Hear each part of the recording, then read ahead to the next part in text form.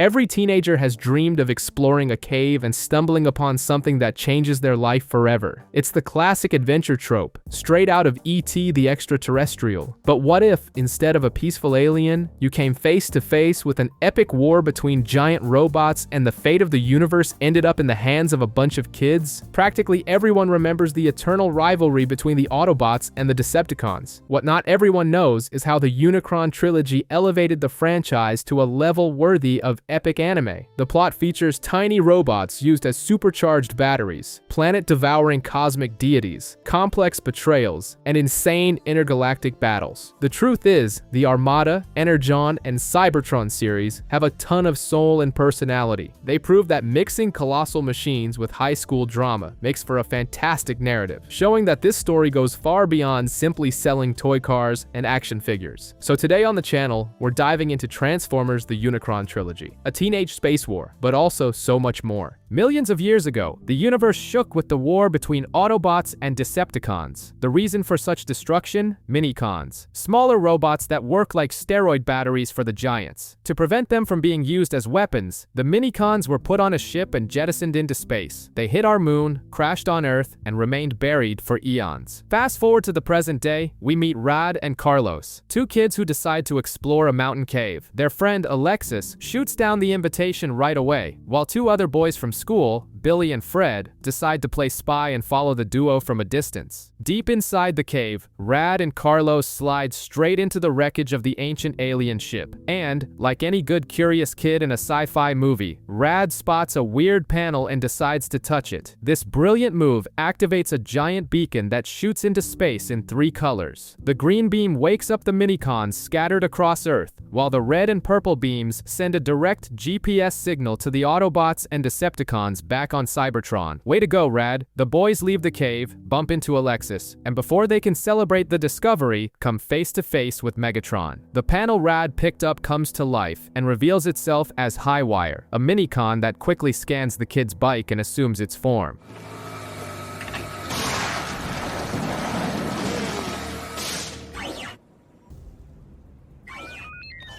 The three hop on the bike and try to outrun the Decepticon leader, which results in a chase scene almost like E.T. the Extraterrestrial, but with a giant robot hurling boulders at them. Megatron corners the kids and demands the little robot. The situation seems hopeless, but at the last second, Optimus Prime appears out of nowhere, teleporting straight into the fight and taking on the enemy head-on. The brawl between Optimus and Megatron gets intense, with the Autobot leader throwing his rival against the mountain. Megatron makes it clear he wants the Minicon, and soon the battlefield gets crowded. Portals open up, bringing Starscream and Demolisher on one side and Red Alert and Hotshot on the other. Taking advantage of the chaos, Alexis, the boys, and the Minicon Highwire run to hide. Starscream even tries to track them using night vision in broad daylight, but Hotshot and Red Alert hold the line, laying the smackdown on the Decepticons. Seeing their advantages gone, Megatron calls a retreat and the group flees to the wreckage of their ship on the moon. Up there, they wake up Cyclonus, and Megatron reunites with his old Minicon, Leader 1. Back on Earth, the kids take refuge in the ship's wreckage. Out of nowhere, Rad becomes an alien tech expert. He tinkers with a complex alien computer and explains with surgical precision the motivation of each faction, as if he had just read the show's script. The history lesson works, and 2 more Minicons wake up, scanning a skateboard and a scooter for the boys. While the Decepticons and Optimus Prime scan terrestrial vehicles to adopt their disguises, the kids take a ride on their new alien boards. The fun is short-lived as they are ambushed by the Decepticons, but the Autobots arrive in full force, and Optimus shines. He pins Megatron against a wall and delivers a brutal combo on Demolisher. He beats him, shoots him point-blank in the face, and to top it off, literally runs him over with his truck mode, leaving tire marks as a gift. The battered Decepticons retreat. Optimus assumes his super mode and forms a defensive line. He looks at Highwire and assures him everything will be fine with the robots, almost entirely ignoring the fact that he has 3 extremely fragile human children right behind him. The tension explodes and the clash resumes. Cyclonus opens fire, forcing Optimus to his knees. Megatron, with his usual arrogance, demands his rival's surrender, but only gets a laugh in response. Tired of playing around, Megatron links up with his Minicon, gets an absurd power boost, and fires a colossal shot that disintegrates the top of a cliff. The problem is the weapon's recoil is so strong that Megatron himself itself flies backward and falls, causing a landslide. Red Alert and Hotshot have to throw themselves over the kids to prevent them from being crushed. Amidst the dust, they realize there are more Minicon panels buried there. Optimus decides to handle things with brute force. He grabs Starscream by the head and bowls him into Demolisher. Taking advantage of the opening, Hotshot and Red Alert link up with their Minicons and start thrashing the Decepticons with full force. Seeing the beatdown, Megatron orders a retreat, but Cyclonus still manages to snatch one of the panels from the ground before vanishing.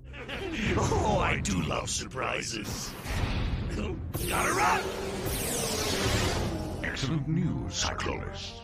At the Autobot base, we get the classic alignment moment. Optimus explains the great moral difference in the war. Decepticons use the little robots as slaves, while the Autobots treat them as equals. The kids promise to help with the search and decide to seal the partnership with a traditional fist bump. Hotshot thinks it's an awesome idea and goes to bump fists with the kids using his giant metal hand. To stop the humans from turning into puree, Optimus steps in and bumps fists with his teammate, creating an impact that makes the whole mountain shake. Later, the kids try to act normal playing basketball at school and shaking off the nosy Billy and Fred. At Autobot HQ, Optimus assigns the small robotic bird Laserbeak to act as the kids' bodyguard. The timing is perfect, because a second later, the base's alarm goes off. More Minicons have just awakened across the planet, and the official hunt has begun. Before leaving, Carlos and Alexis are given high-visibility orange jumpsuits, because traffic safety is key, even when you're in the middle of an intergalactic war. Rad almost gets left behind but manages to grab his suit and join the group. The destination is the Grand Canyon. Optimus Prime, proving he's the supreme leader, simply teleports everyone there. Splitting into groups, Carlos hitches a ride with the methodical Red Alert, while Alexis and Rad get in with Hotshot. The problem is, Hotshot has zero driving etiquette. He thinks he's in the cast of The Fast and the Furious, speeding over rough terrain, shaking the kids up, and actually finding the whole thing funny. He drives so poorly he slams on the brakes just inches from plunging straight into a giant ravine. Up on the moon, Megatron reaffirms that the Decepticons will capture all the Minicons. Starscream tries to suck up to the boss, praising his leadership, but Megatron just lets out that classic evil villain laugh. As soon as the panel is detected on Earth, he sends Cyclonus and Demolisher to do the job, leaving Starscream completely sidelined. In the canyon, the battle erupts. Demolisher targets Red Alert, who tries to be agile and do acrobatics with his grapple hook, but ends up taking a shot and falling upside down. Cyclonus pins Hotshot under a rock slide. Seeing things go south, the kids fall back and find 3 Minicons sent by Optimus. And just when Megatron shows up on the battlefield claiming an early victory, Starscream appears right behind him, desperate to prove his worth even without an invite. Rad's shout makes the 3 Minicons combine into the powerful Perceptor, who lays waste to the Decepticons. The distraction is perfect. The panel glows and reveals Sparkplug, an old partner of Optimus. Prime doesn't waste time. He activates his super mode, draws on his old friend's energy, and fires a brutal blast that wipes Megatron and Starscream off the map. Back at the lunar base, Megatron severely punishes Starscream, not just for his disobedience, but to leave a clear and painful message to the rest of the troops about who's in charge. At the base, Red Alert is focused on the heavy lifting, while Hotshot plays tag with the kids. The fun stops when Red Alert chews him out, demanding focus. Optimus steps in, reminding them that Red Alert's discipline is what saved their skins multiple times on Cybertron. The alert sounds again, and the destination is now Antarctica. Up at the lunar base,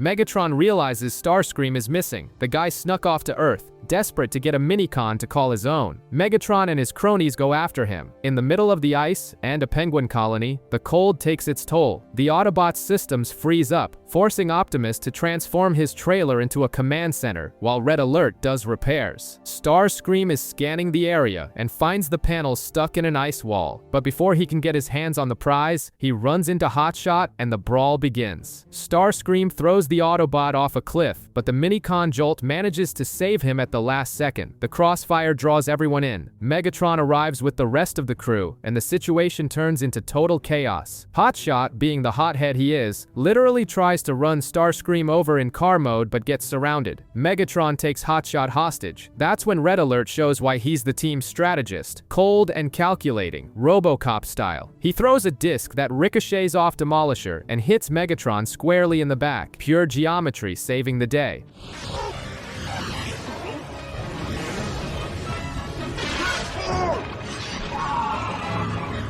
While Optimus levels the playing field on the ground, Starscream scales the ice mountain using brute force, punching the wall to reach the Minicon. The impact destabilizes the terrain, and the kids fall off the edge. Once again, Red Alert springs into action and catches them mid-air. Starscream finally grabs the panel, but his joy is short-lived. Red Alert snatches the Minicon right out of his hands. In an act of pure frustration and lack of strategic vision, Starscream fires blindly and ends up plunging straight to the bottom of the icy ravine. The Autobots take Jetstorm's panel back to the base. He hasn't woken up yet, but the team's vibe improves. Red Alert and Hotshot finally understand each other, proving that a little trauma in the ice does wonders for teamwork. In the Decepticon combat simulations, things look bad for Starscream. He takes a shot to the face from the Optimus Prime hologram, and Megatron pauses the training just to humiliate his subordinate. Starscream, swallowing his pride, swears he'd be a lethal warrior if he had a Minicon. The argument is cut short by a new signal on the radar. On Earth, Rad shows up with backpacks stuffed with camping gear, and the group soon heads into a dense forest. The terrain is so thick that Hotshot can't move forward in car mode. Frustrated, he pulls out a chainsaw to clear a path, which earns him a scolding from everyone. Rad even takes the opportunity to give a little lecture on illegal deforestation and environmental preservation. Their path crosses directly with the Decepticons. The firefight is about to start, but Optimus, channeling Smokey Bear himself, forbids the Autobots from firing so they don't destroy the trees. The Decepticons don't share that civic concern. Cyclonus fires a missile that hits the brush and starts a massive wildfire. While the kids run to save the animals, Optimus makes a tough decision: pull back from the fight to put out the fire. Rad deploys Laserbeak to find a nearby lake, and the Minicon Sparkplug brings Prime's trailer to serve as a makeshift fire hose. Free of the Autobots, Megatron finds the Minicon panel stuck in a giant tree and immediately claims it. But Starscream is at his breaking point. When the Autobots return and the physical combat resumes, Starscream sees his chance. While everyone is trading punches to cut down the tree, he delivers the final blow and blatantly steals the panel. The Minicon Swindle awakens and links up with Starscream, activating two absurdly powerful laser cannons on his shoulders. To test his new toy, Starscream fires a single blast that blows all the Transformers away and opens a massive crater in the ground. The destructive power is so brutal that Megatron decides to order a retreat. Back on the moon, Starscream reruns the combat simulation. With his new cannons, he wipes out the Autobot holograms in seconds. His eyes change. Now armed and dangerous, he starts wondering out loud if he isn't already more powerful than Megatron himself. And we all know that kind of thinking never ends well. The Autobot base is looking like a weekend auto shop. Red Alert is focused on repairs, and Hotshot pulls a classic mechanics prank, asking the kids to hand him a wrench the size of a refrigerator. While the giant robots handle the heavy lifting, Rad and Carlos realize they aren't very useful there, and decide it's the perfect time to kill some boredom. They grab their Minicons and sneak off to a science-themed amusement park, leaving Alexis at the base. Except they forget rule number 1 of disguises: discretion. Soon enough, they're parading through the park riding their transformed Minicons. To make matters worse,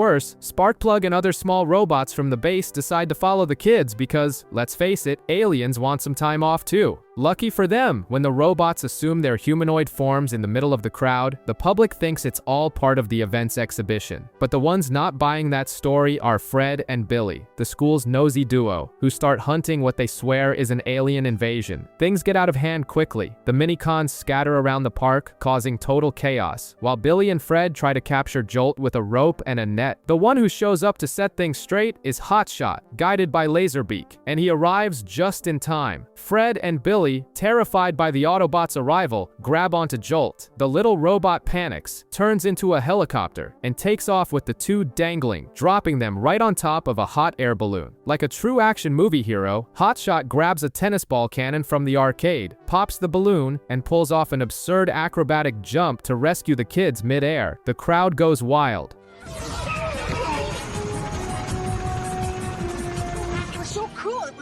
Hey, thanks, kids. My friend Joel here would like to thank all of you, too. Rad and Carlos make Fred and Billy swear secrecy, but getting an earful from Alexis when they return to base is inevitable. Amidst the scolding, the computer panel lights up on its own, revealing a riddle: the image of the dormant Minicon and two others combining to form a sword. The chess game is getting more complex. The hunt for the Minicons changes scenery, and now the brawl is in the Sahara Desert. The Decepticons are already there, but getting along worse than rush hour traffic. Demolisher is bored board in the ambush, almost shoots Cyclonus by accident, and ends up eating sand from his teammates' low-altitude flyby. When the Autobot squad lands on site, Hotshot quickly figures out that sport tires and sand dunes aren't a very smart combo. The Decepticon attack comes fast, scattering everyone. In the middle of the chaos, the ground literally gives way under the weight of the fight. Demolisher starts getting swallowed by the sand, and in a domino effect, the kids fall into the crater too. Down below, Rad, Carlos, and Alexis discover they didn't fall into just any hole, but into the ruins of an ancient palace that looks straight out of an Indiana Jones set. And like any good tomb, it's booby-trapped. Dozens of mechanical spiders surround the kids, but the one who accidentally saves their skins is Demolisher himself, who smashes through the wall, draws the robot's attention, and solves the problem with brute force. Fleeing the area, the kids find a hall with giant statues, and of course, the Minicon panel. Carlos, with his impeccable instinct to touch what he shouldn't, triggers another trap and almost becomes a pancake under a multi-ton boulder. The ceiling starts to completely cave in, statues shoot energy everywhere, and the kids' 3 Minicons have to combine into Perceptor to save the day. Demolisher manages to grab the prize, scales the wall in a way that defies gravity, and emerges on the surface, already activating the new Minicon Bone Crusher to unleash hell on the Autobots. With the objective completed, Megatron orders an immediate retreat, but Demolisher's reward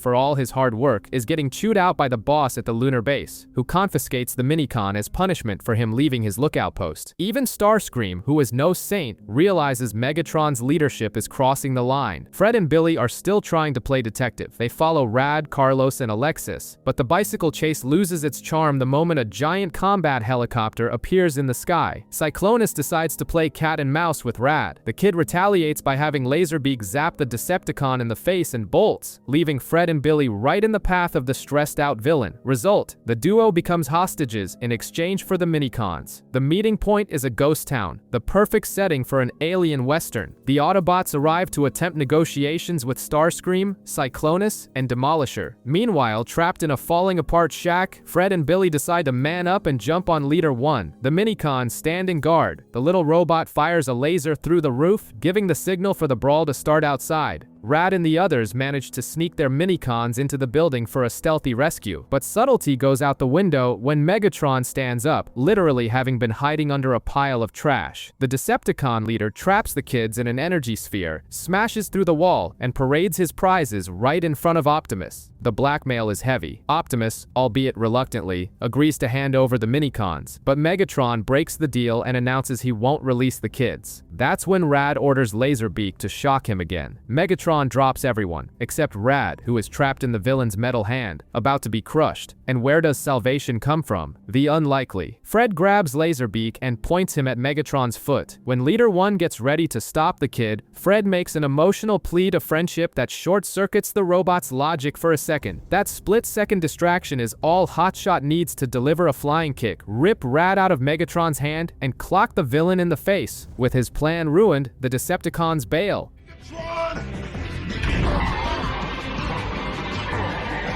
We'll discuss this back at the base. Rad thanks Hotshot and Fred, finally officially inducting the 2 backyard spies into the Autobots' secret club. Deep underground, Red Alert and Hotshot are searching the Minicon ship debris. The manual labor doesn't last long, because Optimus summons the whole team. A new panel just activated right in the middle of an urban zone. The Autobots enter the subway system, which yields an immediate level of chaos. Optimus almost crashes head-on into a moving train, swerving at the last second to avoid traumatizing the conductor for life. Meanwhile, Hotshot casually drives through an underground shopping gallery, finding it weird that civilians are panicking.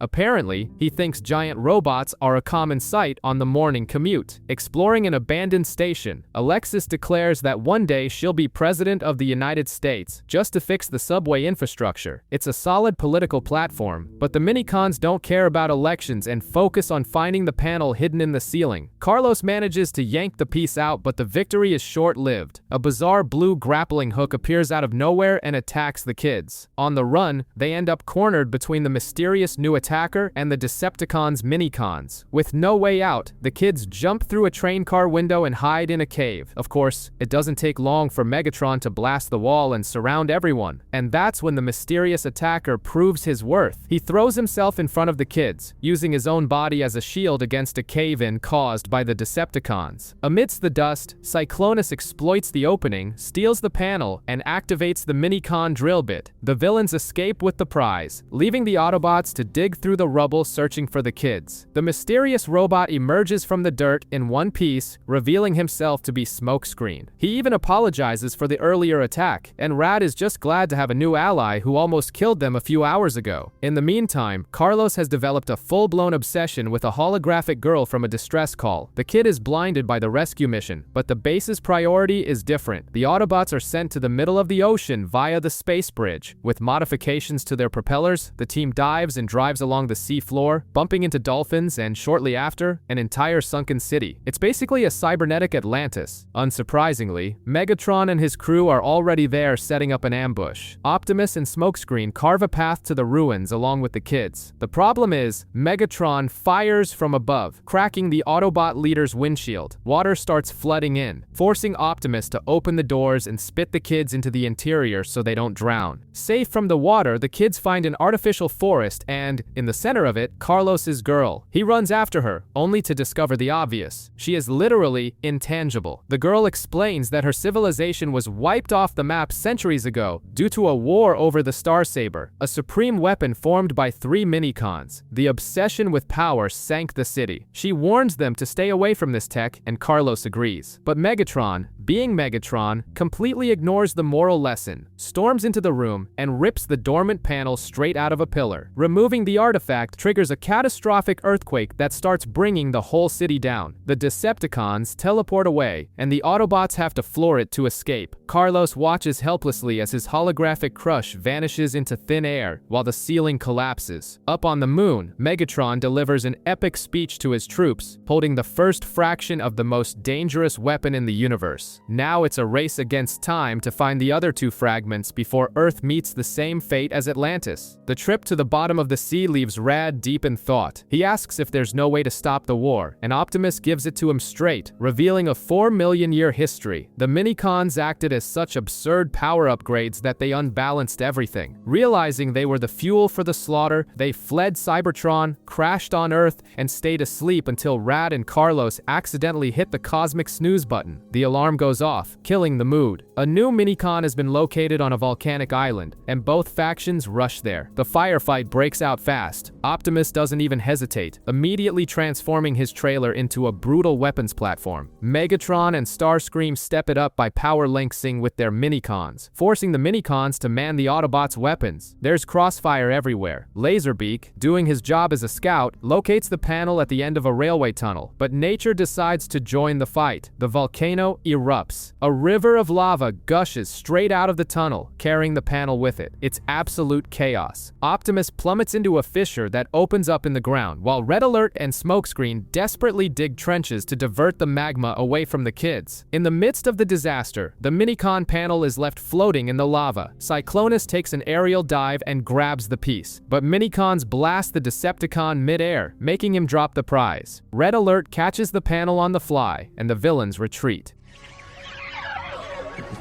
Cyclonus failed me again. That figures. Retreat!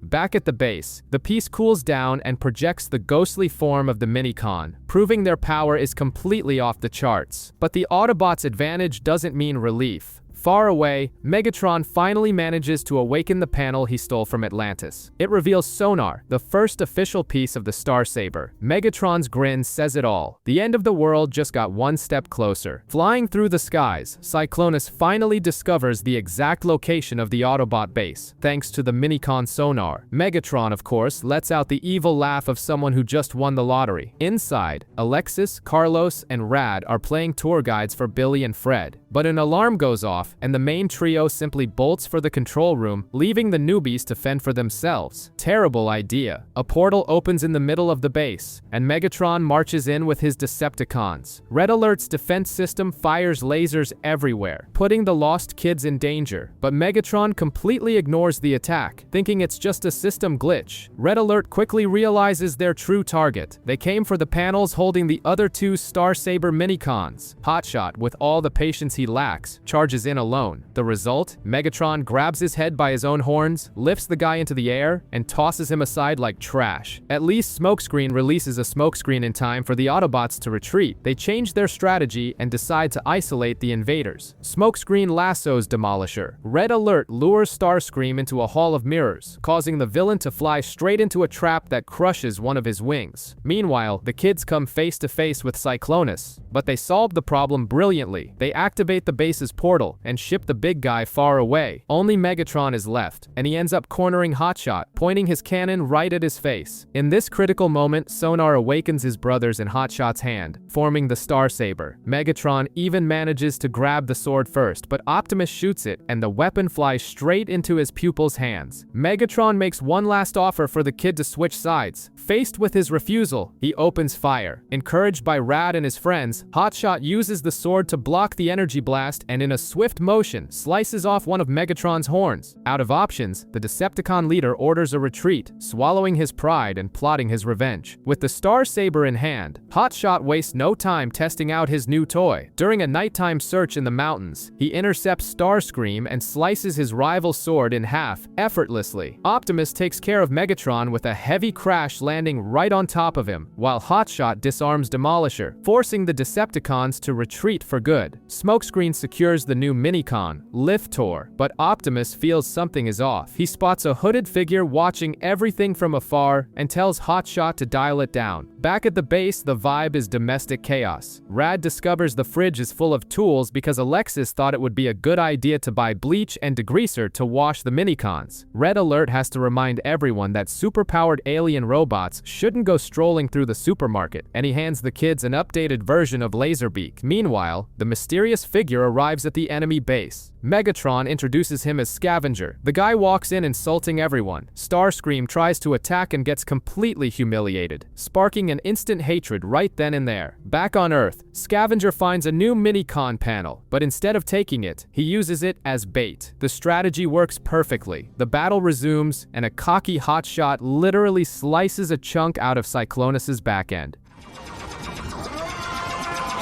My butt! What have you done to my poor butt?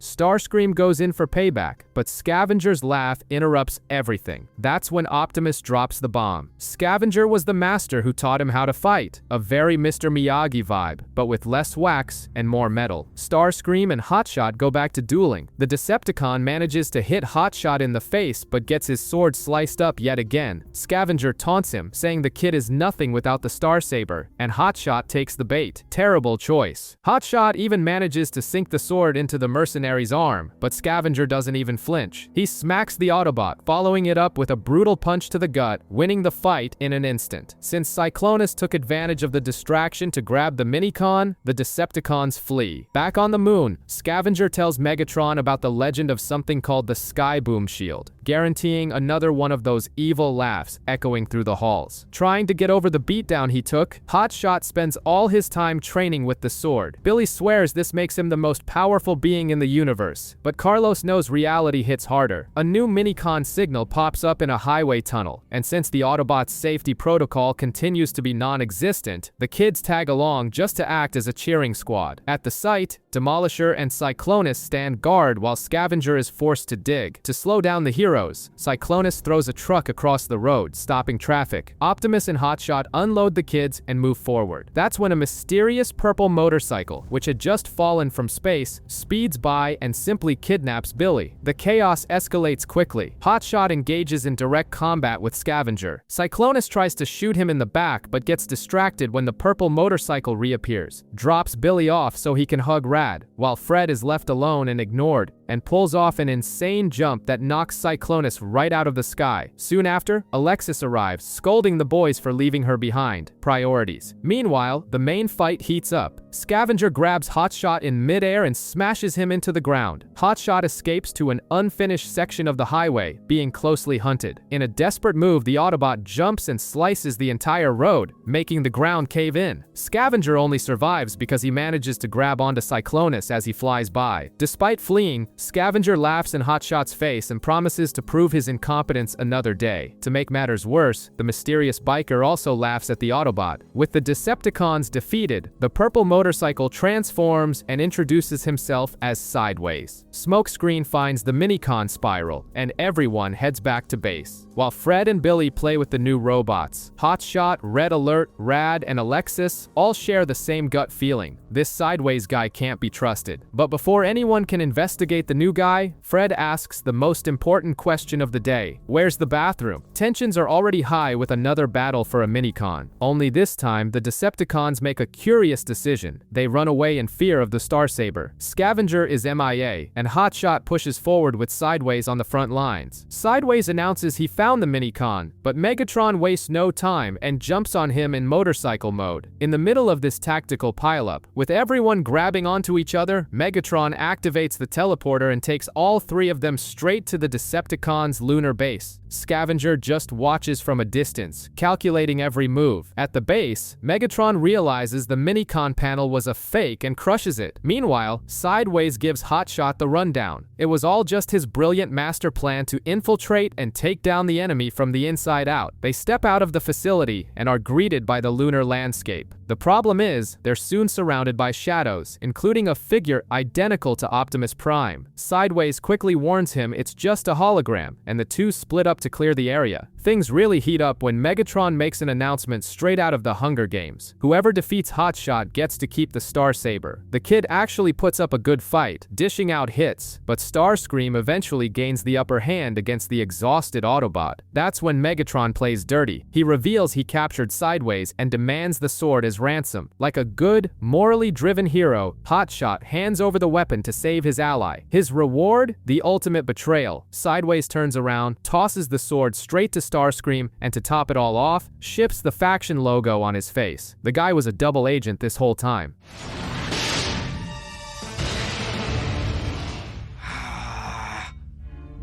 You were a Decepticon all along. Hotshot is devastated, taking a cowardly beating from the Decepticons while on the ground. When Starscream gears up for the final blow, Scavenger finally shows up and puts an end to the beatdown, getting the kid out of there. Hotshot makes it back to the Autobot base and passes out as soon as he arrives. Up on the moon, Starscream celebrates his new toy, acting like he owns the universe, which makes Megatron so furious he smashes his own monitor. And Sideways? He just stands there laughing at the chaos he caused. The mood at the Decepticon base is pure celebration.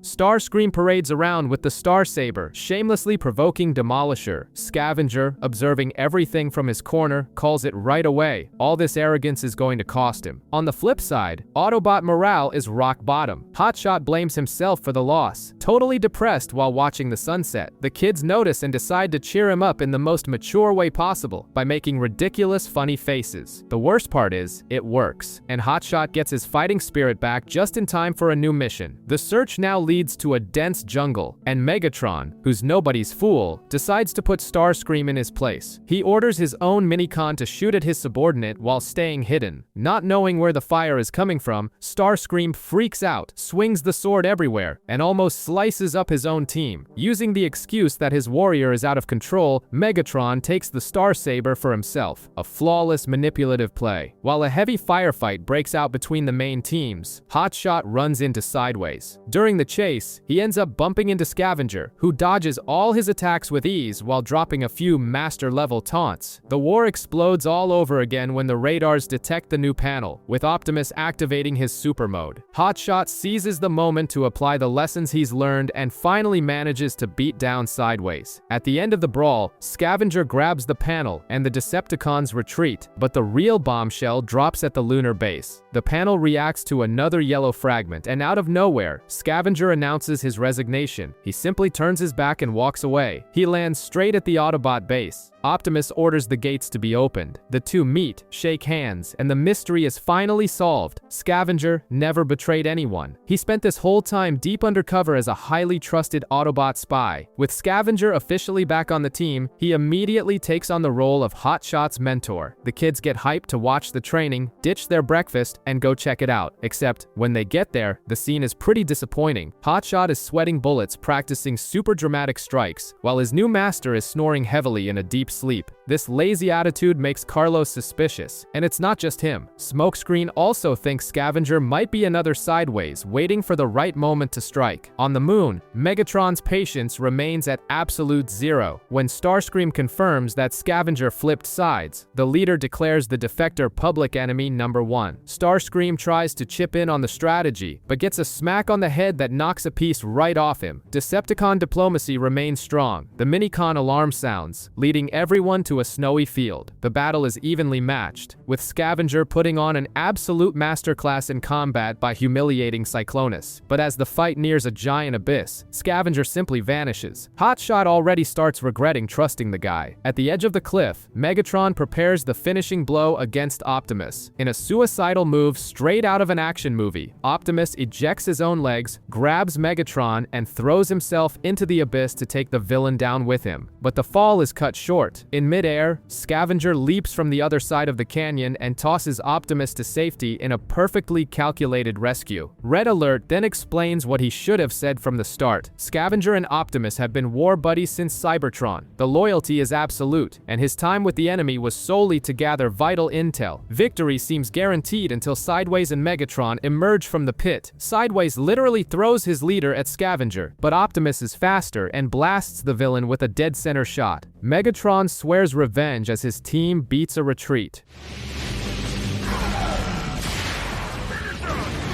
Next time, I'll take care of you personally!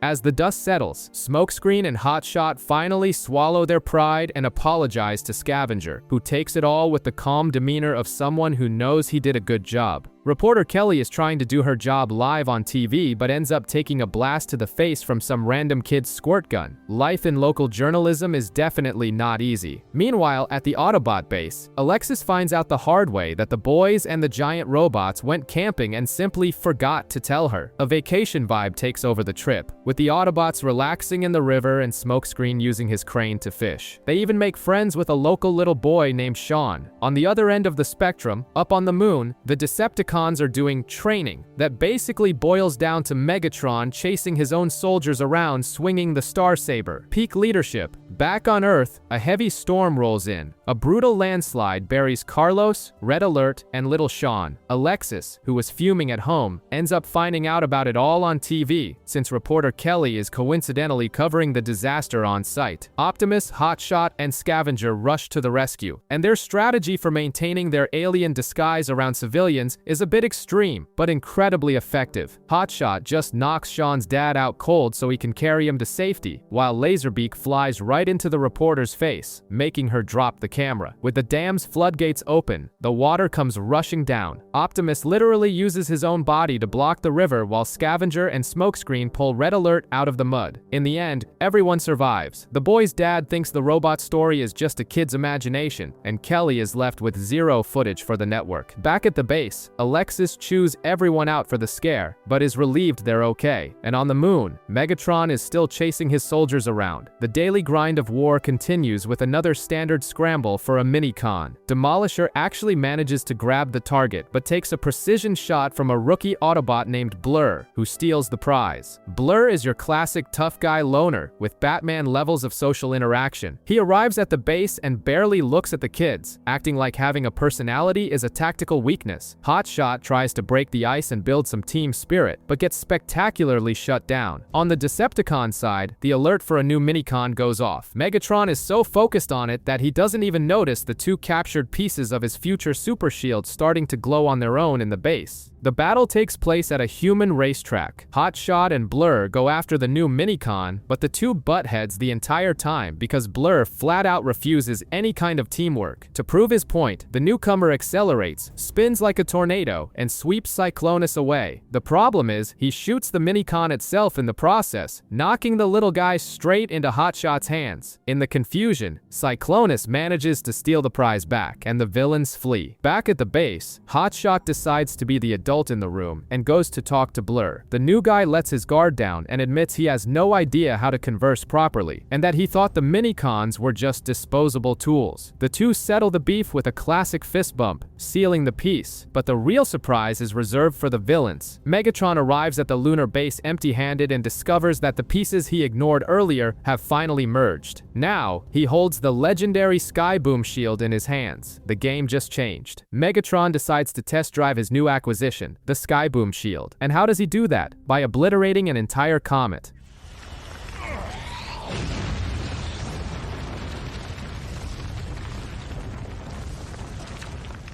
Satisfied with his Death Star moment, he decides he's tired of this Minicon hunting routine and that it's time to finish off the Autobots once and for all. At the enemy base, the mood is intense training. Blur continues to humiliate Hotshot on the obstacle course, while Smokescreen shows he's got grit, taking a beating but managing to finish the run. The piece ends when Megatron sends a direct, personal challenge to Optimus. It's an obvious trap, but Optimus accepts, because backing down from a fight isn't in his code of honor. On the battlefield, the Decepticon leader shows up wielding the Starsaber in one hand and the Skyboom shield in the other. He's so absurdly confident that he orders his own team not to interfere, so he can crush the Autobots all by himself. And the worst part is, he almost pulls it off. The shield blocks absolutely everything, and Megatron shatters Optimus's weapon with a single strike. The fight turns into absolute chaos. Starscream starts pounding on the smaller Autobots, and Smokescreen ends up crushed under a giant boulder. Realizing Optimus won't hold out much longer, Hotshot and Blur push forward and manage to distract Megatron for a split second. It's enough for Optimus to grab the shield. Relying on brute force, Megatron tries to break free and accidentally hurls the Skyboom shield down a deep chasm. Furious about losing his new toy, Megatron tries to impale Optimus for good. Sparkplug, Optimus's brave Minicon partner, jumps in front of the killing blow, and that's when the magic happens. Sensing the danger, the Skyboom shield flies out of the chasm on its own just to protect the little robot. The two weapons clash, and a massive flash of light dominates everything, identical to the beam that woke the Minicons on their first day on Earth. Without the shield, the Decepticons swallow their pride and beat a retreat. The Autobots breathe a sigh of relief and celebrate their survival. Now someone just needs to remember to dig Smokescreen out from under that boulder. Optimus Prime has fully embraced the overprotective dad role and forbidden the kids from getting anywhere near the action. Everyone wants to fight, even the kids' Minicons, but the Autobot leader simply locks the doors. Except telling a group of teenagers not to do something is practically an invitation. The kids receive a distress signal from the enemy Minicons asking for a rescue and, defying all common sense, make a run for the warp gate. Meanwhile, Megatron is running a simulation drill on the moon, but soon decides to bring the chaos down to Earth, splitting the Autobot forces. And of course, the plan to keep the kids safe goes right out the window. When Megatron starts randomly teleporting everyone, Rad, Fred, and Optimus end up isolated in a desert with the Decepticon leader. Here, Megatron proves he's the worst boss imaginable. He threatens to slice his own Minicons in half if they don't shoot at Prime. Optimus, in an incredibly risky move, lowers his weapons and begins to walk peacefully into the enemy fire. He bets everything on the little machine's empathy, and it works. Hearing the Autobots' plea, the Minicons stop and turn their blasters on Megatron. It's a scene of pure tension, which is only broken when the other Autobots come tearing in with the Skyboom shield. Hotshot blocks Megatron's attack, forcing the villain to retreat. Back at the base, a damaged Optimus realizes a harsh truth. The energy released by the clash of the legendary weapons was, in fact, the cries of the enslaved Minicons. The war just got a lot more personal, and freeing them has become the prime mission. While the Autobots deal with the weight of the war, on the Decepticon side, the mood is pure behind-the-scenes drama, and the director of this mess goes by the name of Sideways. Sideways. Isolated on the moon, he notices Megatron's leadership is sinking and decides to add fuel to the fire. He fakes an injury just to call the squad back and starts sowing discord. The level of respect for Megatron is so low that, while he rants, Cyclonus simply takes a nap in the middle of the room. Sideways sees the perfect target in Starscream. The guy already gets yelled at by the boss even when he follows orders, so it's easy to manipulate him with fake instructions to force a direct confrontation. When Starscream finally snaps and goes to demand answers, even Cyclonus wakes up, because nobody misses a good fight. Megatron wagers control of the Starsaber on the fight, and what follows is a brutal beatdown. Starscream loses the sword and gets completely trashed, but still manages to land a hook that hypes up the audience. In the end, Megatron puts the blade to Starscream's face, but lets him live, just to psychologically humiliate his subordinate. Sideways watches in silence and delivers his verdict. This arrogance in not finishing off his rival will eventually destroy Megatron. The most ironic part of it all, after nearly killing each other, the Decepticons head back to the battlefield with their morale sky high. Apparently, resolving their differences by beating the scrap out of each other was exactly the kind of group dynamic they needed. Back at the Autobot base, boredom reaches critical levels for Rad and Carlos, but the lull is short-lived. The monitors suddenly go completely black. Alexis tries to deal with what looks like an aggressive virus, pulling cables and rebooting everything, but physics simply leaves the chat. The digital glitch jumps from the screens and materializes in the form of Sideways, right in the middle of the command center. Like any rational person would do upon seeing a villain step out of a monitor, the kid starts smashing the computers to pieces. The brute force method actually works to disintegrate the Decepticon, but it ends up sucking the kids and their minicons into a vortex on the screen.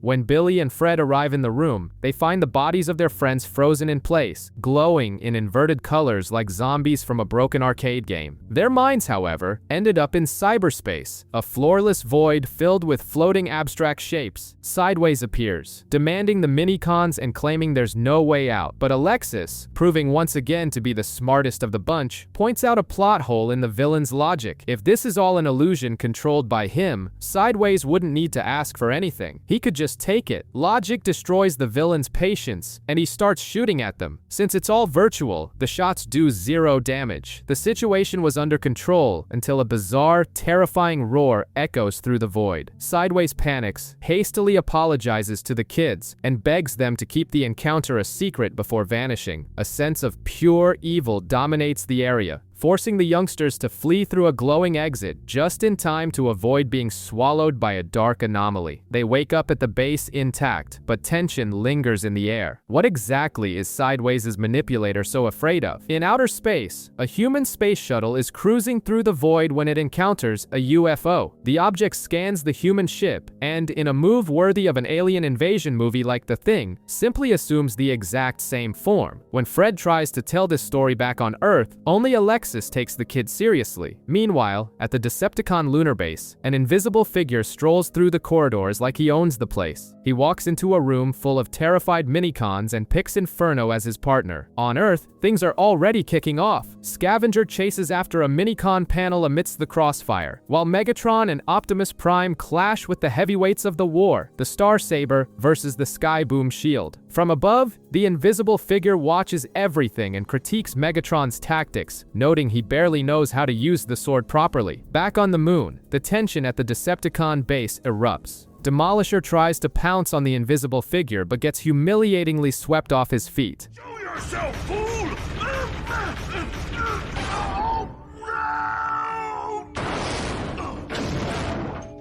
The intruder finally reveals himself as Thrust, a master strategist who has never lost a fight. Megatron welcomes him with open arms. With his smooth talk, Thrust not only takes command of the next mission, but also convinces Megatron to lend him the Starsaber. The plan is a classic Kenyan ambush, and the Autobots walk right into the trap. Thrust attacks from above, while Demolisher, Cyclonus, and Sideways slaughter the rest of the team below. Amidst the chaos, Megatron isolates Optimus Prime and prepares to deliver deliver the fatal blow. The kids at the base panic. That's when the sky clears. That mysterious space shuttle descends, tearing through the clouds and gunning down the Decepticon aerial team. He transforms and introduces himself as Jetfire, Optimus's second-in-command. With a brash attitude and absurd firepower, he dispatches Starscream, helps the Autobots, and forces Megatron to swallow his pride and order a retreat. The last battle took its toll, and Optimus Prime is stuck in the repair bay. With the leader out of commission, Jetfire takes the reins. The problem is that the guy's ego needs its own time zone, and all that swagger isn't sitting well with Hotshot or the kids. On the other side, Unity is nowhere to be found either. Demolisher loves watching Thrust's strategy sink, but the newcomer isn't fazed. He pins the blame for the failure on Jetfire and, confident as ever, sets up a new trap. When Thrust sneaks stealthily near the Autobot base, Jetfire takes the bait hook, line, and sinker. Ignoring the warning that the villain has annihilated entire armies on other planets, he heads into the confrontation alone. The chase comes to an end when Decepticons using a living barricade of Minicons appear. Over the radio, the kids beg Jetfire not to shoot the little guys, which basically turns him into a defenseless target trying to dodge Starscream's cannons. Trying to help, Smokescreen, Hotshot, and Blur position themselves on a nearby island, but take a beating from Demolisher and Sideways. The situation goes from bad to worse when Megatron shows up swinging the Star Saber, cornering the trio, and forcing them to squeeze behind the Skyboom shield to avoid becoming scrap metal. Despair hits hard at the base, and the kids beg Red Alert to do something. Suddenly, the launch alarms blare. Optimus Prime, still damaged, decides he's rested enough and orders them to teleport him to the battle's coordinates. He appears in freefall right above the fight and, in a move worthy of a Power Rangers Megazord, combines in mid-air with Jetfire. The new fusion quickly humiliates Starscream. Keeping the momentum going, Optimus flies to the island, hits Megatron with a strike that sends him to the bottom of the ocean, and tosses Demolisher in to keep him company. Sideways, not being a fool, bails from the scene. After cleaning house, Optimus gently suggests that Jetfire think twice before running off alone again. At the Autobot base, calm reigns as Smokescreen and Jetfire square off in a classic arm wrestling match. The vibe on the other side, however, is much less friendly. Thrust tries to justify his recent failures to Megatron by laying the truth on the table. The Decepticons lose because they are a disorganized bunch who don't know how to work as a team. The audacity almost makes Megatron explode, but Thrust calms him down, saying they need to handle a little internal issue first. His gaze goes straight to Sideways. While the Autobots get tangled up trying to fix their own ship, Hotshot gets tired of pretending he knows mechanics and goes to see what Jetfire is up to. He finds the big guy analyzing old battle footage. The video shows a revealing moment. Sideways, supposedly a Decepticon ally, shooting Cyclonus in the back in the middle of a firefight. The biker's loyalty becomes the mystery of the day for the heroes. At the lunar base, Sideways realizes the jig is up.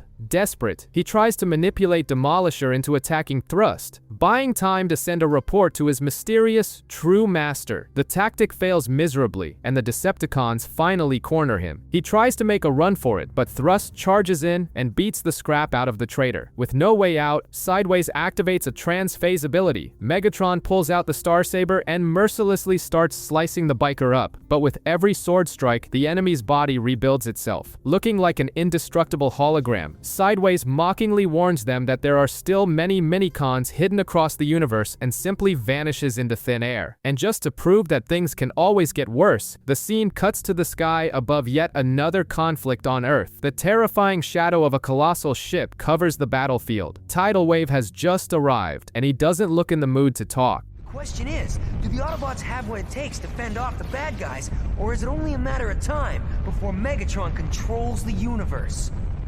The beach brawl is cut short when something colossal tears through the skies and plummets into the ocean, making the Earth shake. It's Thrust's new ace up his sleeve, a gigantic warship called Tidal Wave, fresh from the planet Dabala. And of course, they come in guns blazing. Jetfire tries to solve the problem the practical way, grabbing Thrust for a lethal plunge into the sea, but the Decepticon turns invisible and escapes unharmed. Meanwhile, Hotshot and Blur show they know how to work as a team. The duo dives, attacks the ship from below, flips the colossal structure in the water, and even delivers a high five on top of the hull. Everything seems resolved. At the base, it's a celebratory mood until the alarm goes off. 3 new minicons have been detected simultaneously. Alexis tries to make sense of their fragmented location when Sideways appears on the monitor, like the classic villain who loves dropping spoilers. He warns them that these 3 form the Requiem Blaster, an absurdly powerful weapon that will define the war. The revelation collides with reality on the beach. The capsized ship in the sea begins to rise, revealing itself to be a robot of apocalyptic proportions. The real tidal wave enters the game and slaughters the front line. Optimus and Jetfire even combine to try and go toe-to-toe, but they are met with heavy firepower. Jet Optimus loses his weapon, takes a direct hit, and crashes into the sea while the giant laughs. In the base's caves, the situation also spirals out of control. The kids find the first of the 3 minicons, Skyblast, but he panics and starts shooting at his own allies, fleeing shortly after. On the beach, the scenario is desperate. Tidal wave advances relentlessly, leaving Optimus cornered behind a rock with nowhere to run. With tidal wave looming over Optimus, the other Autobots become willing targets to buy their leader time to escape. The tactic actually works, but the giant simply shrugs off the damage. Hotshot blocks a punch with the Skyboom shield, and Optimus manages to knock the Titan down with a well-placed kick to the head, but the piece doesn't last a second. In the caves, Rad solves the problem with the fleeing minicon. He realizes that Skyblast isn't a traitorous soldier, he's just a machine terrified of war. After calming him down, Alexis warns them that they need to get the little guy to the beach immediately, or Optimus won't stand a chance. And she's right. On the battlefield, tidal wave splits into several parts that link up with Megatron's body in an insane power-up. Now, with Megatron wielding the Starsaber and Optimus holding the Skyboom shield, the fight takes to the skies at an absurd power level. When Rad reaches the beach with Skyblast, it's total chaos. The minicon, built for heavy lifting and not for carnage, panics and emits a deafening musical sequence. The sound is so bizarre and intense that the war simply freezes. In the sky, the 2 legendary weapons resonate. Capitalizing on the split-second distraction, Megatron disarms Optimus and, with a brutal strike, cleaves the Autobot leader's combined form in half. As Optimus plummets to what would be his end, the tide recedes, revealing Payload, the second minicon. Skyblast plays his song again, awakening Astroscope on the moon. In the blink of an eye, the 3 unite in midair, forming the dreaded Requiem Blaster. Optimus and Thrust fight for the weapon in freefall. The Autobot leader gets the upper hand, grabs the cannon, and fires at the ground, using the colossal recoil as a rocket to break his fall.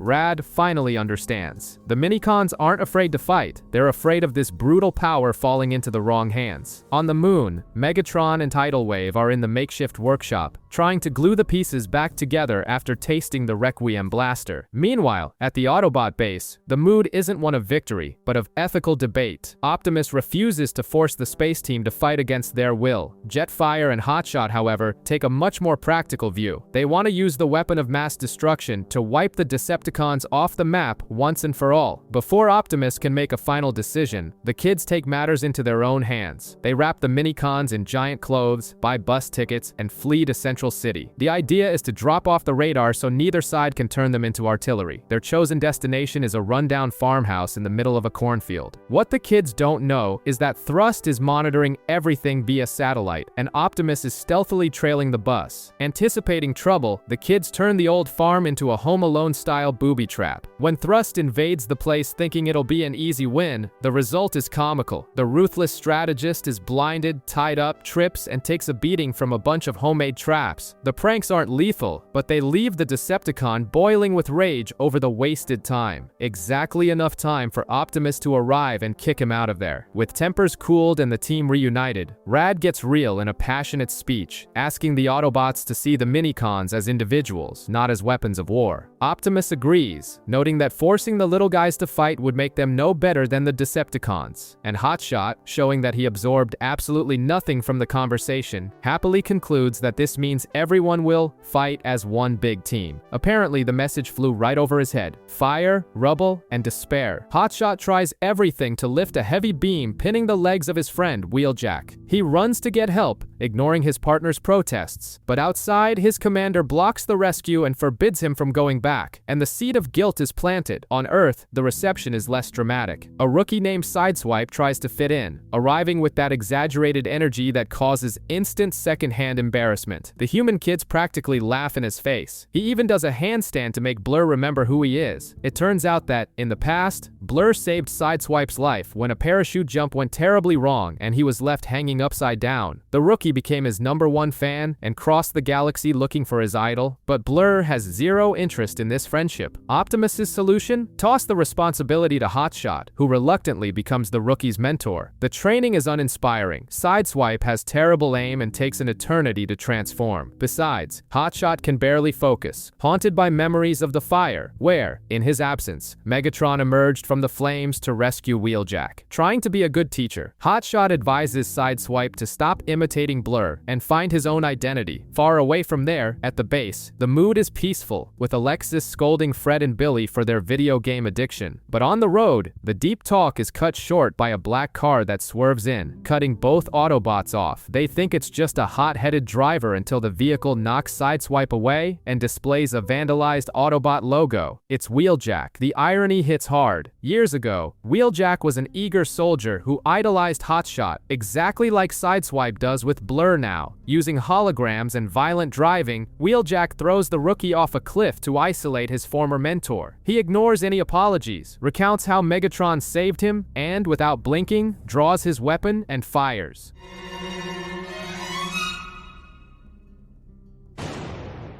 The point-blank shot hits Hotshot square in the chest. The message is clear. Wheeljack's transition to the Decepticon side is official. He simply vanishes, leaving his former friend wounded and in shock. The trauma hits so hard that Hotshot passes out. He wakes up in the Autobot base's medbay, rescued precisely by the rookie Sideswipe. Hotshot's mind tries to fill in the blanks of his past. The truth is, he never abandoned Wheeljack on purpose. He disobeyed his superior's orders and ran back into the fire, but passed out from the smoke and extreme heat, waking up alone. Optimus knew about this tragic story, and that was why he chose to bring him to Earth. Sideswipe gives it to him straight, saying, Hotshot needs to forgive himself, since his old friend clearly isn't going to do it. But Hotshot prefers to settle things the classic way. He hits the road alone, runs into Thrust along the way, and ends up clashing head-on with Wheeljack in an abandoned factory. Wheeljack delivers a speech worthy of a movie villain, comparing the Transformers' obsession with war to humanity's. When the fight starts, Hotshot refuses to fight back. He lowers his guard, practically offering his own life as punishment for his mistakes. That's when Sideswipe flies in to try and save the day. The plan goes terribly wrong, and the whole factory turns into a fiery inferno. As if the irony wasn't obvious enough, Wheeljack laughs, kidnaps the rookie, and drags him into the middle of the flames, challenging Hotshot to pull off the rescue he failed in the past. Thrust even tries to join the chaos, but gets shot by his own ally, which ends up giving away Wheeljack's exact position. This time, Hotshot doesn't hesitate. He crawls through the twisted metal, finds Sideswipe, and frees the kid. The two escape at the very last second before the place explodes. Up on the moon, Wheeljack kneels and swears loyalty to Megatron. Meanwhile, back at the Autobot base, the mood lightens up. Sideswipe declares that he and Hotshot are now family and runs at him wanting a hug. In the background, the kids laugh at Alexis, who spent so much time scolding the boys about video games that she ended up addicted to the game herself. Up on the moon, it's collection time. Megatron is out of patience and demands results. He agrees to give up the Starsaber temporarily so Thrust can put his plan into action, but issues a direct warning. If it goes wrong, there will be hell to pay. On Earth, the Autobots are hiding in a jungle investigating an anonymous tip. Smokescreen and Red Alert stay at the base protecting the space team minicons, essential for forming the ultimate weapon. The ethics of using these little robots in war even becomes a debate among the heroes. The villain's strategy starts starts off loud. Starscream shows up in the bush, brandishing the Star Saber and destroying everything just to draw attention. Optimus and Jetfire waste no time, combine their forms, and go head-to-head with him. Megatron and his team watch from afar, with Tidal Wave casually bombing the forest, just waiting for the main event. The problem is that this is all an elaborate distraction. At the Autobot base, the tech mysteriously starts glitching out, sideways, working in the shadows, hacks the security, and sends telepathic images to Thrust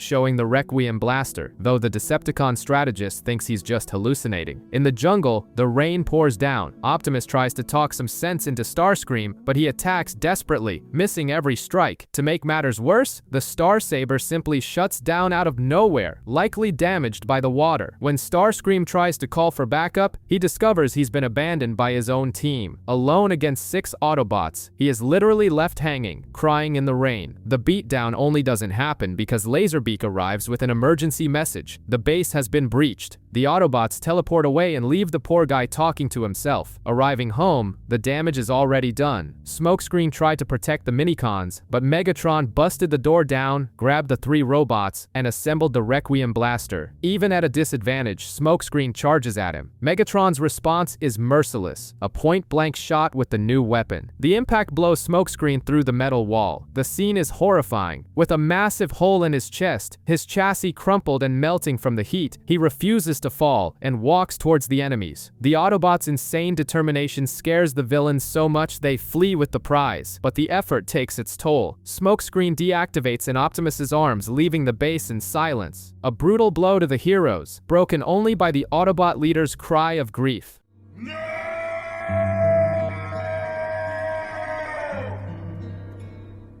Red Alert is racing against time to try and save Smokescreen's life, while Hotshot is already boiling with rage, swearing vengeance against the Decepticons for what they did to his friend. On the other side of the galaxy, Megatron acts like he owns the universe with the Requiem blaster in his hands. But he forgot one minor detail: Starscream. The guy is furious about being abandoned in the jungle and marches into the base, smashing things up, throwing Thrust straight into the wall. Megatron and Thrust think they can keep manipulating Starscream behind his back. Terrible idea. Starscream overhears the plot, grabs the Star Saber, blocks a direct shot from the Requiem blaster out of pure stubbornness, and bolts for Earth. Entering the atmosphere, he brings a giant problem tailing him: Tidal Wave. Optimus and Jetfire try to hold off the brute in their combined form, but the giant couldn't care less about them. His focus is on crushing Starscream. In a moment of pure survival instinct, Starscream tosses the Star Saber to Optimus, who severs one of Tidal Wave's cannons, forcing the mountain of metal to retreat. Inside the Autobot base, the mood gets heavy. Starscream asks for asylum. Hotshot thinks it's absurd, remembering Sideways' betrayal all too well. But Alexis, Rad, and the Minicons vouch for the ex-Decepticon. With this vote of confidence, Optimus makes it official. Starscream is now one of them. Obviously, Hotshot doesn't swallow this easily and calls the new guy outside for a fistfight. The brawl is going wild until a shower of rocks interrupts them both. A new bulky transformer knocks them both down easily. When the big guy opens his mouth, it clicks for Hotshot. It's Smokescreen, in a brand new body, letting them know that on the Autobot team, everyone needs to learn to get along. With tempers under control and the intelligence data Starscream brought, the Autobots prepare for the offensive. The next target, the Decepticon lunar base. Demolisher is in a terrible mood, cleaning up the base after Starscream's temper tantrum. When he gets the scare of his life, Starscream is standing right behind him, and he didn't come alone. He brought the entire Autobot crew to the party. The alarm goes off, and the showdown kicks off right in the throne room. Megatron doesn't think twice and fires the Requiem blaster at the traitor, but Smokescreen steps up and uses the Skyboom shield to take the hit. The clash creates a flash so blinding it takes out everyone's vision in the room. What does Megatron do? He pulls a classic villain move. He bails, leaving his goons behind to clean up the mess. In the chaos of the battle, Perceptor ends up cornered by Demolisher. Luckily for him, Laserbeak and Hotshot show up just in time to knock the Decepticon out. Free, Perceptor pushes forward, only to uncover a total nightmare. All his Minicon brothers are trapped in an underground factory, being forced to build a massive spaceship. When Megatron shows up to try and crush Perceptor, the Minicons don't back down. They start up that same bizarre chant from when the Requiem blaster was forged, drop their work, and surround the tyrant. Hotshot comes in guns blazing to provide cover fire, while Sideswipe and Perceptor guide the freed little machines straight to the Autobot base portal. The fight between Hotshot and Megatron gets brutal, and the Autobot is almost turned into scrap, but Starscream shows up at the last second and slices off his former boss's cannon. Against the two of them, Megatron finally goes down. With the Minicon safe, Optimus gives the order to retreat. Starscream is foaming at the mouth because he wanted to finish Megatron off right then and there, but he swallows his pride and heads back with the Autobots. The mood at the base is awful. Starscream can't accept that the Autobots let the chance to destroy Megatron slip through their fingers, and no amount of comforting from Alexis or the Minicons can fix his frustration. Meanwhile, the Decepticons discover something terrifying. Thrust warns Megatron that if the Requiem blaster is combined with the Starsaber and the Skyboom shield, the resulting weapon would be simply unbeatable, and the perfect opportunity to test this falls right out of the sky. A new Minicon signal goes off on Mars. Since only Jetfire and Starscream can fly there, the mission falls to them. The kids even ask for a souvenir, like a Martian rock, but the trip is pure tension. Upon arriving on the red planet, Starscream is itching for a fight with Megatron, but it's Tidal Wave who shows up in the sky, immediately demanding the Starsaber and knocking the ex-Decepticon into the dirt. Starscream completely loses it. He pushes his own Minicons away, screams that he doesn't need anyone's pity, and, in the middle of his meltdown, crushes a Martian rock without even realizing it. Jetfire loses his patience with the insubordination, places him under arrest, and cuffs him right on the spot.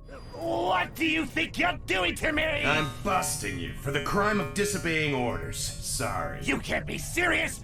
On the trip back, they find the lost Minicon, Firebot, on an asteroid, but Megatron and Thrust appear out of nowhere, setting up a heavy ambush with Tidal Wave's help. Handcuffed and unable to fight, Starscream begs Firebot to open fire on the Decepticons, explaining that the Autobots will protect him, while Megatron would only use him as a weapon of war. Firebot gets the message and holds off the enemy attack. Suddenly, as Starscream and Jetfire face down Megatron, the three legendary weapons begin to glow with an intense golden light. The energy is so overwhelming, it blows Tidal Wave and Thrust away and knocks Megatron out cold, securing the Autobots' escape. Back on Earth, Jetfire disappoints the kids by returning empty-handed. But Alexis finds the Martian rock that Starscream crushed during his outburst. He left the rock there on purpose, without saying a word. Deep down, beneath all that attitude and thirst for revenge, he's starting to show that he genuinely cares about his new team. Behind the scenes, Sideways and Thrust hatch a plan to steal the Minicon weapons. Meanwhile, Starscream is losing his patience. Playing mechanic at the Autobot base is definitely not his style. The guy wants to be on the front lines destroying Megatron. Optimus tries to give Hotshot a lecture, telling him to use this time to understand the differences between the two factions and learn about teamwork, but in practice, things aren't that simple. The biggest proof of this is when the kids decide to throw a surprise party for Starscream. It was Alexis's idea, and they even sewed a colorful chamois cloth for him to clean the Starsaber. It's a genuinely uncomfortable moment for the Decepticon. He's never received a gift in his life and completely freezes up. He tries to play tough, dodges a lecture about teamwork, and demands some peace and quiet, but deep down, he ends up taking his monitor shift as ordered. Typical. In the middle of his shift, Thrust shows up dangling the bait. If Starscream brings the Skyboom shield, Megatron might take him back. To make matters worse, the Minicons disappear right after. Hotshot, with his patience at its limit, immediately points the finger at Starscream, accusing him of theft. The ex-Decepticon doesn't even try to defend himself. As far as he's concerned, playing hero ends right there. A battle erupts outside against the Decepticons. Hotshot soon discovers that the kids just took the Minicons out for a walk and realizes he accused the wrong guy, but the damage is already done. Smokescreen throws the Skyboom shield to Optimus, but Starscream intercepts it mid-air and steals it. Wielding both the shield and the Starsaber, Starscream decides he'll do whatever it takes to take Megatron down, even if it costs him his newfound moral compass. As he flies off with Thrust back to the dark side, he lets the kid's cloth drop to Earth. A cold move, but deep down, he's thankful for their friendship.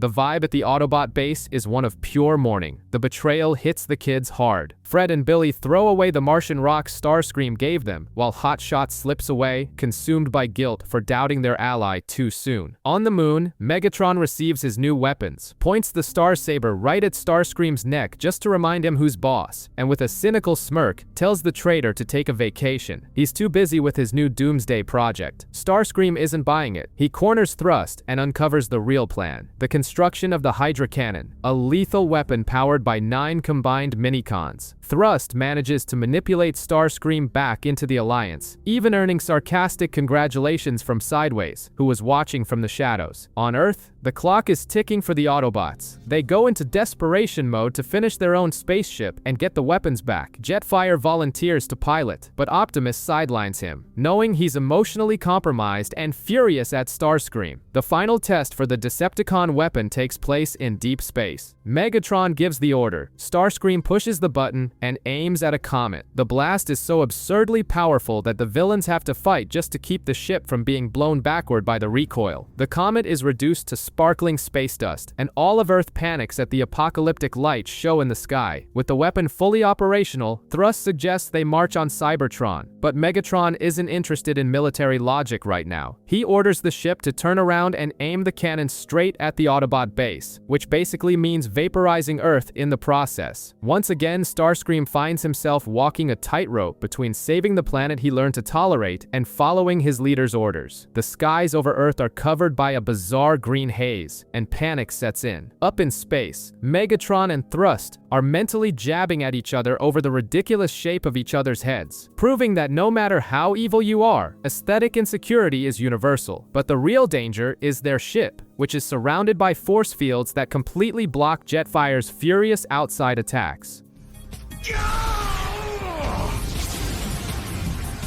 Are you all right, Jetfire? At the base, Hotshot loses all his filter. He openly blames Optimus for letting Starscream join the team and nearly has a meltdown. Instead of arguing, Optimus simply walks away. He goes to the main room, faces his own matrix of leadership, and makes a solitary decision. When he returns, he has a plan to save the planet. Aboard the enemy ship, Starscream swallows whatever empathy he picked up from the humans and takes aim at Earth. But the tactical detail is key. For the Hydra Cannon to fire, the ship has to lower its shields. Prime and Jetfire use that exact window of seconds to breach the hull. An all-out brawl kicks off until the main showdown is set: Optimus versus Megatron. The cannon fires. What follows is pure sacrifice. Optimus's body begins to glow an intense yellow, and he simply throws himself in front of the lethal blast to block the energy. The scene is unbelievable. He holds back the weapon's full firepower with his bare hands, pieces of his armor shattering under the pressure, until he pushes the beam back into the ship. Earth is saved. But when the firing stops and the dust settles, Optimus Prime is standing there with his paint completely drained, white as a ghost. Before everyone's horrified eyes, including Megatron, who screams in shock, the Autobot leader shatters into millions of tiny fragments. The Decepticons make a hasty retreat, leaving a devastated Jetfire holding only the Minicon spark plug and Prime's untouched matrix. On the Decepticon side, Optimus Prime's destruction is a cause for celebration. Cyclonus is grinning from ear to ear, but Megatron and Starscream maintain that peculiar silence of someone who just lost the only rival worth fighting. At the Autobot base, the mood is pure grief. Fred cries without trying to hide it, and Rad understands the weight of the situation. Optimus sacrificed himself for a humanity that will never know what he did. A week passes, and the sadness turns into bottled-up rage. Hotshot is tired of the team's passivity and demands Jetfire take him to space on a suicide mission for revenge. That's when Scavenger decides to step in. Feeling insulted by the kid's attitude, he drags him out to an abandoned highway and applies what Red Alert calls aggressive therapy. Basically, he beats the kid up and demands he fight back. Hotshot only raises his guard when Scavenger mentions Optimus's name. Watching from afar, Alexis reads the situation perfectly. The kid is carrying the guilt for their leader's death.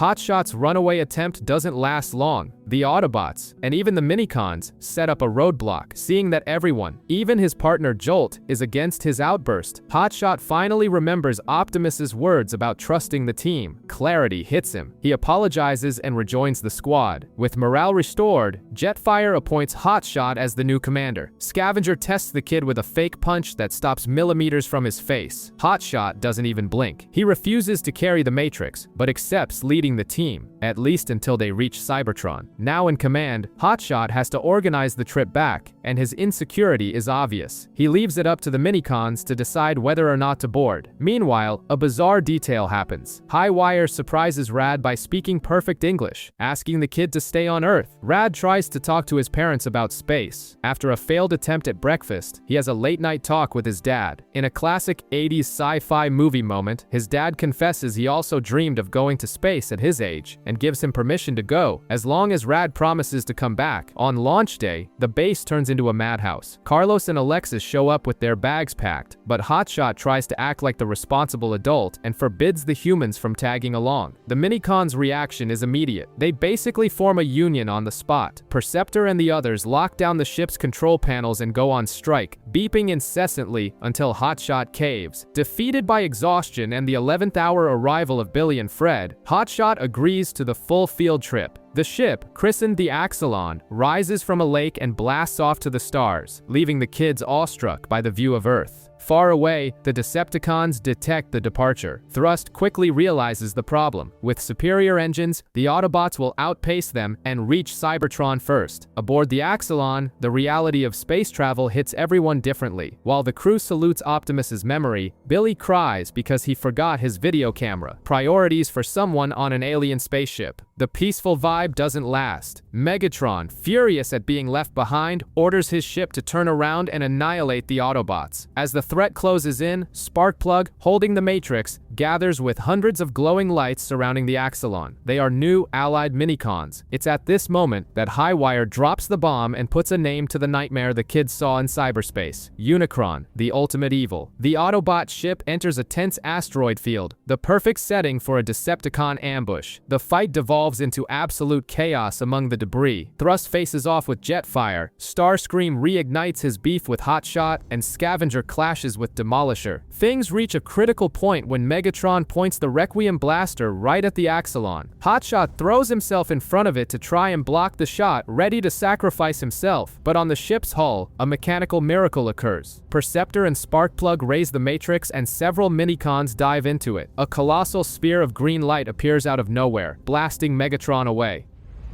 Now what?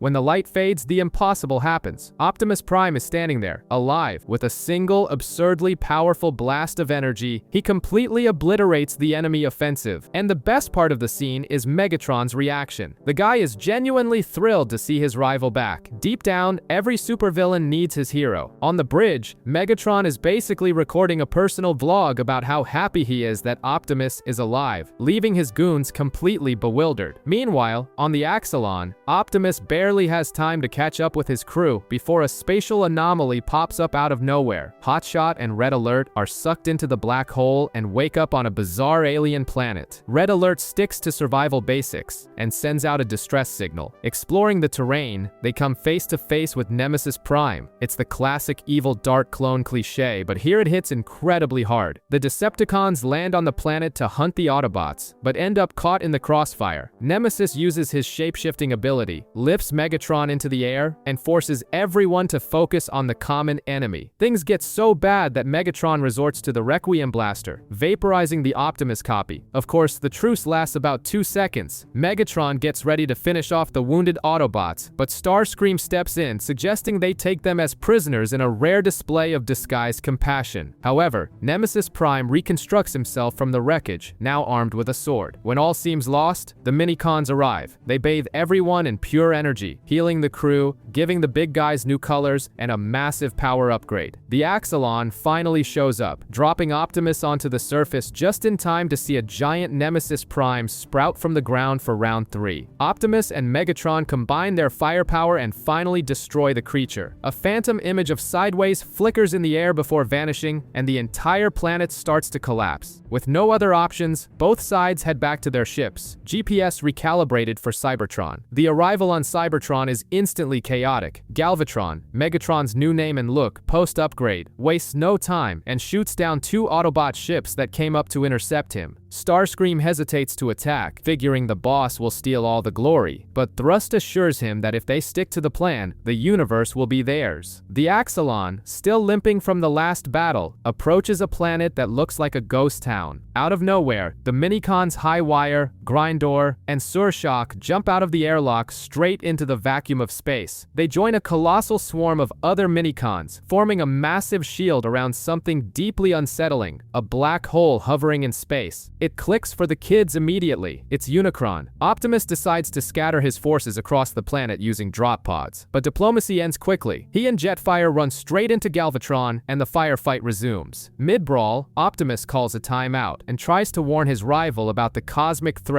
literally swallowing the sky. Like a stubbornly good villain, Galvatron thinks it's a bluff. Even when the ground starts shaking and entire chunks of Cybertron begin floating toward the black hole, he refuses to believe it. In space, the Minicons dive into the black hole to reinforce the barrier, raining energy down on the planet and begging for an end to the war. Galvatron finally orders a retreat, but keeps swearing it's just an Autobot trick. Meanwhile, Thrust watches the chaos with the smirk of someone who knows exactly what's going on. At his base, Galvatron gives the most absurd order possible. Ignore the black hole sucking up the planet and refuse any truce with the Autobots. Out of the boss's sight, Thrust lets out a classic evil henchman laugh, proud of how perfectly he's manipulating both armies. On the Axelon, it feels like a funeral. Time is running out, and Hotshot decides the only solution is a suicidal diplomatic mission. He takes a smaller ship and heads out alone to infiltrate the Decepticon fortress and force Galvatron to listen to reason. Despite everyone's desperation to stop him, Rad convinces the group that this crazy idea is the best shot they've got. If I were a Transformer, I'd do the same thing to save my friends. We should all give him our support. He could be our last chance for peace. And I really wish I could help save their planet. With the Minicons creating holographic projections of the Axelon to distract enemy defenses, Hotshot breaches the base and speeds down the corridors, fighting his way through until he runs into Wheeljack. The brawl between the two drags on all the way to the throne room. Inside, Thrust is a millimeter away from receiving the Starsaber from Galvatron's hands, the perfect prize to crown his treason, but Hotshot bursts into the hall, and Wheeljack's surprising compassion convinces the Decepticon leader to lower his weapon and listen to the warning. As Hotshot explains the situation, the gears in Galvatron's head finally start turning. He connects the strange tech from the Hydra cannon with the obvious panic plastered all over Thrust's face. Starscream puts the final nail in the coffin, exposing the tactician's conspiracy. Realizing the gig is up, Thrust grabs the Requiem blaster and the Skyboom shield, screams at the top of his lungs that he works for Unicron, and makes a desperate run for it. With all the cards on the table, Starscream, Hotshot, and Wheeljack sprint down the halls after the traitor. Galvatron couldn't care less about the Autobots right now. His focus is 100% on hunting down Thrust, the traitor who ran off with the Skyboom shield and the Requiem blaster. But Hotshot and Wheeljack are already hot on the runaways' heels, heading down underground tunnels that seem to have a life of their own. The texture of the caves is deeply disturbing, looking more like the inside of a giant organism than a metal structure, and, guided by Rad's bizarre intuition, the human kids decide to tag along into this mess too. Starscream is the first to find the traitor. Like a good corporate doomsday antagonist, Thrust makes the classic job offer, inviting Starscream to join Team Unicron. The invitation is rejected, and Thrust's answer is a point-blank shot with the Requiem blaster. In the flash of the blast, the narrative pulls off a time jump that would make Christopher Nolan smile. Rad's consciousness is pulled millions of years into the past. There, the kids witness a macabre scene. Unicron himself creating the first Minicons inside glowing eggs, along with several inactive Transformers embedded in the organic walls. In a true temporal paradox, Rad communicates telepathically with Highwire in the past and plants the idea, find the path to Earth. So basically, the entire Earth invasion happened because Rad himself traveled back in time and suggested it. Genius. The kids' minds snap back to the present just in time to see the seconds rewinding. Using this millisecond window, the street action team springs into action and saves Starscream from being turned into cosmic dust. The cave ceiling collapses from the impact, Thrust escapes unscathed, and Hotshot's jaw drops as he confirms that the kids just lived through the exact past moment he himself had witnessed. In the middle of a cave-in inside organic caverns that seem hell-bent on digesting everyone, common sense dictates that a bunch of human kids should head back to the Axelon dropship. Hotshot tries to argue exactly that, but they insist on helping on the front lines, and the giant robots eventually cave in. On the surface, Galvatron celebrates the Autobots' retreat, thinking he's won the war. Little does he know that the real nightmare is still unfolding down below. Thrust dives through a mysterious portal, and Starscream flies right in after him. On the other side, they find a classic sci-fi horror scene. Transformer carcasses scattered across a completely alien landscape, and of course, Sideways, the king of backstabbing, is there to welcome them. Sideways wastes no time and unleashes a swarm of slimy parasites on Starscream. It's a graveyard. Goodbye, Starscream. When Hotshot and Wheeljack arrive for the rescue, the situation gets so chaotic that the two stick back to back and start spinning uncontrollably. It is, to say the least, the dumbest and most visually ridiculous combat tactic in Cybertron's history, but incredibly, it works. While Thrust and Sideways slip away on the sly to plug the minicons into Unicron's core, the organic terrain separates the team. Alexis and Starscream are cut off. He takes off to get her out of danger, but the girl thinks it's a brilliant idea to jump out of a moving fighter jet in the middle of a kill zone just to grab a lucky charm she dropped. She literally throws herself into the abyss, forcing Starscream into a desperate nosedive to save her. The entire team finally manages to dig an escape route. When the dust settles, they realize they aren't on the planet's surface at all, but rather on Cybertron's moon. The ground begins to crack violently, forcing Jetfire to tear through the sky for a last-second rescue. From a distance, the picture finally becomes clear. The entire moon was just an eggshell, and Unicron has just hatched. Knowing that a monstrous, world-devouring god has just been born isn't enough to fix Galvatron's ego. Starscream, who literally almost died inside the beast's guts, begs his leader to forge a survival alliance with the Autobots. Galvatron's response? A slap to the face, followed by an arrogant display of the Star Saber. In his mind, the Decepticons can defeat anything. Far from the noise of the armies, diplomacy fails, and the inevitable duel takes place. Galvatron versus Optimus Prime, one-on-one, with no interference. Galvatron has the absurd advantage of the sword, and keeps aggressively pushing the delusional narrative that Unicron is just a mass hallucination made up by the Autobots. That is, until the smoke from an explosion interrupts the clash. Starscream emerges from the rubble and makes his final choice. He abandons the Decepticons, gives up on his leader, and challenges him to a fight to the death. He delivers the most insane combat performance of his life, trading heavy blows with Galvatron while the black lightning of Unicron's awakening tears the scenery apart. But skill cannot overcome sheer firepower. With a brutal strike, the Star Saber pierces straight through Starscream's chest. Fallen and impaled, he doesn't look away. The dying warrior tells Galvatron to his face that it was his blind arrogance that doomed them all. Ignoring his fatal wound, Starscream rises one last time, links up with his minicon, and fires all his cannons in a single focused attack directly at Unicron. The monster doesn't even blink. He responds with a cosmic blast that instantly vaporizes Starscream.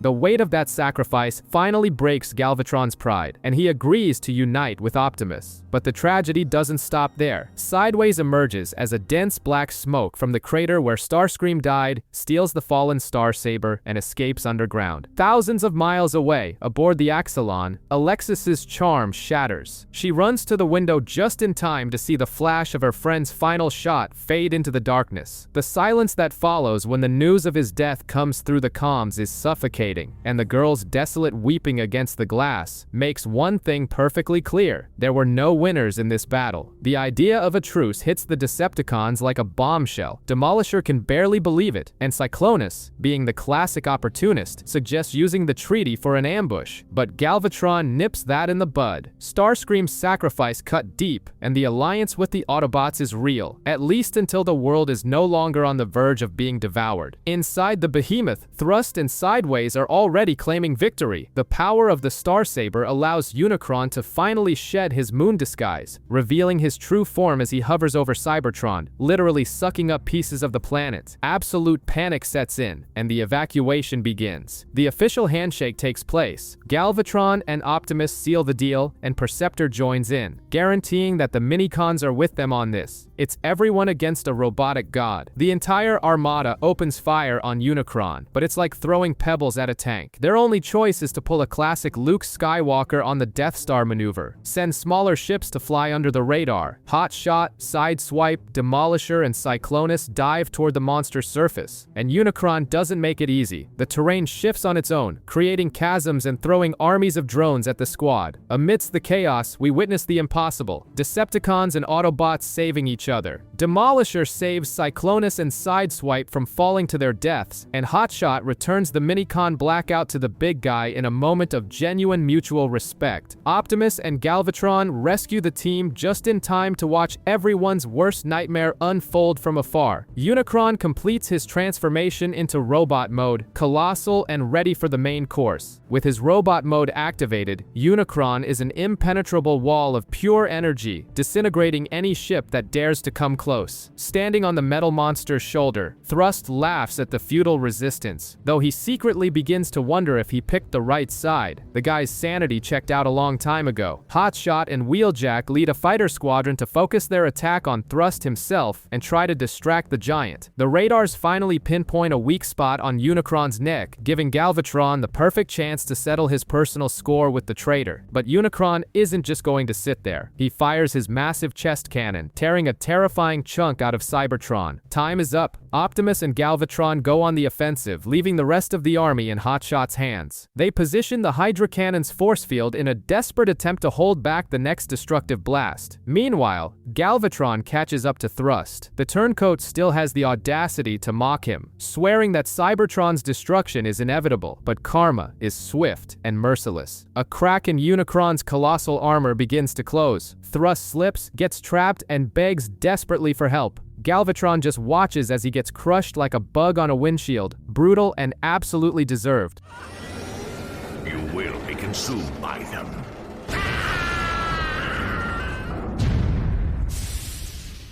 Right after, the Hydra Cannon's shield gives way. Unicron's blast heads straight for the planet's core, but the Minicons step up. They merge to form a gigantic green replica of Unicron himself, diving right in front of the beam. Taking advantage of the chaos, the kids, escorted by the Street Action Minicon team, dash through an underground portal straight into the monster's guts, leaving Red Alert buried behind. Red Alert survives the cave-in, but the view outside is pure apocalypse. Unicron battling the Cybertronian Alliance and his own giant green clone. Inside, the kids race through the tunnels while Optimus and Galvatron finally reach the core where the three legendary Minicon weapons are plugged in. And who welcomes them with open arms? Sideways, acting as the villain's loudspeaker. Unicron drops a truth bomb. He has spent millennia feeding on the energy generated by the endless war between the Autobots and Decepticons. Basically, both sides have been acting as glorified batteries this whole time. When Galvatron tells him to shut up, Unicron suspends him in the air with dark tentacles, effortlessly draining his essence while taunting Optimus, claiming that deep down, Prime also loves the thrill of the carnage. Outside, Sideswipe's team manages to blow a hole in Unicron's throat and breach the interior, but they quickly realize that any internal attack only feeds the monster, who instantly regenerates all the damage. At the same time, the giant clone injects the Minicons into Unicron's system, but the villain just laughs, hacks the tiny robot's minds back back into a state of mindless drones and captures the humans. The kids' minds are thrown into a maze of illusions, ranging from barren deserts to Galvatron's own power fantasies. The situation seems hopeless until Rad's desperate screams break through Highwire's brainwashing. The Minicon's true personality awakens, sparking a mass rebellion in the system that unplugs the three weapons from the core. Without his power source, Unicron shuts down. Sideways attempts one last cowardly sneak attack, but Optimus vaporizes the two-faced traitor with the Requiem blaster. The threat that was about to devour the universe has just been neutralized. But of course, peace doesn't even last 5 minutes. As soon as the danger passes, Galvatron looks at Optimus and challenges him to a final showdown. Because old habits, just like old rivalries, die hard. Unicron is deactivated. The war is finally on pause, and the armies begin heading back to rebuild Cybertron. But Galvatron has other plans. He calls Optimus out for an ultimate reckoning inside the space monster's carcass. His reasoning is simple. If the war doesn't end with a definitive winner, the pent-up hatred of an unfinished conflict will eventually reanimate Unicron. Makes perfect sense in the Decepticon dictionary. While Jetfire and Cyclonus rescue the kids from the area, Optimus discards the Matrix, so as not to risk breaking it mid-brawl, and charges at Galvatron. The fight is brutal and visceral. Optimus throws his own tire at his rival's cannon, causing an explosion, but Galvatron retaliates with a hidden wrist blade, plunging it into the Autobot leader. No heroic speeches, just two warriors beating each other to the absolute limit. The combat is so intense that explosive decompression blows them both outside. Galvatron picks up a metal pipe to use as a bat, but Optimus displays absurd agility, stepping on the weapon, kicking his enemy in the face, and crushing his abdomen. The price for this strike? The pipe ends up buried deep into Prime's back. It is in this moment of pure exhaustion that Unicron begins to transform once again. The gravity from the Planet Eater's gaping maw pulls them both in. Realizing that there can only be one winner for peace to exist, Galvatron makes the most surprising decision of his life. He forces Optimus to let go of him and plummets into the void, sacrificing himself to put an end to the war.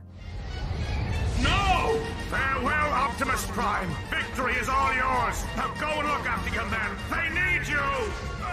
Without his source of hatred, Unicron disappears. Optimus is left floating in space, feeling unworthy of the Matrix after the tragic end of his eternal rival. On Earth, the kids say their tearful goodbyes. An era of peace begins. But as the universe never rests, Unicron's essence lives on, hidden behind a distant planet. 10 years have passed since Megatron and Unicron vanished into space. The universe has changed. Now, Autobots and Decepticons work hand in hand with humans to mine Energon, the new clean power source that solved Earth's energy crisis. The only one not thrilled with this corporate peace is Demolisher, who spends his days complaining about his monotonous life in Ocean City. And we have a new teenage protagonist, Kicker, Dr. Jones's son. He rides a dirt bike, hates taking orders from giant robots, and has hair that randomly flashes golden, the complete teenage rebel package. In the depths of what's left of Unicron, a new threat awakens, Alpha Q. He creates an army of Terracons, robotic beasts that devour Energon, with the clear goal of reviving his master. Their first target is a space colony, and shortly after, the Mars base is wiped off the map by the monsters. Optimus, who is now training an eager new rookie named Ironhide, leads a squad to Mars via the space bridge, but finds nothing but ruins. Meanwhile, back on Earth, Kicker tries to dodge his responsibilities by hiding in a restricted area. The result? He falls into a bizarre void and is contacted by a mysterious light, the voice of Primus, who explains the true origin of his weird powers. When the Terracons finally invade Earth's skies, Optimus's team arrives just in time. Prime shows that he spent the last 10 years learning new tricks. He deploys combat drones, hands over a special spark of combination that allows Hotshot to merge with Inferno, and initiates his own combination sequence to decimate the enemy ranks. Kicker even tries to fight while riding Ironhide, but has to be saved by Optimus, who forces him into a tactical suit designed by his dad. Instead of saying thank you, Kicker is furious that they invaded his planet and that he's being bossed around. Teenagers.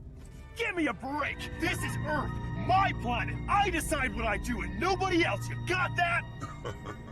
Alexis is now a high-ranking government official and pays a quick visit to Ocean City, but duty calls before any nostalgia can set in. An emergency meeting is convened because satellite images show the gargantuan tidal wave, completely powered down, being carried like luggage by a swarm of Terrorcons. Alexis briefs them that these monsters devour Energon, but warns that a military retaliation would violate the Earth Federation Treaty. Obviously, bureaucracy is the last thing Kicker wants to hear about. He rushes in to crash the meeting wearing his new armor, ruining his dramatic entrance by tripping over a bench on the way, and throws a fit, demanding not to be evacuated with the other humans. Optimus caves and lets the kids stay, but assigns Ironhide as his bodyguard, a forced babysitting gig that leaves both of them highly irritated. The attack everyone expected on Earth doesn't happen there, but rather on the moon. Lunar City, where Cyclonus was happily shooting wildly into space, is overrun by the Horde. Jetfire heads up there immediately, with Kicker demanding to tag along. Optimus and his team, freshly restocked with Energon stars by the Omnicons, arrive shortly after. The real tension, however, unfolds underground. Ironhide heads down the elevator shaft to defend the Energon mine completely solo. He fights the Terrorcons bravely, even after his power is depleted, holding the line in the dark until Kicker and the other Autobots arrive for the rescue, forcing the monsters to retreat. Back at the base, Ironhide is heavily damaged and blames himself with almost poetic guilt for what happened. Instead of a standard motivational speech, Kicker tries to cheer the robot up by picking a fight and yelling at him. Oddly enough, the aggressive reverse psychology works and actually gets a laugh out of the rest of the team. Meanwhile, Demolisher asks if anyone saw Cyclonus on the moon. The answer is a concerning silence. Optimus seems to remember something important but keeps it to himself, while in the shadows, Alpha Q prepares to drop a heavy hitter onto the board. Scorponok. Somewhere in deep space, a bizarre ship emerges from nowhere. Alpha Q has a special little gift for Scorponok, a hologram showing Megatron's scorched husk. Tidal Wave, who is on board without really understanding what's going on, quickly figures out he has no choice but to help in the mission to revive his old leader using industrial amounts of Energon, and like a loyal soldier, he's immediately on board. Back on Earth, tensions are running high. Optimus Prime splits the troops to protect the mining cities. Ironhide, complaining as usual, gets a quick scolding from the boss. Kicker is also frustrated because Misha refuses to leave Desert City, and guess where the swarm of Terrorcons is heading? Exactly there. Hotshot and his troops try to hold the defensive line while Tidal Wave spearheads the enemy invasion. The shock hits hard when the former ally announces loud and clear that he needs to revive Megatron. While the Terrorcons break through the defenses and swarm the mines to devour every scrap of Energon in sight, the Omnicons decide not to abandon their posts. You have to respect guys who just keep working their shifts in the face of certain death. Optimus joins the fray and demands an explanation from Tidal Wave, but only gets the same broken record in response. Amidst the chaos, Scorponok corners the team. Ironhide tries to hold off the metal giant by himself and nearly gets turned into scrap. His saving grace is the Omnicons tossing him a freshly forged Energon star. Scorponok makes a run for it with his troops, but Ironhide's act of courage earns him a spark of combination, making the rookie an official member of Prime's core team. From a distance, Demolisher just watches the situation unfold, the seed of doubt firmly planted in his mind. Is Megatron actually coming back? Alpha Q realizes that the stolen Energon is revitalizing Unicron, but the process is far too slow. The solution? Revive Megatron himself first and use the villain's brutality to annihilate the Autobots. To kick things off, he rips the legendary Starsaber straight out of the fallen leader's carcass and hands it over to Scorponok. On Earth, the Mars base detects a new source of Energon and calls for immediate backup. Optimus hesitates and calls off the rescue mission, smelling a trap, which frustrates Kicker and Ironhide, who had been trying unsuccessfully to power link with Jetfire earlier. Don't move! That's enough, forget it. Come on, Jetfire, let's try it one more time! Prime's intuition was dead on. While Tidal Wave slaughters the Martian defenses, a space bridge opens on Earth, bringing Cyclonus along with a squadron of Omnicons. Cyclonus immediately starts taunting Demolisher, warning him that Scorponok is active and that the Decepticons are returning to their glory days. He proves his point right after, when a new horde attacks the city. Prime and his squad charge in, with Demolisher and Cyclonus right behind them, completely ignoring the boss's orders. When Scorponok draws the Star Saber in the middle of the battlefield, the mood shifts heavily. Optimus wonders aloud if Megatron might actually be alive. That's all it takes for Cyclonus to switch sides for good, jumping straight back to the Decepticon ranks without a second thought. Demolisher, however, is left completely paralyzed, unsure of who to shoot. In the midst of desperation, Ironhide finally tunes in right and manages to power link with Jetfire.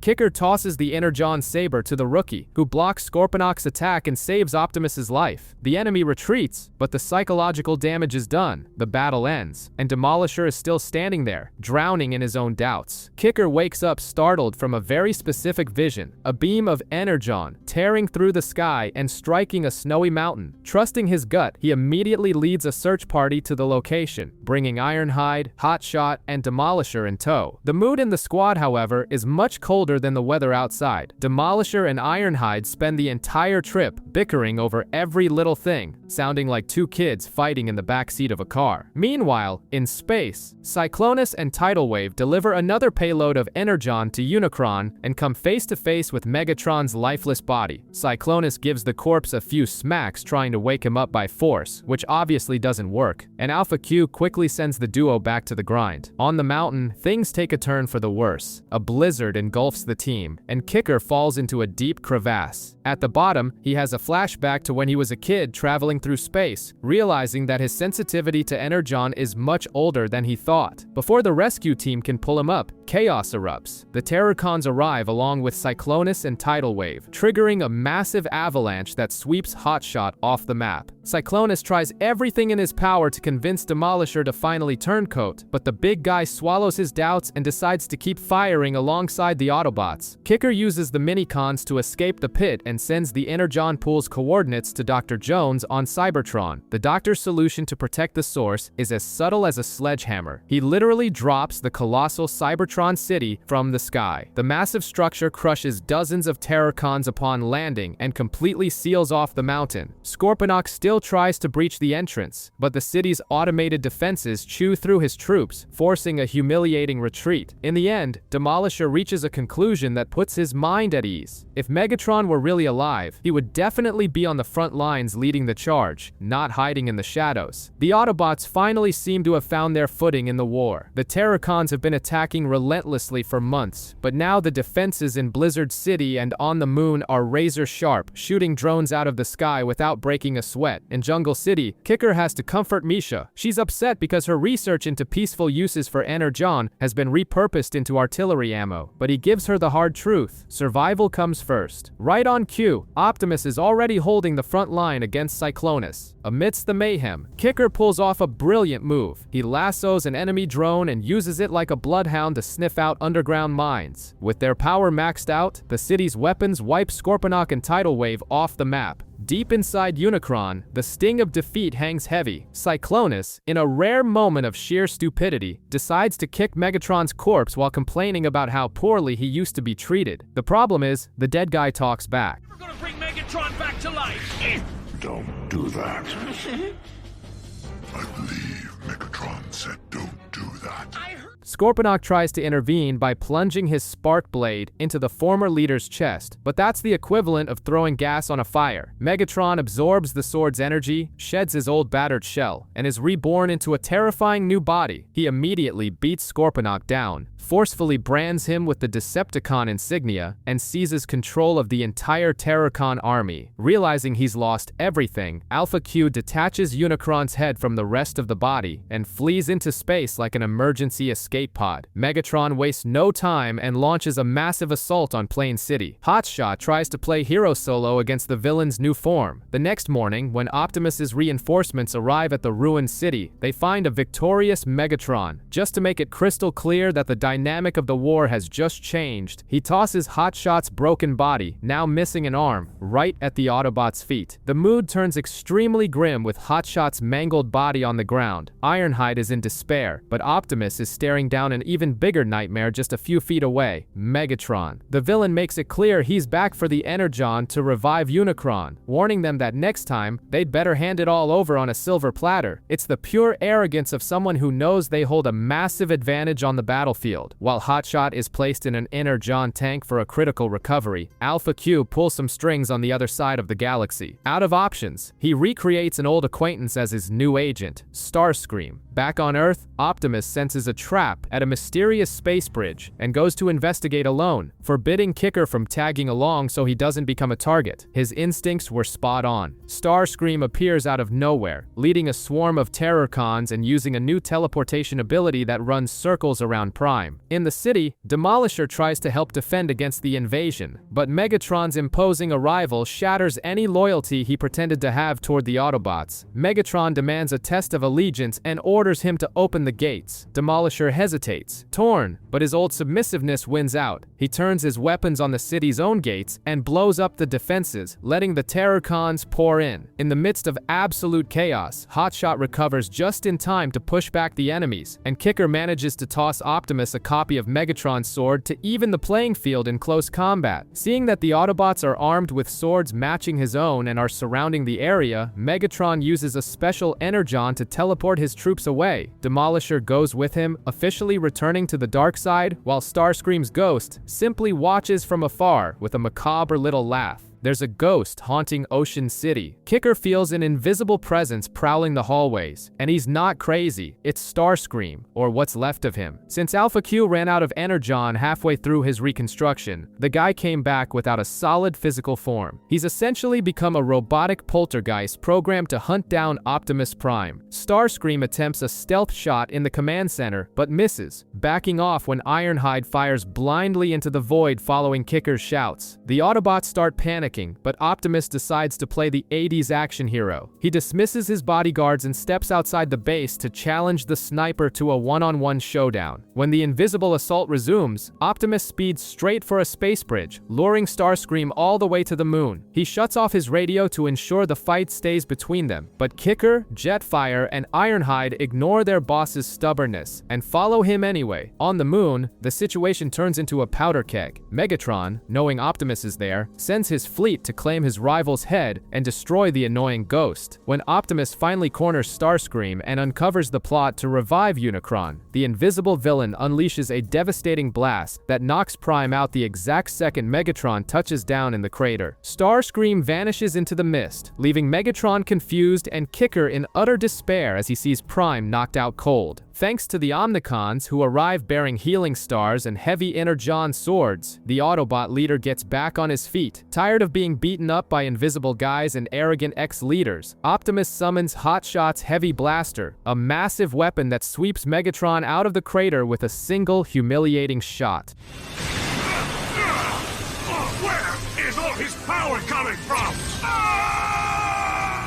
Lunar City ends up in ruins once again, but Optimus leaves Kicker with a final lesson. Rebuilding bases is easy. What really matters is making sure everyone keeps breathing. The tension in space is getting surreal. Communications in Asteroid City are completely jammed, and an unidentified ship is approaching. On the villain side, Alpha Q orders Scorponok to keep an eye on Starscream. Megatron, meanwhile, is giving Demolisher the ultimate toxic boss lecture for not finding enough Energon when he finds out Optimus is heading to Lunar City. Megatron decides to attack the moon personally and leaves Scorponok in charge of an ambush at Asteroid City as a loyalty test. The Autobots arrive at the asteroid belt with Kicker leading the search. Out of nowhere, the Decepticons attack Lunar City and chaos ensues. And Starscream? He has no idea why everyone keeps calling him Starscream, but his strike first, ask questions later instinct remains fully intact. The battle spirals out of control. Scorponok beats down Jetfire, proving he's not messing around. Alpha Q's ship flees, leaving Kicker adrift in space, which triggers a full-blown panic attack and heavy flashbacks to the kid's childhood. While Prime discovers that Alpha Q's mission is to revive Unicron, the brawl escalates until the Decepticons blow the entire asteroid to pieces, forcing everyone to fall back. Back on Earth, the mood is heavy with defeat. Kicker vents about his failures to Misha, who tries to calm him down, But the real spotlight goes to Dr. Jones, who steps up, proposing the creation of Energon Towers. His idea is anything but modest, forming an absolutely impenetrable global protection grid. The Energon Tower project is in full swing at Ocean City. It's the biggest civil engineering endeavor ever seen, but Dr. Jones treats it with the calm of someone assembling flat-pack furniture. He even finds time to annoy Kicker by calling the kid Junior, prompting him to bail to Jungle City with Misha just so he doesn't have to deal with his dad. Meanwhile, Megatron isn't playing games. He forges a colossal new sword straight from inside Unicron and decides it's the perfect time to invade Ocean City. What he doesn't realize is that Alpha Q is just waiting for this distraction to steal the Energon right behind his back. The attack on Ocean City turns into a pay-per-view main event. It's Megatron versus Optimus, Jetfire clashing with Scorponok, Hotshot and Inferno holding off Tidal Wave, and Demolisher fighting Ironhide. There's brawling in every corner. In the middle of the war zone, Kicker's sister Sally goes after Dr. Jones, who has left the shelter. She has the brilliant idea to lie to Kicker, telling him their dad is hurt just to force the kid to come back, and it works. Kicker arrives to provide tactical support right on time, but the real showstopper is the new Energon Tower. The structure emerges, links with the city's system, and fires an energy beam that vaporizes the Terrorcons, forcing Megatron to swallow his pride and retreat. Dr. Jones survives completely fine, and Kicker gives his sister an earful for lying to him. The city is safe, but far away, Alpha Q watches Unicron's head flicker to life with fresh energy. Things kick off with heavy tension in space. The Decepticons' mobile fortress crashes violently upon exiting a portal, while Alpha Q laughs from afar, ensuring he'll steal all the Energon before Megatron even notices. On Earth, another protection tower goes up in Blizzard City. Kicker and Ironhide are exploring underground mines, and the mood gets heavy. Kicker confesses his trauma from when his father put him alone in a dark pit as a child. Trying to inspire the kid, Ironhide gives a history lesson about his hero, the legendary Rodimus, who preached peace and left Cybertron ages ago. Kicker thinks this makes Optimus look bad, but Ironhide defends his leader's decision to stay and fight. The villainous hierarchy begins to crumble. Scorponok suggests mining on Mars instead of attacking Earth, but Megatron only cares about war. Scorponok ignores the order and heads to Mars anyway. Inside Unicron, the psychological terror takes center stage. Starscream tries to assassinate Megatron, but the Decepticon leader now possesses the power of invisibility. Megatron beats, tortures, and traps Starscream in a dark void. Through absurd manipulation, he breaks Starscream's mind and rebuilds him into his loyal soldier, demanding servitude in exchange for his life. In the mines, Kicker recounts another trauma where he nearly died drifting in space. Ironhide's response is basically suck it up and grow up. Ironhide turns his back and walks away. Shortly after, they run into each other again, Ironhide apologizes, and they finally strike a massive vein of Energon. Meanwhile, on Mars, Scorponok thinks he's in for an easy day of mining, but his Terracons get absolutely obliterated by a mysterious figure. Alpha Q watches and confirms the unthinkable. Rodimus is back.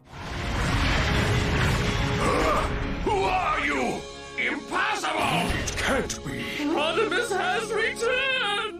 Kicker and Misha are enjoying a nostalgic vibe at the ancient Mayan pyramids, but the peaceful moment is cut short when military helicopters swarm the landscape, bringing parts for a new Energon Tower. Meanwhile, Alpha Q is on Cloud 9 because Starscream got a factory reset to his brain. Sure, he now has less personality than a generic Bond henchman, but his submission is total. Megatron, obviously, is loving having such an obedient puppet at his disposal, but things escalate fast. A horde of Terracons invades the area. Kicker alerts Optimus Prime, who immediately orders the Autobots to protect the local mine. The problem is, Megatron doesn't play to lose. He parks his colossal fortress ship nearby and orders his troops to steal the Energon and destroy the Jungle City. Down below in the mine, Kicker and Ironhide try to evacuate the Omnicons, who refuse to stop working. Ironhide's aim is so bad today that he needs a combat lesson from Inferno right in the middle of the firefight. On the surface, the situation spirals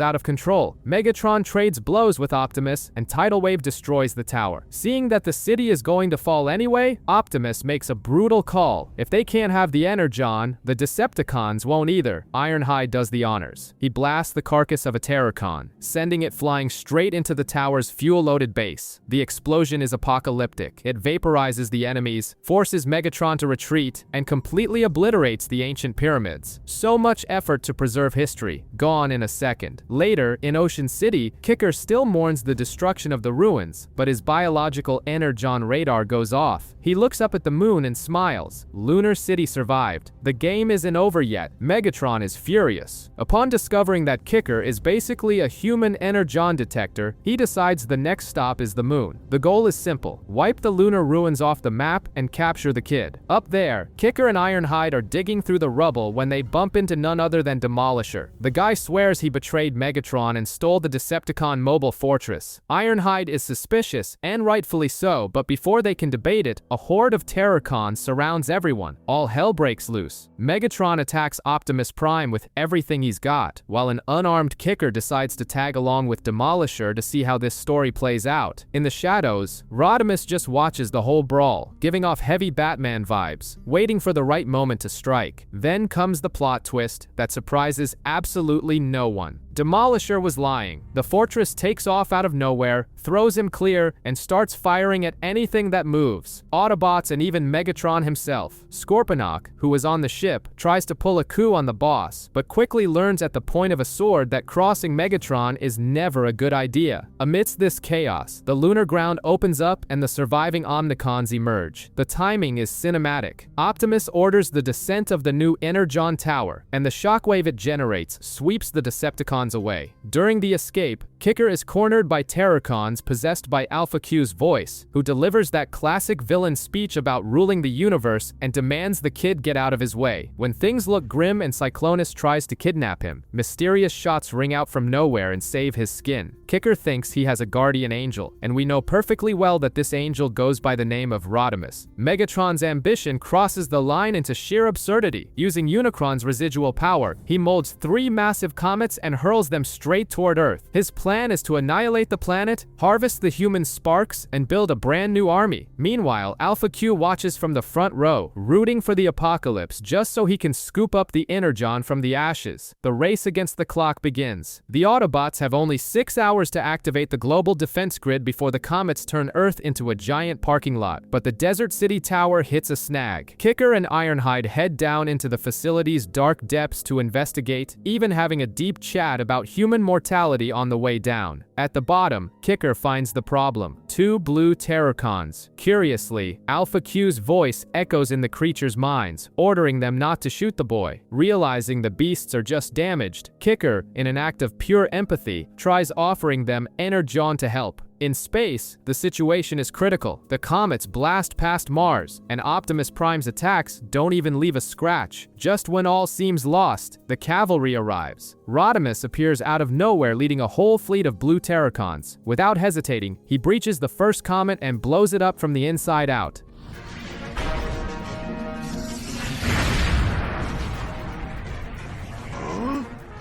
What was that?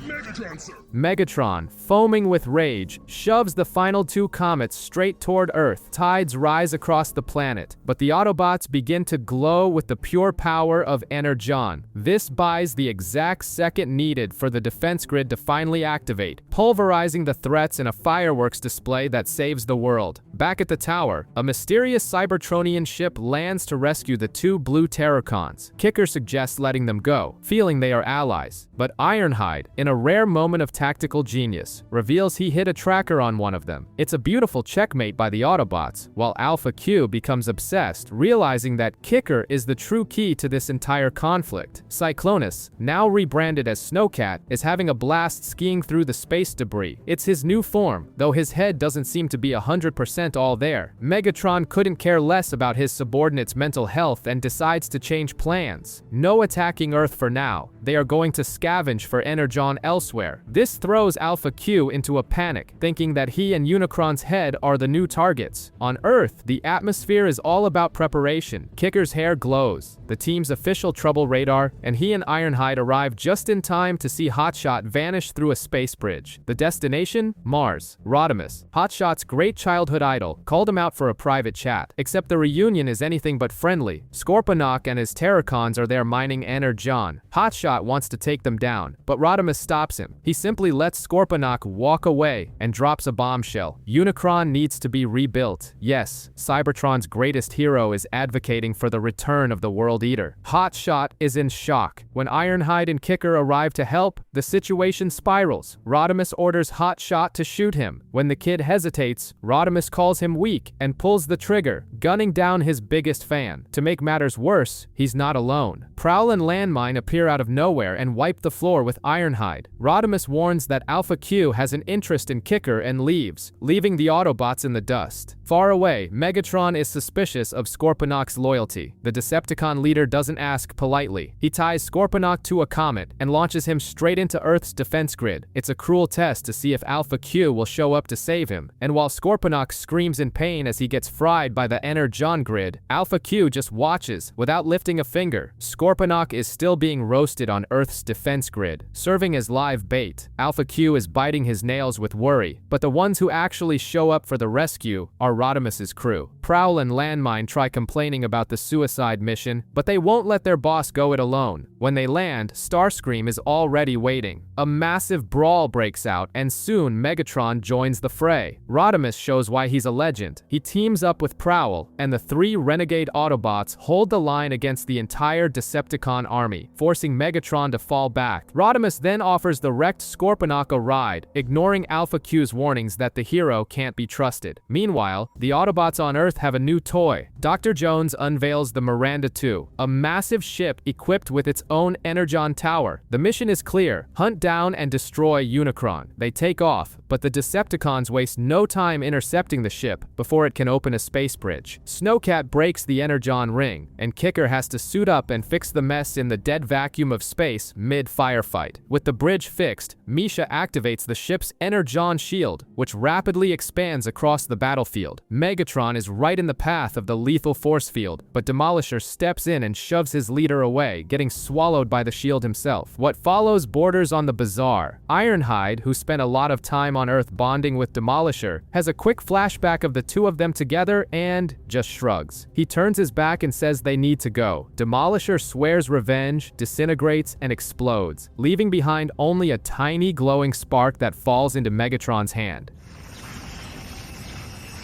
This is far from over.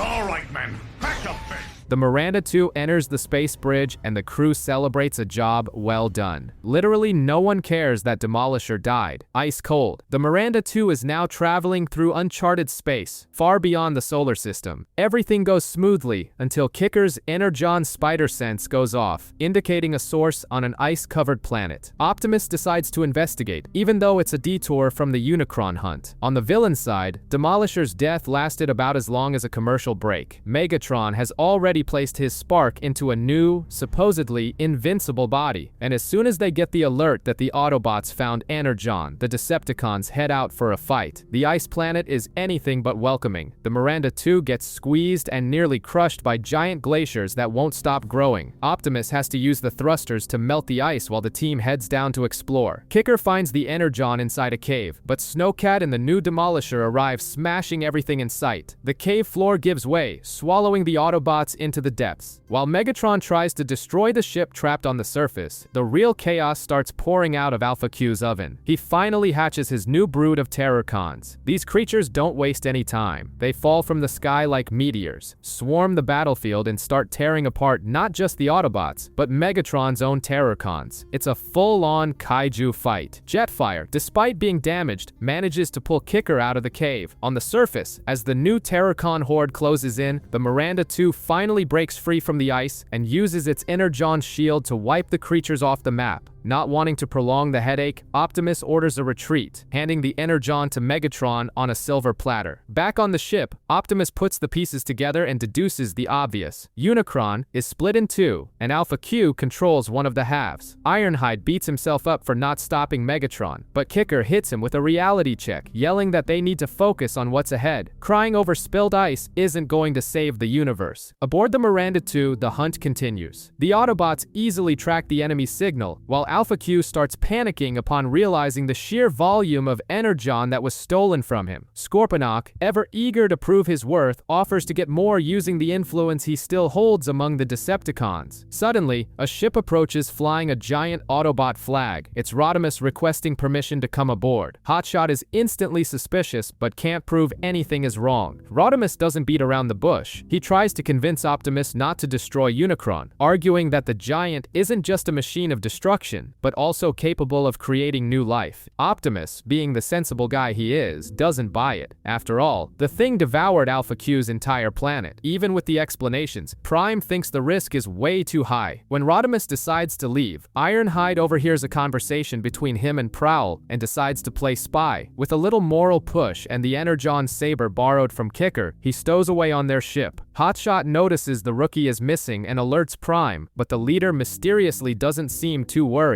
While Megatron celebrates inside Unicron and sends the Decepticons to attack the Miranda 2, Ironhide infiltrates the giant. He stumbles upon a warehouse full of eggs that begin to hatch, releasing a swarm of Terrorcons. It's basically a scene out of Alien but with metal robots. Outside, Kicker uses a piece of Energon as bait to lure the enemies, and Inferno blows everything up, clearing the way. Back inside, Ironhide manages to escape the drones, but ends up bumping right into Scorponok. Mid-brawl, Ironhide throws a punch so clumsy he actually knocks himself out. He is dragged unconscious straight into Alpha Q's chamber. The plan now is aggressive. Fry Unicron from the inside out. The Miranda 2 pushes forward, cutting through enemy fire, and manages to infiltrate the monster's structure. But Megatron catches onto the play and uses Unicron's own massive internal gears to crush the ship. They narrowly escape, and the vessel retreats with its defense systems severely damaged. With the Energon grid down, Optimus improvises. He lures Unicron toward a space bridge, dragging the battlefield into the dimensional vacuum. On Unicron's severed head, Rodimus's team watches in disbelief as the giant's body vanishes into the portal. It's at this moment that Ironhide finally wakes up and calls out to Kicker over the comms. Ignoring any sense of self-preservation, Kicker decides he's going to rescue his friend right in the middle of the crossfire. Misha tries to stop him, but ends up tagging along. Optimus, despite knowing it's a terrible idea, gives his blessing, and the kid takes off from the ship toward a warp gate. Amidst the chaos, the Decepticons suddenly remember they can transform, because apparently, in the heat of battle, forgetting that you are a giant space truck of destruction is a thing that happens. The extra weight complicates matters. The chase crosses the galaxy, and everyone crash lands back on Cybertron. That's Rad's cue to activate the planet's global defense network. The Energon towers open fire and manage to literally blow Unicron's arms off. Seeing the damage, Megatron swallows his pride and beats a retreat.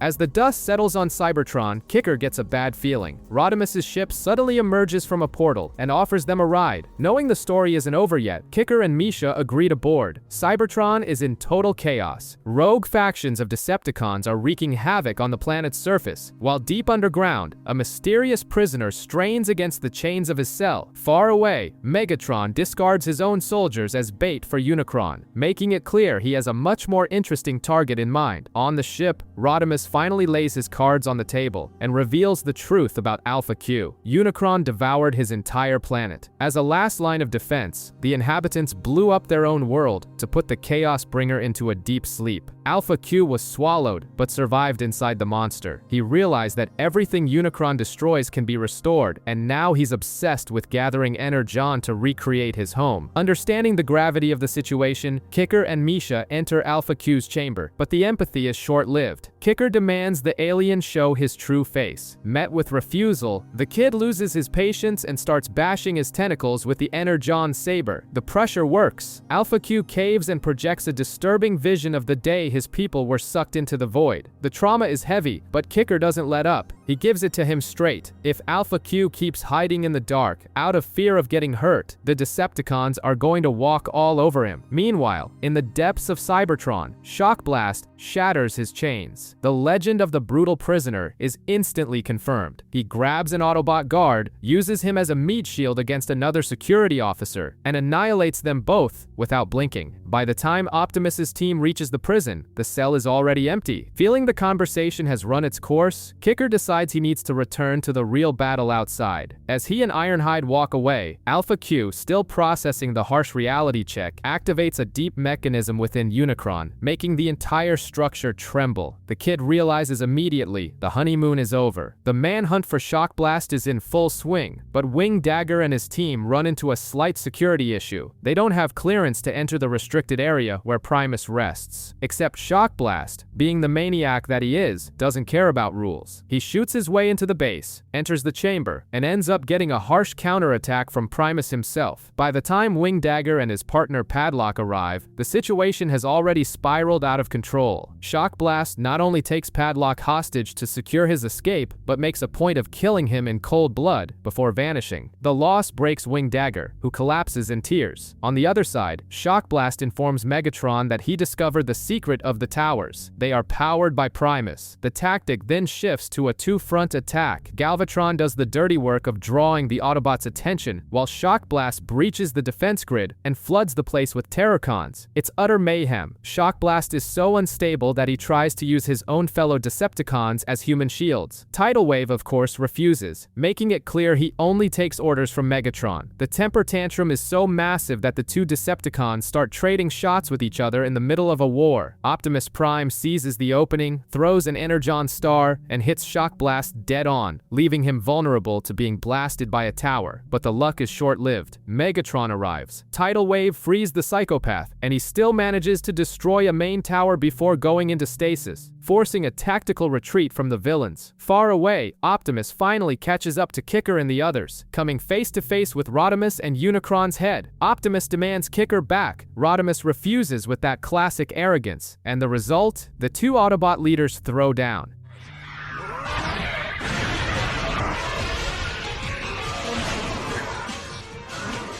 Kicker has to break up the ego clash and convince Optimus to let Alpha Q restore Unicron, at least until Megatron is neutralized. In the end, a dull thud echoes inside Unicron, making it clear the giant might not be so tamed after all, and Megatron, noticing Tidal Wave's frustration with Shock Blast, drips his poison. He tells the giant to embrace the hate to become even stronger, pure Sith style. The escape from Cybertron looks like a disaster movie. Dozens of Decepticon ships try to flee the surface, but most are pulverized by the automated weapons, or crushed against the Energon grid. The few that survive and reach Megatron are quickly assessed and discarded as cannon fodder. Meanwhile, Unicron's head takes on an eerie green glow. Optimus still hasn't swallowed the idea of using the space giant, even with Alpha Q swearing he has everything under control, and the metallic groans echoing from inside show the Autobot leader has reason to be suspicious. Unicron's body also begins to glow, and the place turns into an absolute horror film. Three Decepticons wandering the corridors are brutally impaled by giant spikes bursting from the walls. Demolisher manages to flee, begging for his life, until he reaches Megatron, who in turn is being crushed by tentacles in his own command chair. Unicron has activated his survival instincts, and he's hungry. As Alpha Q goes through the same nightmare in the monster's head, Optimus decides it's time to head back and protect Cybertron, while Rodimus chooses to stay and handle the internal crisis. Kicker, Ironhide, and a group of Omnicons venture into the beast's bowels to try to feed it. Back on Cybertron, Primus gives Optimus a history lesson, revealing that the Omnicons were ancient warriors who grew tired of war, followed Rodimus, and evolved by mining Energon. He bets that an infinite energy source is the true key to peace. Inside Unicron, Rodimus's team gets cornered by the spikes. The Omnicons are paralyzed with fear until a portal opens, and out comes a white and pink motorcycle. It's RC, the first female Omnicon, shaped purely from Energon. She arrives with authority, whips the troops into shape, and guides everyone to the monster's organic core. When they start feeding the brain with Energon stars, the attack ceases, and the tentacle hostages are released. Optimus finally sees a chance for peace. But on the flip side, Megatron thinks this is excellent. After all, if Unicron is hungry, the main course is already picked out, the planet Cybertron itself. With Unicron's stomach temporarily settled, Megatron preps the main course and puts Shock Blast in charge of the operation to devour Cybertron, a decision that has practically the entire Decepticon army rolling their eyes. The villain's mobile fortress approaches, but the planet's Energon grid is firing on all cylinders. A massive blast from the planetary defense nearly shreds the ship, until a burst of green energy intercepts the strike. Starscream, always observant, already suspects it wasn't the boss who fired. Shock Blast's fleet drops in hard, forcing Optimus to lead a heavy counterattack. While chaos reigns outside, in Unicron's head, Alpha Q wakes up in a foul mood and tries to fend Misha off using Insecticon beetles. Kicker almost loses his mind, but Misha takes the reins of the situation. She ignores the threats, commands respect, and manages to connect telepathically with Alpha Q. Amidst painful memories of her own grief and Kicker's childhood, the girl breaks through the alien's emotional barrier. He fully awakens and declares that Megatron must fall. Back on the front lines, Shock Blast manages to bring down one of the defense towers. That's when Wing Dagger sees his chance to avenge his partner's death. He charges in and lassos the maniac with energy beams, but ends up being violently dragged into the air. Optimus and Ironhide scream for him to release the target, but the need for justice is too loud. He refuses to back down. Megatron, already furious at the tactical incompetence of Shock Blast's troops, descends to the surface. Wanting to show off, Shock Blast targets another tower. The shot connects, the gigantic structure crumbles, and gravity takes its toll. Shock Blast, Tidal Wave, and Wing Dagger are swallowed by the free-falling debris. As expected of the toughest villain around, Shock Blast walks away almost unscathed. Tidal Wave takes critical damage and has to be dragged away during the humiliating Decepticon retreat. But when the dust settles and Ironhide finds Optimus near the destroyed tower, the true weight of war sets in. Lying lifeless next to the Autobot leader is the body of Wing Dagger. He's gone, Ironhide. Wing Dagger did what he had to do.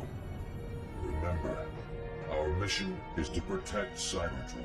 Rain falls heavily on Cybertron, and the tension at the Autobot base is palpable. Ironhide desperately tries to repair the power grid, but as the golden rule of invasions dictates, the shields fail exactly 2 seconds before the attack begins. Tidal Wave, now sporting a new body and going by the name Mirage, leads an endless horde of Terrorcons. He fires a signal into space, and Shock Blast's troops swarm the planet like a plague. The Autobots are absurdly outnumbered. Shock Blast wastes no time and blows up Primus's chamber, allowing the Terrorcons to start devouring the power connections. Out of options, Optimus Prime makes a drastic call. He reroutes all power to the defense towers. The gamble pays off. A massive wave of Energon sweeps the battlefield, disintegrating a huge chunk of the enemy troops and forcing a desperate Decepticon retreat. Mirage sets off a blinding flashbang and bails. Meanwhile, in space, Unicron's body literally roars and begins to glow with a sickly green hue. Inside, Megatron is living his best life, absorbing energy and even complementing Shock Blast, which proves the day has officially gotten weird. Kicker, in the middle of this madness, tries to deal with Alpha Q, who out of nowhere drops a super deep philosophical question about what it means to have a father. It's not exactly the ideal time for therapy, but Kicker needs to hold the alliance together. Misha manages to convince Dr. Jones to send all of Earth's Energon to aid in the battle. Megatron, feeling maximum power, orders Unicron to devour Cybertron, but before the worst can happen, Unicron's head flies like a meteor toward its own body, colliding and tearing open a direct path for the Autobots to invade the giant. The invasion begins, and the Autobots force their way through Unicron's insides, sweeping away the Terrorcons in their path. Megatron, watching everything from his makeshift throne, decides to play with his food. He opens a trapdoor and traps Scorponok, who is only saved thanks to Alpha Q's quick intervention. Amidst this chaos, Shock Blast has a sudden delusion of grandeur. Protected by a force field, he announces that he's going to take control of Unicron and destroy Megatron. Megatron's reaction? He finds it hilarious. It's like a Death Star intern saying he's going to take Darth Vader's job. The Autobot advance hits a massive chasm. Optimus Prime volunteers to cross alone, and Megatron welcomes the challenge with open arms, raising a staircase-shaped fortress for the epic duel he's always dreamed of. But Shock Blast, proving he has zero sense of timing, crashes the scene and unloads full firepower, blowing Optimus's arms and legs off. Megatron is livid. The villain wanted a legendary fight, and his own soldier ruined the climax. With Prime dismembered and defenseless, it looks like the end of the line. That's when Wing Dagger, now resurrected and rebranded as Wing Saber, flies in to save his leader. To buy time, even Scorponok jumps into the fray to fend off the Decepticons, making it clear his loyalty lies exclusively with Alpha Q. At that exact moment, the Energon sent from Earth punches through the wormhole and strikes Unicron. The massive energy revives Optimus Prime and overloads Unicron's system, creating a shockwave that tosses Autobots and Decepticons around like ragdolls, while Alpha Q looks into the light and finally catches a glimpse of his lost home planet. The energy inside Unicron is completely unstable. Megatron, furious at the resistance, decides that if he can't control the giant in peace, he's simply going to blow everything up. He forces Unicron to release pockets of volatile energon, turning the monster's interior into a minefield. Wing Saber reaches Optimus, and the two combine, creating an assault force that quickly clears the way. Prime's plan is now surgical. Hotshot and Alpha Q will separate Unicron's head again, while he and Rodimus handle Megatron. But Megatron isn't playing around. When Scorponok steps up to challenge him, the fight isn't even fair. Megatron goes into full fatality mode. He slices off Scorponok's tail, rips off one of his arms, and stabs him right in the chest. It's brutal, cold, and shows just how lethal Megatron can be when he loses his patience. Seeing his friend torn apart, Alpha Q ignores the original plan and runs back to try and save him. Megatron then triggers the maximum energon payload. The result is the collapse of the space around them. A gigantic dimensional rift tears open, sucking everything in like a black hole. Shock Blast, who only moments before was attempting yet another mutiny, is comically run over by a giant piece of debris and launched into the void.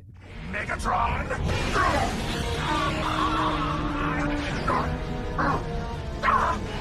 This wasn't supposed to...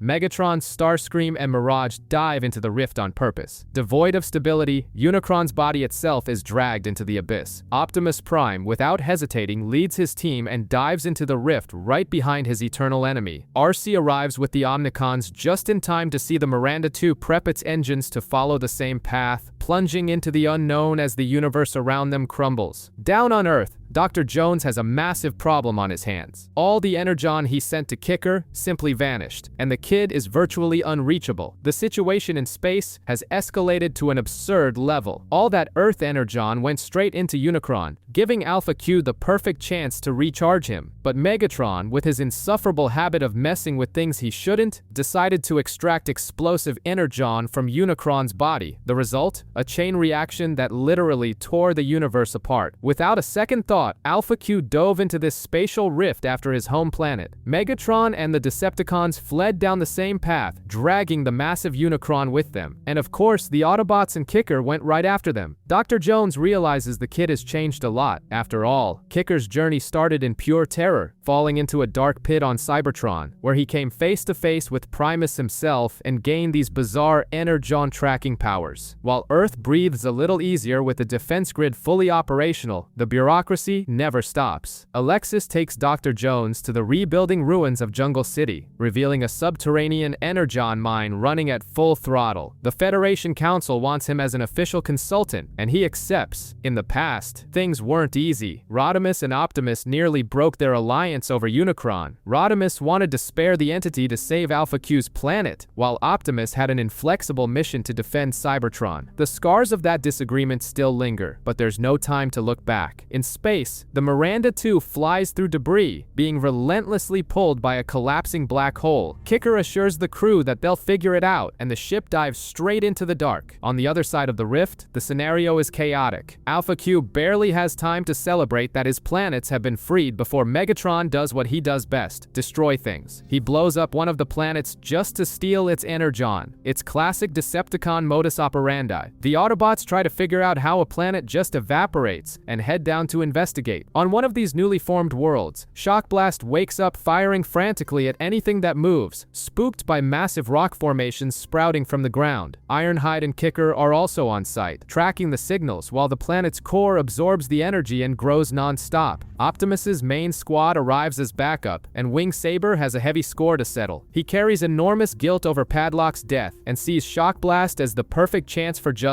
When the Decepticon makes the amateur mistake of taking Ironhide hostage, Wing Saber doesn't hesitate. He charges in, frees his ally, and buries the criminal into the stone ground. The Autobots change Shockblast to a rock formation, but the victory is short-lived. A colossal horde of Terrorcons touches down, led by none other than Scorponok. Ironhide runs up, relieved to greet his old friend, ignoring Kicker's instincts that something is wrong. The warning comes too late. Fully reformatted and suffering from heavy brainwashing by Megatron, Scorponok ignores the greeting and swathes Ironhide away. The glowing Decepticon insignia on his chest makes it clear the ally they once knew is gone.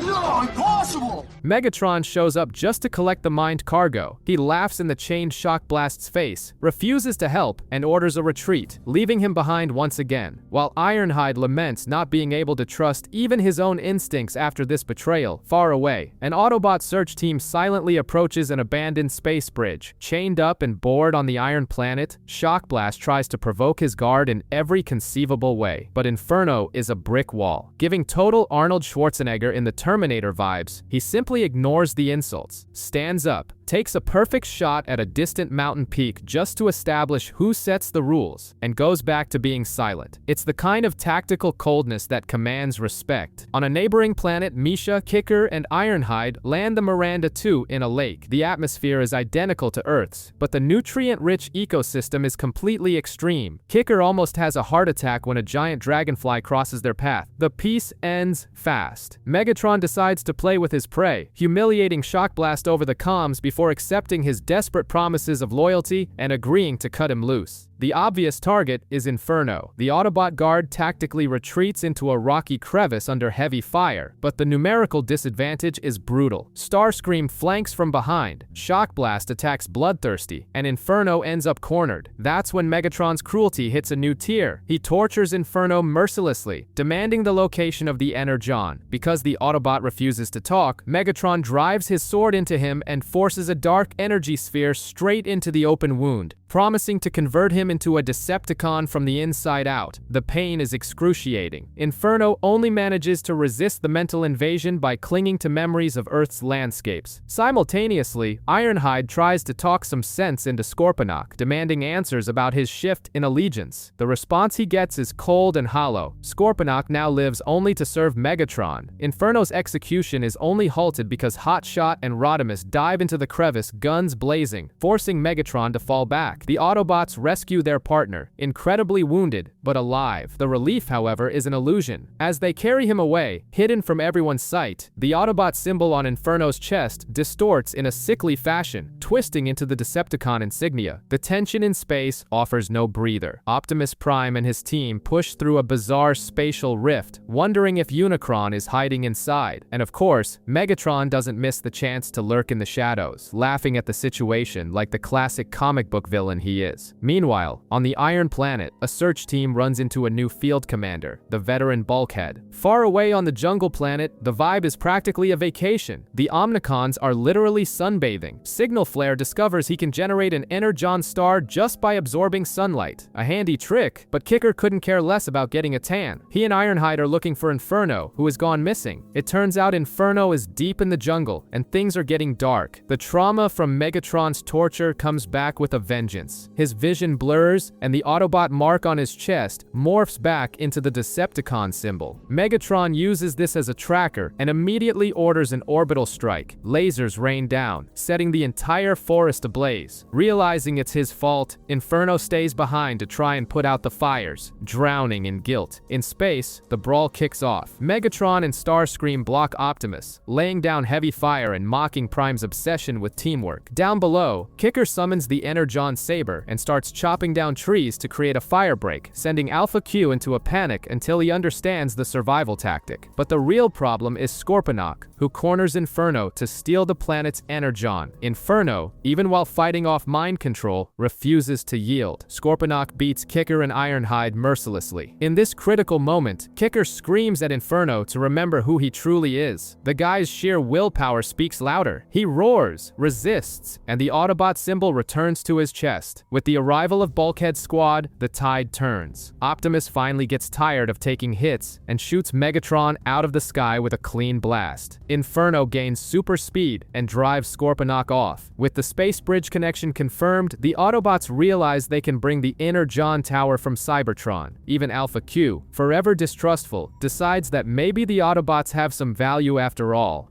They are rather feeble. An interesting dilemma. Oh, I do think we should trust them. They mean well and they try so hard.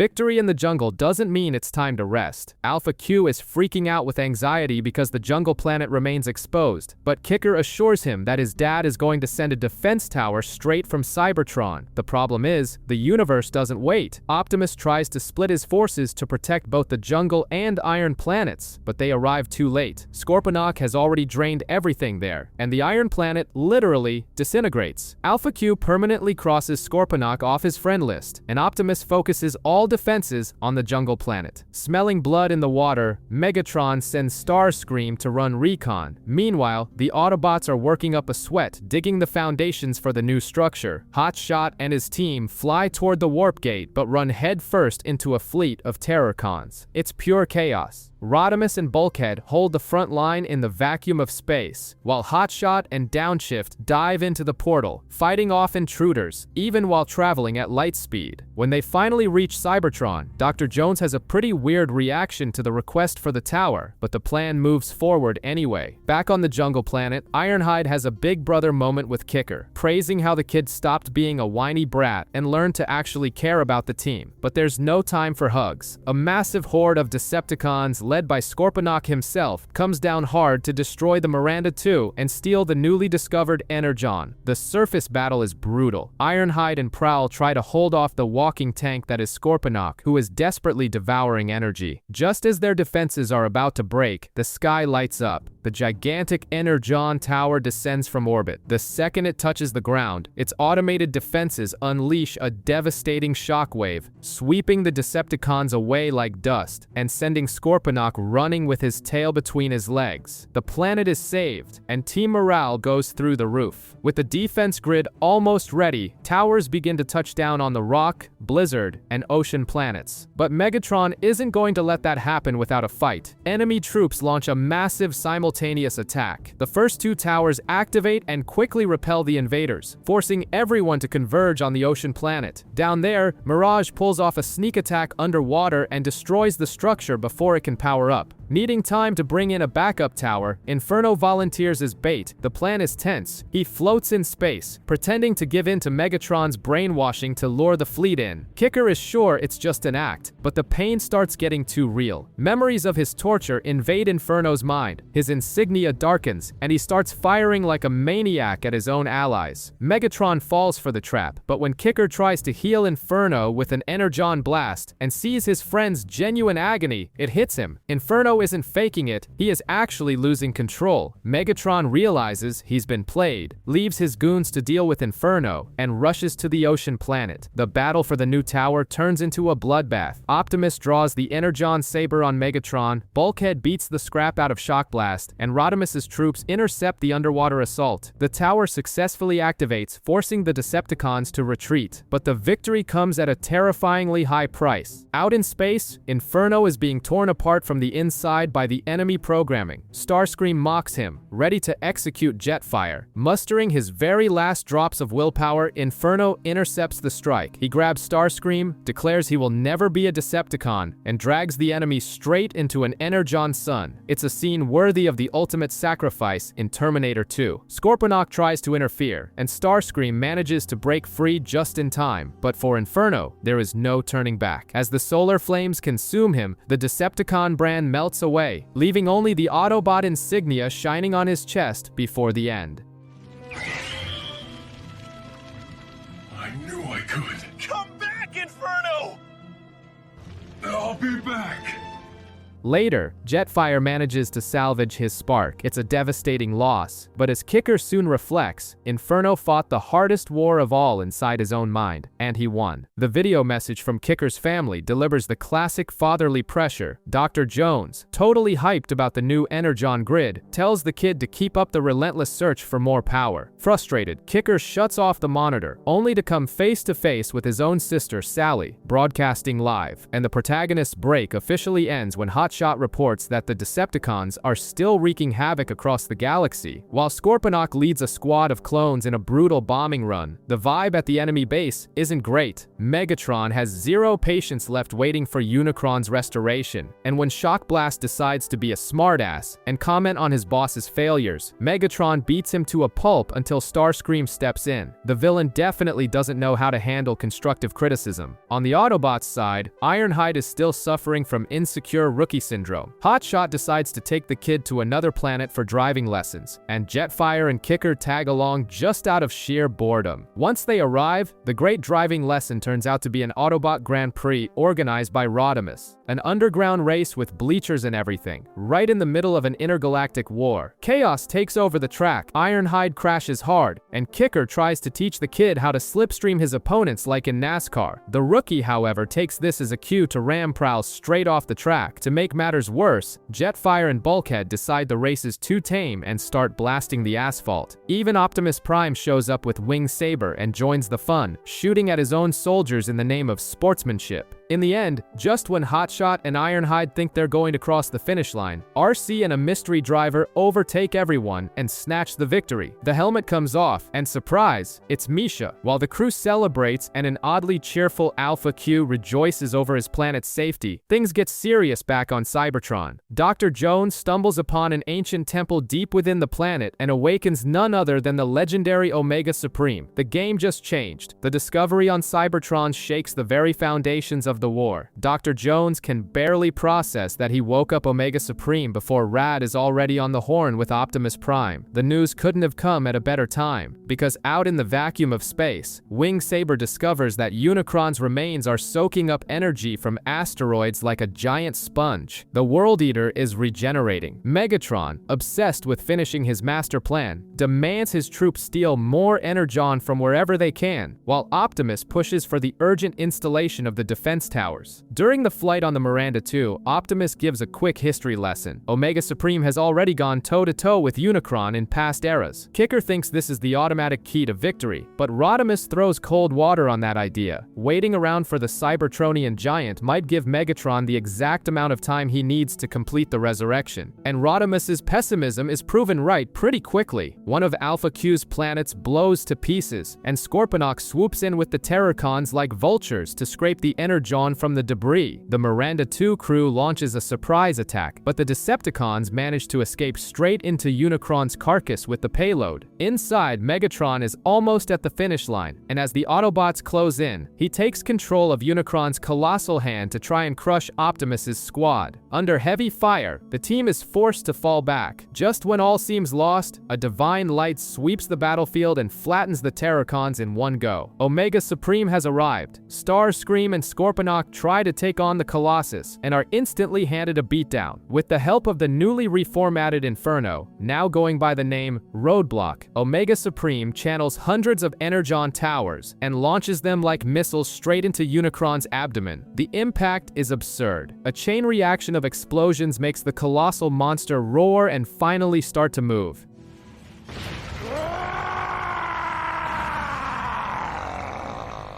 Megatron watches the chaos completely unfazed, knowing he just needs Unicron's head back to grab the Energon orb and rewrite the universe. Sitting on his throne deep within the monster's bowels, Megatron dictates their next destination with the confidence of someone who has already won the board. The target is Alpha Q. Optimus acts fast, deploying the Energon grid around the planets like a massive barricade, but the Decepticon leader just laughs at the defensive attempt. Kicker, grasping for any advantage, tries to squeeze some grand tactical secret out of Omega Supreme on how to defeat the enemy. The giant's response, however, is painfully bureaucratic. He's just a soldier following the Prime's orders. The battle shifts straight to Unicron's metallic surface. Autobots and Decepticons trade fire on the hull while Megatron makes a suicidal move. He slams the colossal body directly into the Energon grid. The violent impact momentarily traps the creature, generating a massive thermal pressure buildup that threatens to blow the entire structure apart. Optimus tries to breach the core to stop Megatron, but the extreme heat melts away any chance of advancing. Rodimus and Wing Saber fall back, and Optimus is cornered by the hellish temperatures until Omega Supreme dives into the fire to rescue him. Ignoring his own troops' panic and doubts, Megatron brute forces Unicron right through the grid and makes a mad dash for the Energon orb. Kicker gets on the comms and begs Alpha Q to run, but their ally has already accepted his fate. In a final act of sacrifice, he orders the Miranda 2 crew to take shelter on a safe planet before the inevitable collision. Unicron grabs the orb. Alpha Q holds out until the very last second, but the orb's light dies out and the energy flows directly into the Titan's original head, which finally reconnects to its giant shoulders. The nightmare is complete. Unicron is whole again. Megatron orders his cosmic toy to move forward and feed, but to his frustration, the creature remains completely static. Rodimus figures it out. The monster is using this time to repair the damage taken from the Energon grid. It's the only window they'll get. With Omega Supreme revealing he can combine his power directly with Optimus, the Autobots prep their final offensive. Meanwhile, inside the human ship, a devastated Kicker refuses to accept the loss, swearing he will find Alpha Q, whatever it takes. While Unicron regenerates, Kicker and RC ignore the danger and infiltrate the monster's head, with Ironhide right behind them. The rest of the Autobots, including Optimus and Omega Supreme, focus on hunting down Megatron inside the beast. And here's the kicker. When the Autobots power link with Omega, their strength multiplies tenfold. Megatron realizes he's cornered. He needs more Energon, but his troops are all pinned down in the crossfire. All of them, except Shockblast. Like a true action movie opportunist, Shockblast storms the control chamber, lies about the Autobots being hot on his trail, and tricks Megatron into abandoning the throne. Without wasting a second, he claims the seat for himself, jacks into Unicron, and steers the giant toward the Blizzard planet. There's just one problem. Unicron's power is way too much for one guy to handle. Shockblast undergoes a bizarre mutation and falls into a psychotic break. He starts blasting everything in sight, blowing Optimus and Omega straight out into space until they crash land on the Blizzard planet, and he goes right after them. Down on the surface, Optimus still tries the old motivational speech trick, reminding Shockblast of his pride as a warrior. It doesn't work. Completely unhinged, the villain opens fire on Unicron itself. The response? A giant hand comes down from the sky and squashes him like a bug. Megatron feels the traitor's energy flow into him and bursts out laughing. Meanwhile, Kicker reaches his destination and finds nothing but the gray, lifeless husk of Alpha Q. The guilt hits him hard.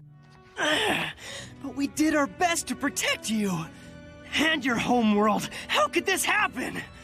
How could this have happened? Scorponok shows up ready to attack, but Ironhide throws it in his face that Megatron killed his true master, triggering a major loyalty crisis. With Unicron's internal defenses waking up, Rodimus appears out of nowhere, rescues Kicker's team, and they all beat a hasty retreat. Inside that colossal body, insanity takes over. Megatron makes his announcement. He no longer exists. Now there is only Unicron. Megatron's insane laughter echoes as Unicron comes back to life, wreaking absolute havoc. Wasting no time, the monster fires devastating energy blasts from his chest and begins obliterating the Blizzard planet. The Autobots try aiming for his eyes, but they are swatted away like flies. The sheer scale of the absurdity is so high that Optimus Supreme actually tries to brute force push Unicron away. On the surface of another mysterious world, under pouring rain, Ironhide is still trying to talk some sense into Scorponok. He repeats that Megatron killed Alpha Q, but the brainwashing is too strong, and Scorponok attacks. The fight is short-lived, as he is summoned back by his master. Inside, Megatron and Unicron are fighting their own private war over control of the Decepticons. The Blizzard planet is completely vaporized in a single shot, forcing the Autobots to fight just to avoid being swallowed in the blast. The situation is so critical that back on Cybertron, Primus finally awakens, sending a colossal pulse of energy surging across across space. Ignoring any sense of self-preservation, Optimus and Omega decide to take on Unicron alone. Their attack does some damage, but it only pisses the creature off more. The Miranda 2 and the rest of the team arrive just in time to act as a meat shield for Optimus. The retaliation hits hard. Unicron glows, unleashes his power, and simply wipes the circuit planet off the map. With his allies out of commission, Optimus keeps pressing the attack and becomes the prime target. It looks like the end of the line, but right at that exact moment, Primus's pulse hits the battlefield. The energy instantly revives and restores the color to all the Autobots. The effect on Optimus Supreme is even more insane. His limbs expand until he grows to the size of a literal planet. Now standing on the exact same scale, he grabs Unicron and hurls him across space. The showdown is now between two absolute giants. A massive Energon disc materializes behind Optimus Supreme, creating not just a shield, but a sort of invisible floor right in the middle of the vacuum of space. The arena is set. Scorponok tries to intervene, but Starscream rains on his parade. The harsh truth is laid bare. Megatron got what he wanted out of Unicron and doesn't need his lackeys anymore. Inside the creature, the original Megatron is still gloating over his master plan, while his Decepticons, who had been locked up, end up getting released right into the crossfire. Even though they just got out of the medbay, Rodimus and his crew grab some Energon stars and rush back to the front lines. The fight escalates fast, taking a massive beating from Optimus. Unicron decides to play dirty. He fires wildly, incinerating 3 entire planets at once. That's Earth's cue to enter the game, launching its towers to form a spatial defense grid. Unicron actually manages to pin Optimus down using tentacles, because cosmic villains always need tentacles, but it doesn't last. Optimus charges in for close quarters combat, firing point blank. He tells Kicker to focus on defending the grid. He has already made up his mind. He is not letting Unicron escape, no matter the cost. Then comes the classic leader speech that gives you chills down to the last gear. Optimus pushes his power to the absolute max and fires one definitive, massive blast. The impact is so devastating that Unicron is wiped from existence, shattering into thousands of pieces.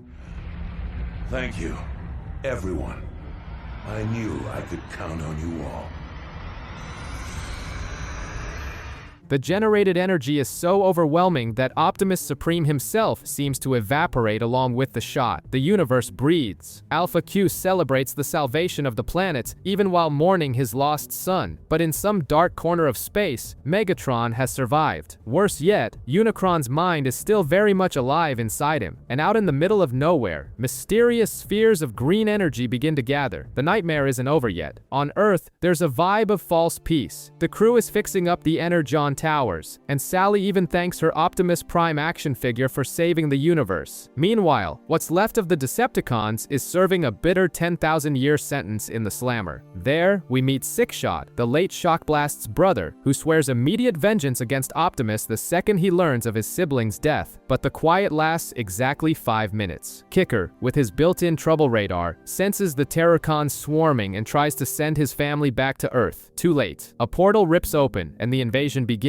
Led by Scorponok, Starscream, and the man himself, Megatron, proving once again that a truly good villain never dies on the first try. Chaos erupts in Cybertron's central city, towers crumble, humans run for their lives, and Megatron starts hearing a familiar voice in his own head. It's Unicron, knocking on the door of his mind. With Optimus still on the repair table and Rodimus hesitating to lead the counterattack, things are looking grim. Starscream breaches the prison to bust out the old friends, while Dr. Jones begs Primus to wake up and release energy to defend the planet. Guided by the voice in his head, Megatron descends into the depths of Cybertron. He finds a secret chamber, exactly like the one Optimus saw in his deliriums on the medbed. The place is a war mausoleum, guarded by corroded metal sentinels. Since diplomacy was never his strong suit, Megatron blasts one of the giant robots. The result? The place wakes up. 3 Titanic Guardians come back to life in front of a pool of the highly coveted Super Energon. The villain wastes no time and declares himself the new master of the squad. Up on the surface, Optimus wakes up and takes off with Jetfire, but the damage is already done. Megatron's arrogance hits a slight speed bump. Out of the 3 newly awakened Guardians, 2 bow their heads, but Superion Maximus stands his ground and warns him that the Super Energon belongs to no one. Ignoring the warning, Megatron dives headfirst into the pool of pure energy. Superion thinks he's going to turn into melted scrap, but the outcome is every Autobot's worst nightmare. He absorbs the well's power and rises reborn as Galvatron. Sporting a new look and insane power, Galvatron orders the other 2 Guardians to hunt down Superion, who splits into 5 jets and flees to avoid getting obliterated. On the surface, the old Decepticon gang is loose and doing what they do best, blowing up the city. Six-Shot and Demolisher try to take the control room, nearly running into the humans hiding out there. To test his subordinates' loyalty, a classic evil HR test, Galvatron orders Starscream to step into the pool of Super Energon. His right-hand man survives, gets a fresh paint job, and scores a serious upgrade. By the time the Autobot ship Miranda 2 finally breaches the atmosphere, the battlefield is already set. Optimus, Omega Supreme, and Ironhide drop in with guns blazing, but the party stops when Galvatron and Starscream erupt from the ground like missiles. Optimus's shots now bounce off Galvatron's chest like rubber bullets. To make matters worse, the destroyed Energon towers start leaking a gas that is highly toxic to the Autobots. It's total chaos. Kicker runs blindly through the smoke to try and save his family, while Prime, choking on the gas, tries to cover the kid from Starscream's assault. The one who saves the day is Superion Maximus, who swoops in and rescues Kicker, while Jetfire pulls Optimus out of the danger zone. In the end, Superion repairs Optimus's damage and officially joins Team Autobot. Kicker beats himself up for failing to reach his family, but Ironhide assures him that the rescue mission has only just begun. Cybertron is now enemy territory. With the atmosphere choked by toxic gas, Kicker and RC, the only ones immune to the fog, are sent in to manually shut down the power grid. Meanwhile, Kicker's family tries to survive by hiding from patrols and, incredibly, carving out time to eat dinner right in the middle of the apocalypse. In the control room, Six-Shot tries to score brownie points with the boss by revealing Super Energon's true capability. It can move the entire planet through space, just like a giant spaceship.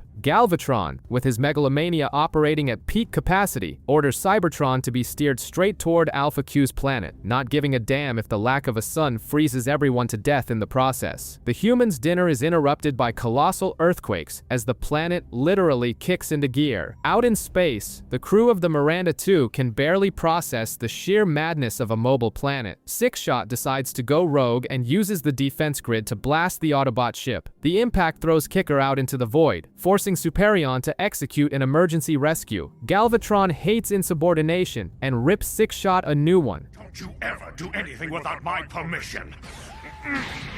But Galvatron, sir! I give the orders around here. Pull a stunt like that again. But during the insane brawl taking place on the ship's hull, with Optimus and Galvatron trading punches miles above the ground, Six-Shot takes the bait of his own pride. Ignoring direct orders, he fires a massive energy beam that tears the Miranda 2 in half. The ship goes into free fall, plummeting towards Cybertron's lethal atmosphere. Optimus risks it all to pull Cliffjumper out of the cockpit before total collapse. They barely escape at the very last second, hauled out by Omega and Superion, watching as the Miranda 2 crashes down like a meteor and explodes on the surface. Back at base, Galvatron beats the scrap out of Six-Shot for rebelling, but the sniper just smirks, letting his boss know he's still going to need him. Down below, Kicker and RC stare at the smoking wreckage of the ship, which, now embedded in the ground, looks less like a defeat and more like a giant burning beacon of resistance. RC and Kicker land on Cybertron, accompanied by the Omnicons, while Optimus and Ironhide monitor everything from above. Their mission is surgical: find a way to cut off the flow of the Energon gas grid. Nearby, Autobot troops try to slip past the Terracons to warn them that Dr. Jones's ship has been shot down. But Six-Shot, who has taken on the role of Galvatron's watchdog, detects the movement and dispatches the heavy hitters, Bruticus Maximus and Constructicon Maximus, to quietly handle it. Underground, the mood is equally tense and absurd. Sally watches Terracons marching by, while Mistress Jones decides the best way to cope with the stress of an alien invasion is by baking cookies. At the same time, Dr. Jones and Rad find the elevator shaft leading down to Primus, but the place is falling apart. When a Terracon drone spots them, their only way out out is a leap into the dark. On the surface, the Omnicons finally manage to inject a gel into the piping, blocking the gas. Kicker detonates part of the grid with Energon stars, clearing the way for Optimus and his team to drop in for a downright brawl. All hell breaks loose between the Autobots, the Combiners, and Galvatron's troops. The problem is that Six-Shot decides to play tactical genius and ignores his own boss's orders. He simply releases the Energon gas grid onto the surface, thinking it'll wipe the Autobots off the map once and for all. In a rare moment of universal agreement, everyone, Optimus, Kicker, Ironhide, and even Galvatron, looks at the deadly fog rolling toward them and comes to the exact same conclusion. It's time to run. The Autobots dive into the underground tunnels, escaping at the very last second, while the war outside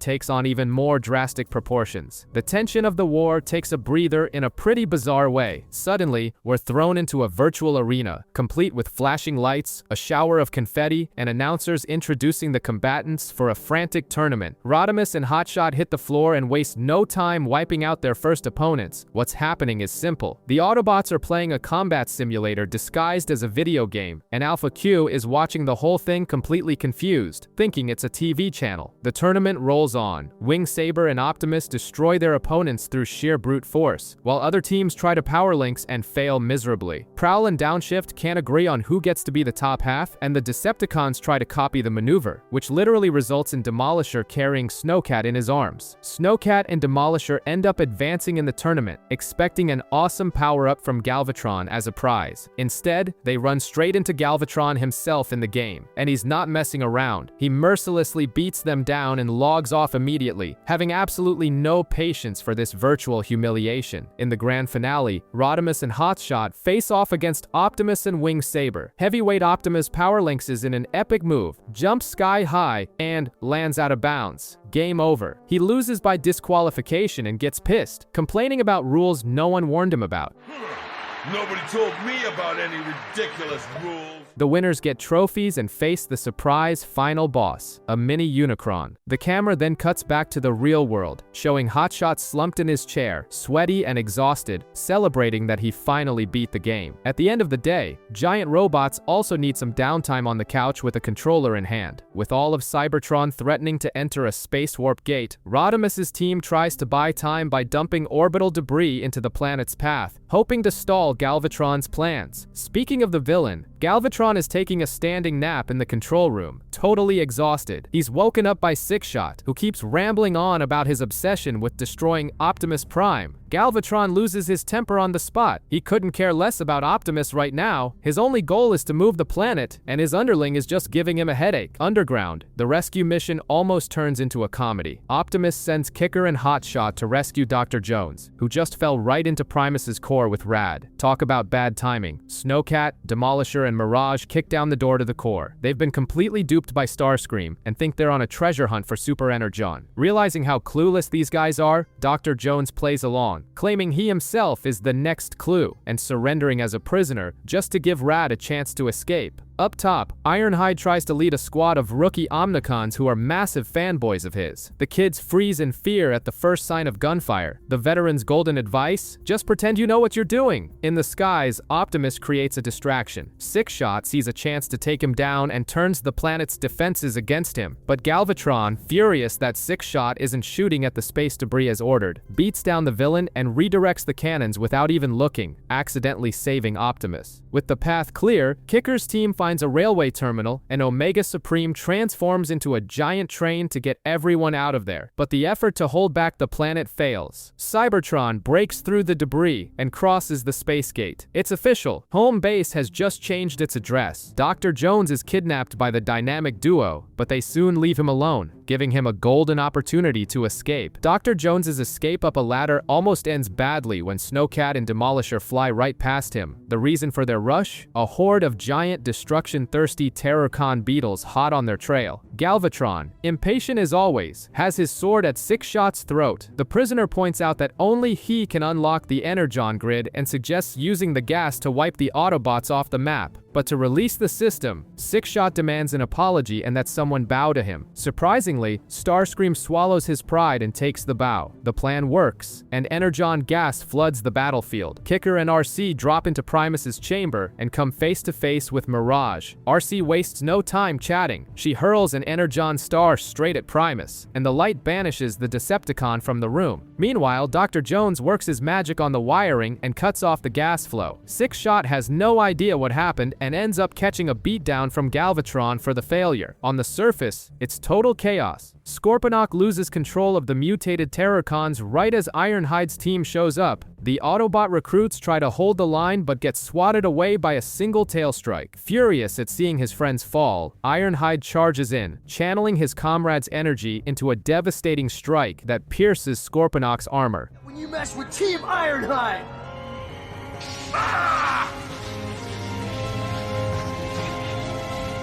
Ironhide reaches Primus's chamber and offers up his energy. The room shines brighter, and Kicker is finally reunited with his family. Up above, just when Galvatron thinks he has the upper hand, Optimus's chest glows red with Primus's awakened power. He combines with Omega Supreme and sweeps through the Decepticon ranks like a Tasmanian devil. With everyone busy, Six-Shot decides to hack the Energon grid for his own gain. And in a bizarre twist, the giant Terracons surround the wounded Scorponok, and instead of attacking him, fire Energon blasts that heal his injuries. Cybertron emerges from the warp gate straight into deep space, and it already feels like the end of the world. Misha reports that an entire planet has already been destroyed in their wake. On the surface, Six-Shot finally detonates the Energon gas grid, blowing up the ground beneath the Autobots and sweeping the team out into the vacuum of space. The problem is that Cybertron starts accelerating with no brakes. The planet plows through 3 smaller worlds, tearing them apart on impact, heading straight for the plane's planet. If it hits, the chain reaction could wipe out the entire universe. Optimus Prime, even while damaged and floating in space, realizes the true threat still pulses in Cybertron's core. He heads back to the planet and faces Galvatron in the toxic atmosphere. Optimus demands to know why the villain kept Unicron's spark alive, but the only answer he gets is a laser blast. Left with no choice, Optimus calls upon the power of Primus. A colossal light engulfs both leaders. The gas is sucked back in, and Optimus Supreme emerges gigantic, nearly half the size of the planet itself. He sinks his fist into Cybertron's crust, using pure brute force to try and break the massive rock. While Kicker and Jetfire's team rush to destroy the acceleration towers, Galvatron orders Six-Shot to overload the system. Six-Shot warns that the towers will explode, but after taking one unprovoked insult too many, he snaps and cranks the power to the max. The towers start popping off like fireworks. Galvatron laughs in Rodimus's face, drops the bombshell that Optimus is already infected by Unicron, and takes off. With the towers offline, Cybertron finally comes to a halt. Rodimus breathes a sigh of relief for a second, until he sees Optimus still relentlessly punching the planet. When Rodimus yells out, the giant stops, glows green, and dissolves completely into pure light. Deep in space, untouched, Unicron's orb continues to glow in the dark. Galvatron is not playing around. He pins Six-Shot to the wall, his sword at his underling's throat, ready to execute him for insubordination. Six-Shot begs and swears absolute loyalty, managing to save his own skin by a hair. Down at the base, Six-Shot tries to relax by reading a Catgirl comic book, because even Decepticons have their hobbies. But Mirage, Demolisher, and Snowcat are breathing down his neck, annoying him. Irritated and calculating, he tricks the 3 of them, locks the trio in a hallway, and heads straight for the Super Energon chamber. His plan is to absorb the power for himself before Galvatron or Starscream can take it all. Except Sally sees the whole thing from the shadows and seals the control room. The Autobot group splits up to try and intercept Galvatron, while Kicker and Ironhide, who were heading down the elevator shaft, have an accident and crash land right in the middle of a Terrorcon nest. Six-Shot's ambush attempt fails miserably when Galvatron simply orders Scorponok to deal with him. The path is clear, and Galvatron finally dives into the Super Energon pool, laughing maniacally as the cosmic power surges through his body. And that mysterious Unicron orb? It's still just floating there intact. The entire planet starts to shake. When Galvatron emerges from the depths, he is absolutely colossal and overflowing with power. Six-Shot is the first to test this new strength. He begs for his life, but Galvatron crushes him under his foot like a bug. No, I'm Six-Shot, don't you remember?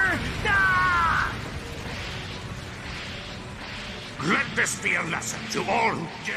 A wounded Scorponok watches the scene unfold, and when Sixshot spends his dying breath saying he's finally free, Scorponok realizes the terrifying price of that freedom. With the situation spiraling totally out of control, the Autobots evacuate the humans to the ocean planet, while Optimus and Omega Supreme race back to Cybertron. A colossal Galvatron now stalks the planet's surface, clearly trying to evolve into Unicron himself. The Autobots watch the scene in absolute panic. Underground, Kicker, Ironhide, and the Omnicons rush to cut off the flow of Super Energon feeding the villain, but Scorponok blocks their path. Ironhide throws down, completely disgusted by the fact that Scorponok remains loyal to a leader who just crushed his own soldier without blinking. Up above, Optimus arrives via space bridge and makes an insane gamble. Using the remaining Unicron energy he still carries, he combines with Omega Supreme, forming a Titan to go head-to-head with Galvatron. The size difference is so drastic that Galvatron literally steps on them, but Prime refuses to stay down. He forces the giant's foot up and knocks him over. Galvatron's response is drastic. He blasts off into space, but he's not going alone. Using a massive cable of Super Energon, he begins towing the entire planet of Cybertron with him. Kicker and RC finally reach the energy column and start frantically slashing at the cables with the Energon saber. While the base quakes and Terrorcons attack, they manage to cut the tethers just in time. Cybertron breaks loose, ending the most insane space tow ever seen. Back in the tunnels, Ironhide pummels Scorponok until he drops, but when the Terrorcons crawl over to comfort their injured master, Ironhide lowers his weapons. He points out that this is true loyalty. Scorponok actually cares about his subordinates, unlike Galvatron. Reality hits Scorponok hard. He simply turns his back and walks away, giving up the fight. Out in space, Galvatron keeps growing and disappears into the darkness, trailed by both factions. And that blasted Unicron orb, still quietly waiting for its moment. The space chase is in full swing. Knowing what lies ahead, Optimus tells Rodimus to take command of the Autobots in case he doesn't come back from this final showdown. Optimus detaches from Omega Supreme and decides to go all out. He transforms into a glowing sphere of light and through sheer willpower grows to the exact size of his rival. The two collide with absurd force and plummet, fighting all the way down to the surface of the jungle planet. It's a heavy, brutal brawl. No jokes, no taunts, just two mortal enemies willing to do whatever it takes. Galvatron even impales Prime with his sword, but Optimus keeps getting back up. Meanwhile, back on Cybertron, the ancient Energon Guardians settle their own scores. Superion faces Bruticus Maximus and Constructicon Maximus in a chaotic fight that ends with Superion crushing Constructicon Spark, losing his own arms and legs in the process, only to merge with the dead enemy's limbs and annihilate Bruticus. Power Link!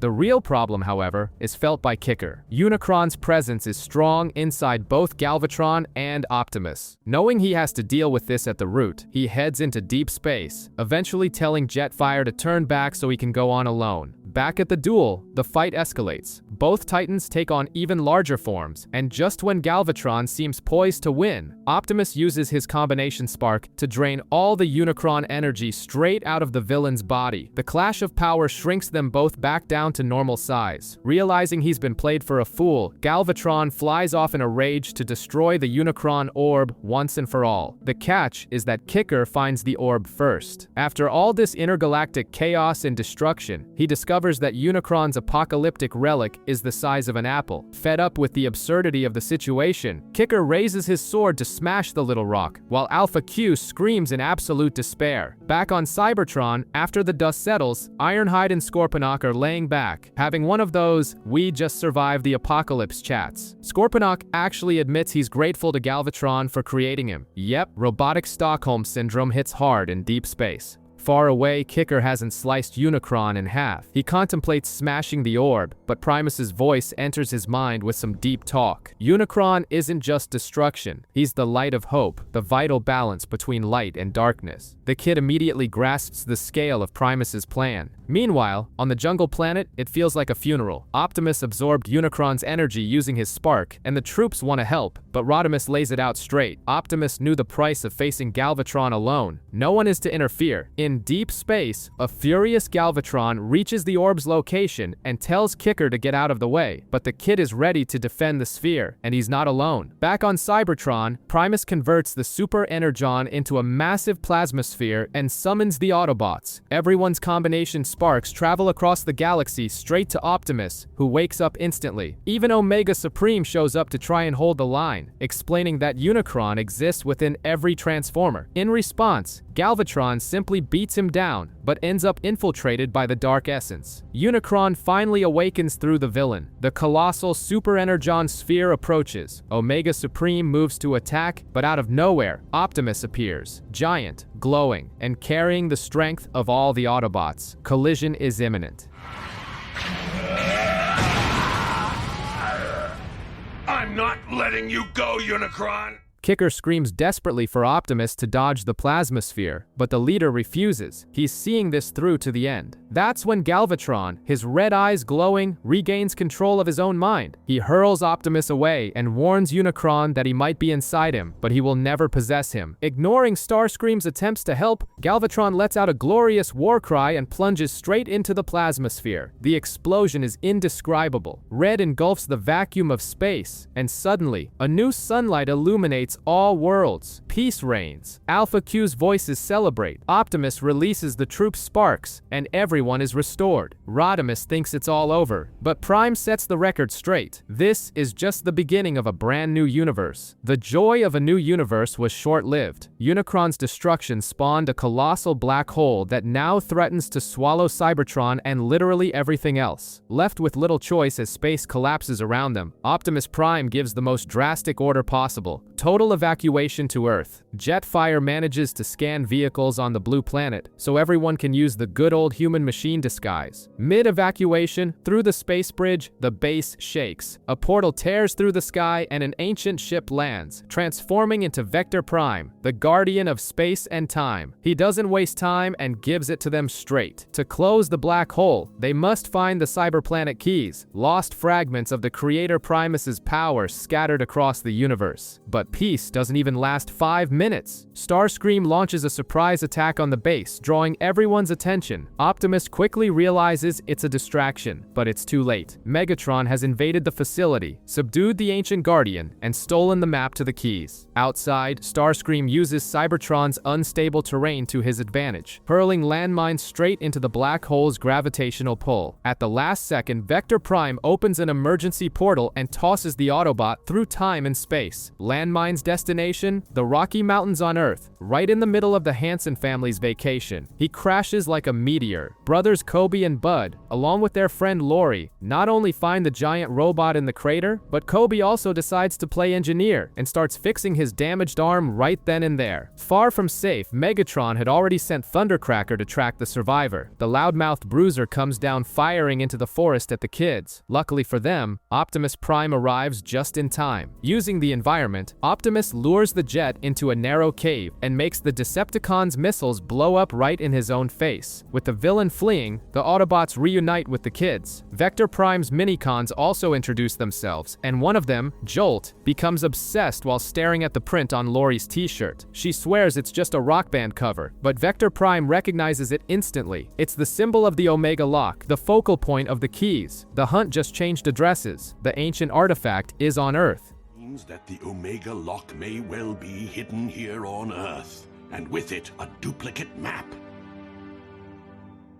Even with their base established on Earth, Vector Prime makes it clear that running away solves nothing. The black hole will inevitably swallow all of reality if it isn't stopped. The solution? Divide and conquer. Jetfire, Hotshot, and Overhaul head into space with Vector Prime to try and recover the stolen map, while Optimus and Scattershot stay on Earth to locate Landmine. During this earthly search, Scattershot decides to update his look. He looks at a billboard for some random war movie and immediately scans an armored tank. Subtle? Not in the slightest, but it commands respect on the road. Out in the vacuum of space, Megatron and Starscream arrive at an asteroid field. Guided by the map, Megatron smashes the largest asteroid hoping to find his key, but only gets a face full of dust. Starscream calms the boss down, reminding him that the map is ancient and the universe is constantly moving. Before they can calculate a new route, Vector Prime's team comes tearing in. The problem is, even with a 3-2 numerical advantage, the Autobots simply can't take down the Decepticon duo. Meanwhile, the crew on Earth is dealing with human curiosity. Kobe borrows some tools and an ATV from his mentor to help hide landmine in the dense forest. But the Autobots' giant footprints have already attracted the local sheriff, who rallies a posse thinking they're hunting Bigfoot. To make matters worse, Thundercracker resurfaces with a newly scanned military jet mode, finds the group, and rains missiles on the forest, sparking a massive wildfire. Once again, Optimus Prime comes soaring through the sky just in time. He chases the jet through the canyons and applies a brutally familiar tactic. He makes Thundercracker's missiles detonate in his own face and dispatches him straight through a dimensional portal, because if a strategy works, you repeat it. To deal with the inferno in the forest without revealing to the world that giant aliens exist, Optimus goes into super mode. He sucks up water from a nearby lake and fires a hyper-ionized blast into the air. The rain puts out the flames, and the curious humans leave thinking it was just a sudden storm. With the perimeter clear, the Autobots finally reunite with Landmine and the kids. Bud immediately starts messing with Vector Prime's gears, causing his minicons to pop out and scan the boys' magazines. And when Jolt lays eyes on Laurie's shirt print again, Vector Prime gets his confirmation. If the ancient symbol of the Omega Lock has already infiltrated human culture, one of the most powerful keys in the universe is definitely in our backyard. The Autobots need a base on Earth, and fast. Laurie offers an abandoned canyon owned by her dad, and construction begins. It's classic teamwork. The robots provide the brute force, using special attacks to carve out the rock, while the kids take on the role of engineers. They make sure the design is efficient, safe, and, of course, visually badass. The deadline? Sunset. While Vector Prime tries to track the Omega Lock, emitting an annoying supersonic signal that only the kids can hear, Megatron decides to snoop around. In space, Starscream tries to keep his boss focused on the search for the cyber planet keys, but Megatron's paranoia about what the Autobots are doing on Earth speaks louder. At the base under construction, the team applies an invisible camouflage paint, but the sensors go off. Megatron and Starscream are approaching. If they see the base before the paint dries and the shield activates, the hideout is busted, and the Autobots will have to abandon the planet. Optimus, Jetfire, Hotshot, and Vector Prime set out to intercept the duo in the upper atmosphere. The idea is to buy time. Vector Prime demands his map back and tries to settle it with his fists, which doesn't go too well against Megatron. The Decepticons break through the blockade, forcing Overhaul to rush back to finish the base's camouflage all by himself. Just as Megatron is about to discover everything, Vector Prime teleports right in front of him. Forget the weak punches. He summons his cyber key and raises an impenetrable force field. Optimus seizes the opening, activates super mode, and lands a dead center shot that wounds the Decepticon leader, forcing him to retreat through an escape portal. The base turns 100% invisible right in the nick of time, and as the sun sets, the Autobots ask the burning question, what on earth is a cyber key? Vector Prime explains that it is a fragment of Primus's power, and decides to gift the entire team their very own keys.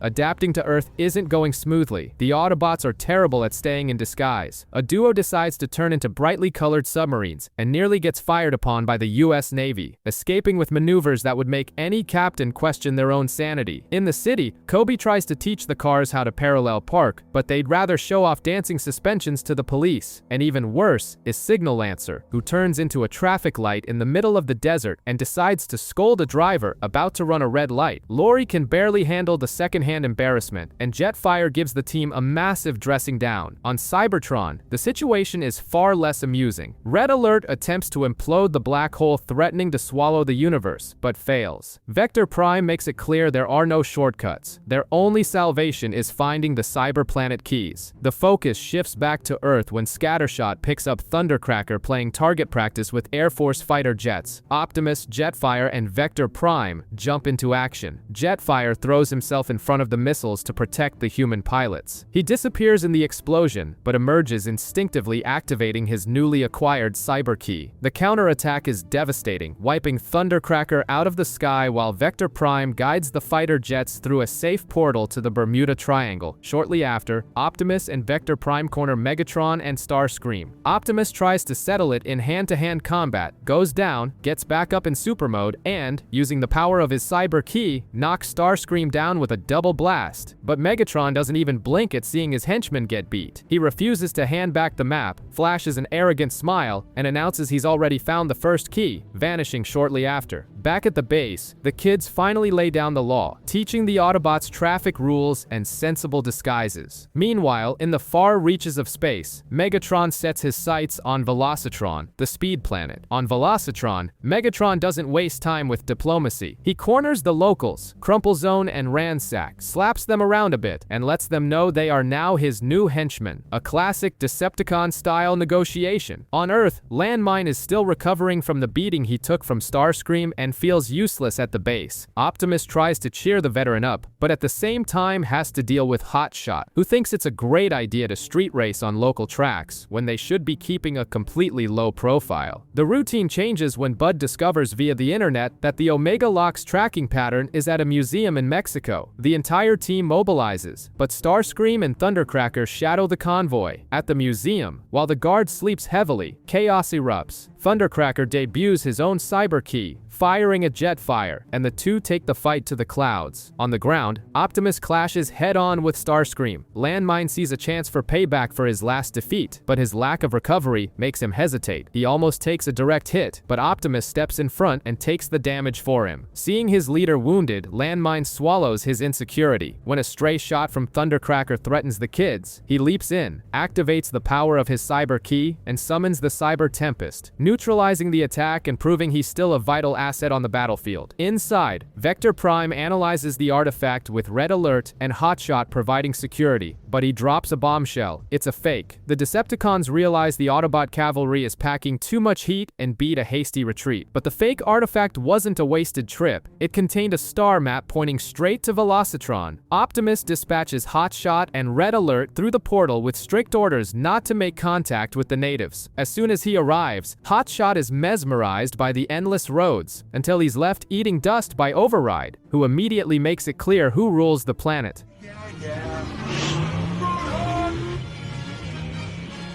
At the Earth base, Bud gets it into his head that he needs to go to space. He talks Jolt into it, who for some reason thinks it's a great idea, and drags Scattershot along to take the kid for a joyride on the invisible space bridge, which by the way is literally just an invisible bridge floating in orbit. Meanwhile, in the British Isles, Optimus Prime and Vector Prime are playing archaeologist, searching for clues to the Omega Lock in some ancient standing stones. But the peace is short-lived. Starscream and Thundercracker show up blasting, and in the crossfire, a stray missile hits the space bridge. Scattershot and Bud are hurled into the vacuum of space. The joyride quickly turns into a nightmare. They start plummeting into the atmosphere. Scattershot's force field overheats, and Bud has only minutes to live. Jetfire attempts a rescue, but a random satellite gets in the way and makes things worse. Tension reaches its breaking point until, in a flash of light, the two vanish and reappear in the middle of the base. Jolt had learned how to open dimensional portals from Vector Prime and save the day at the very last second. Far away on Velocitron, Hotshot is itching to race on the planet's track,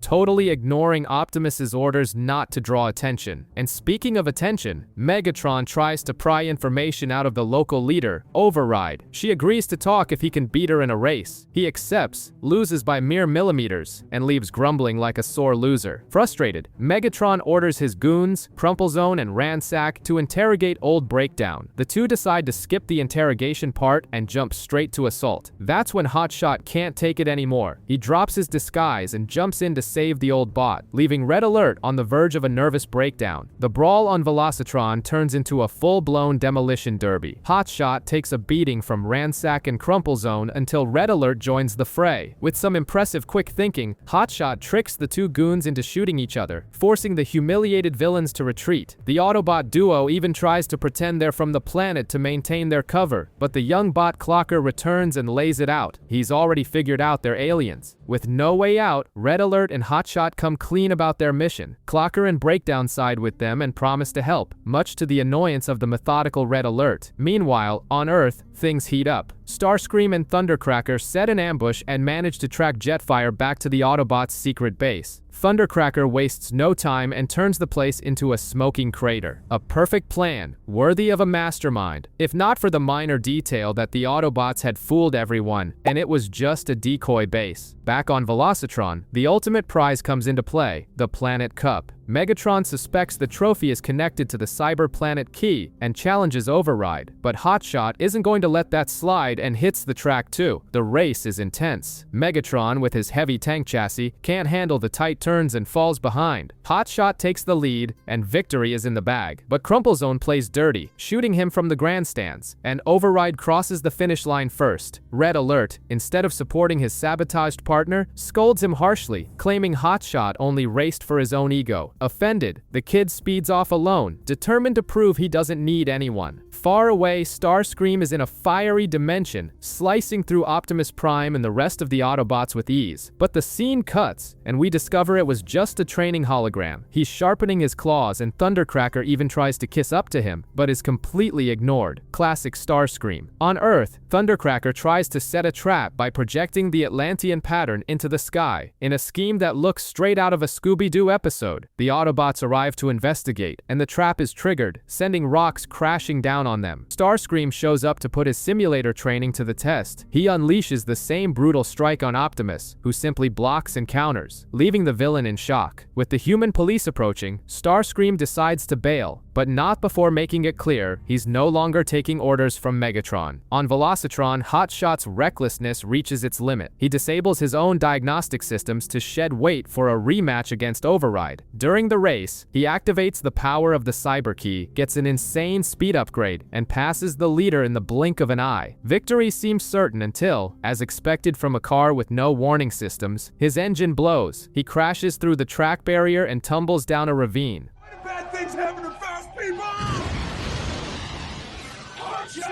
I hate always being right.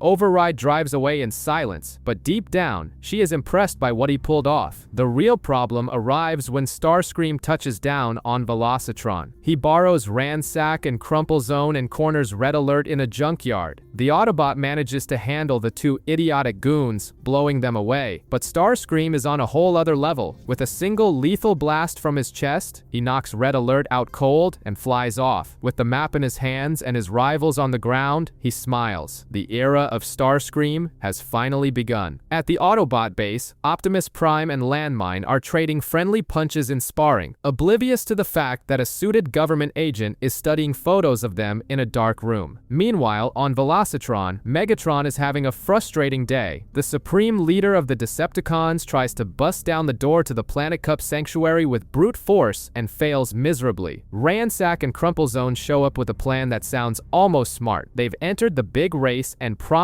to win the Cyber Planet Key for him. Megatron agrees, thrilled at the prospect of outsourcing the work. The problem is that Hotshot overheard the entire conversation. Now he knows the coveted Planet Cup is the key itself, and he vows there's no way he's going to lose. Back on Earth, the vibe is much more relaxed. The Minicons and the kids are having a TV session. Jolt is fascinated by a speech from the US president, but the rest of the group prefers to go hang out at Kobe's house. On the way, the Minicons Reverb and 6-Speed, driving recklessly, are pulled over by the local sheriff. To save their skins, Jolt projects holograms of the president and vice president into the driver's seats. The sheriff freaks out, and they slip away clean. A classic trick straight out of Mission Impossible. At Kobe's house, things almost go south when his parents come home early. The Minicons pull some closet ninja moves until a ringing phone distracts his dad, but the peaceful mood ends quickly when a massive earthquake hits Rockville. The tremor was caused by excessive mining, and the local mountain is about to collapse, which would release an underground reservoir and drown the town. The Autobots are called in, and Kobe has a brilliant flash of inspiration after remembering a home video. Optimus uses his water cannons to drain the reservoir, and Scattershot fires a missile to safely collapse the mountain into the empty cavern. Everything works out, the sun rises, and the kids hug their parents in the aftermath of the rescue. There's just one minor detail. That shadowy government agent is in his car filming the whole thing. The search for the Omega Lock leads Vector Prime, the Minicons, and the kids to a tropical island. While Vector Prime and Safeguard punch the clock trying to scan ruins with the Atlantean pattern, Kobe and Bud enjoy the beach, because at the end of the day, heroes deserve a vacation too. Unfortunately, the ruins are just another dead end. Vector Prime uses the downtime to give a holographic history lesson about the keys, visibly stressed because Megatron stole the map and is always one step ahead, and he has good reason to worry. Megatron has just discovered the location of the jungle planet. Meanwhile, on Velocitron, the mood sours when Red Alert accuses Hotshot of racing purely to stroke his own ego. The two nearly come to blows until Breakdown intervenes. Hotshot goes to test his new lightweight mode on the track, activates his cyber key, and completely loses control, nearly turning himself into scrap metal against the wall before being saved by Clocker. On Earth, the team tracks another Atlantean pattern to the Sahara Desert. Optimus and Jetfire arrive to lend a hand with the excavation, and what they unearth appears to be the Omega Lock itself. But the relief is short-lived. Starscream, Thundercracker, and Megatron himself drop from the sky like a plague. The fight is uneven. The kids flee, and the Minicons try to hold the defensive line. Megatron, radiating energy, dives like a meteor onto the little heroes, vaporizing them in an explosion.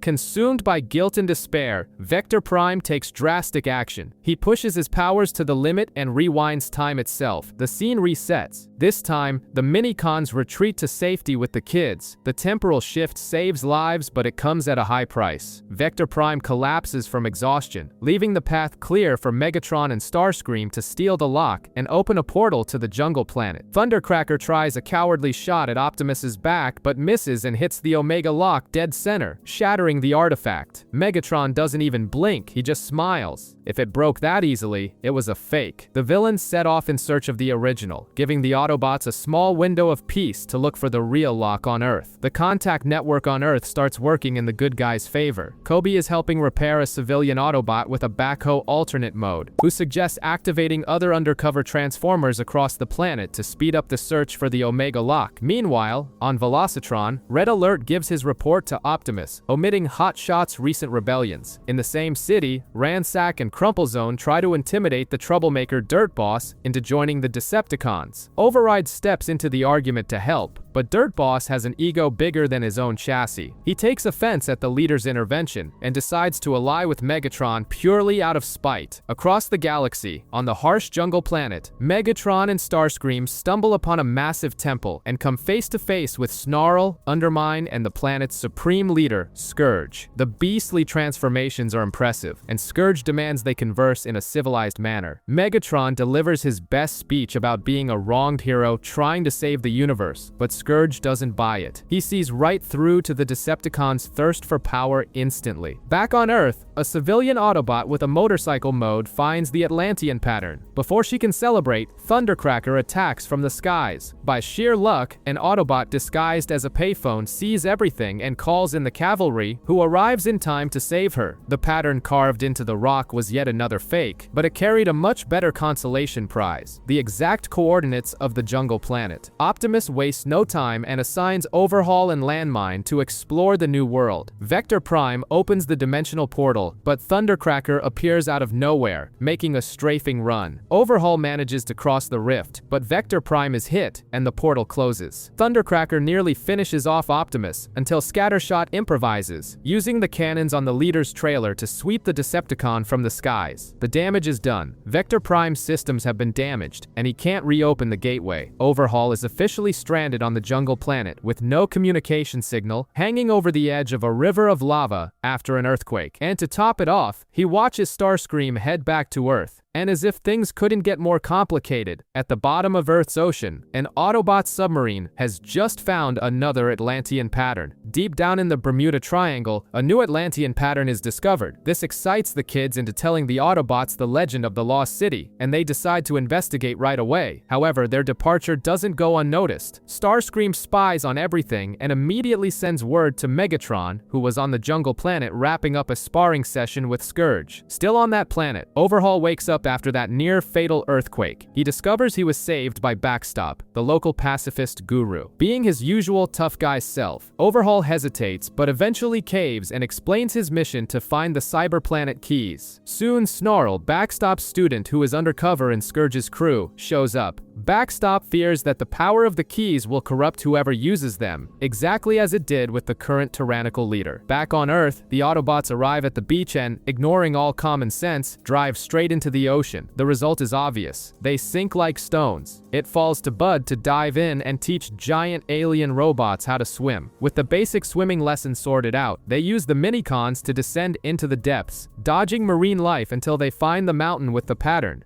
That is the Atlantis pattern, is it not? No, it's not. I mean, it's not.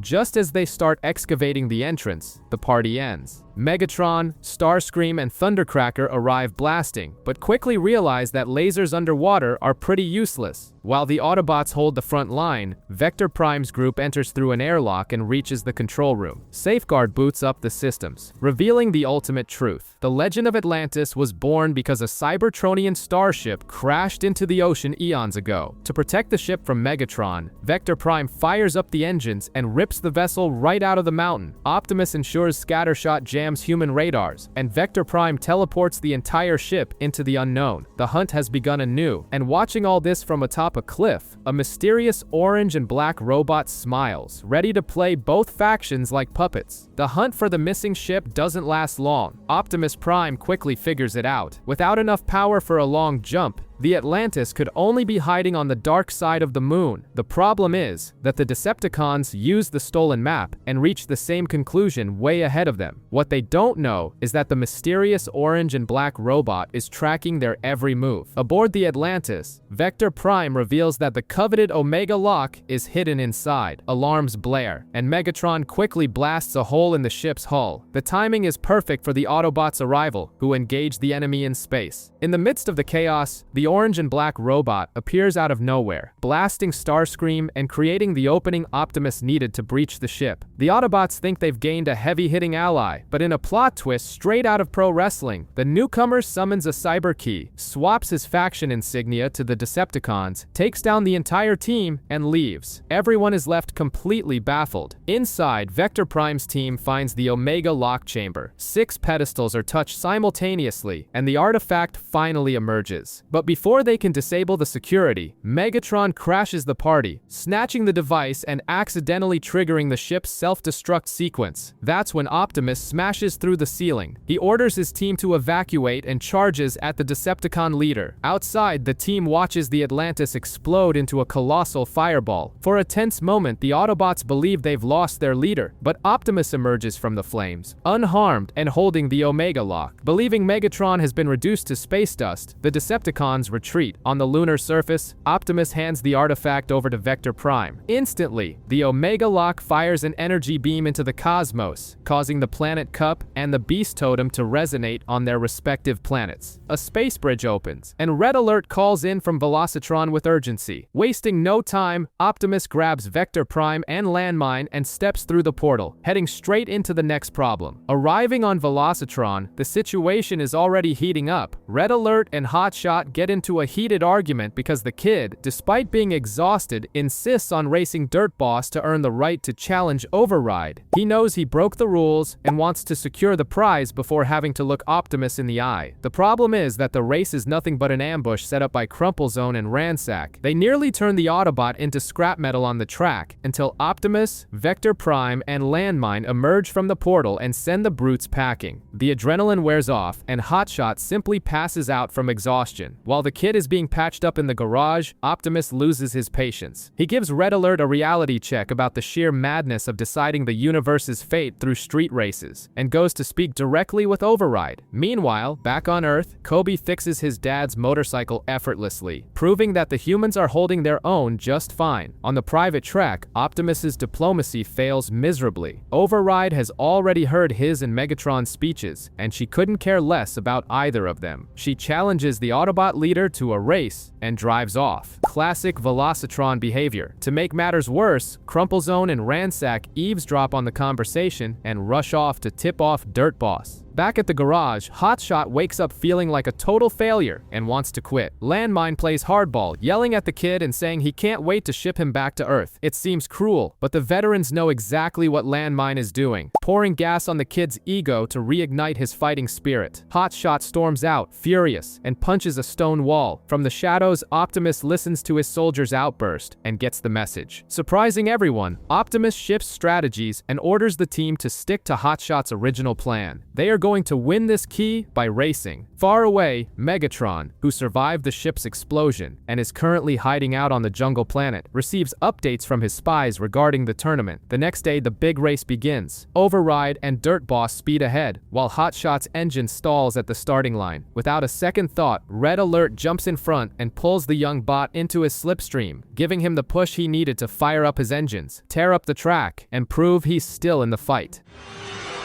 I will never give up!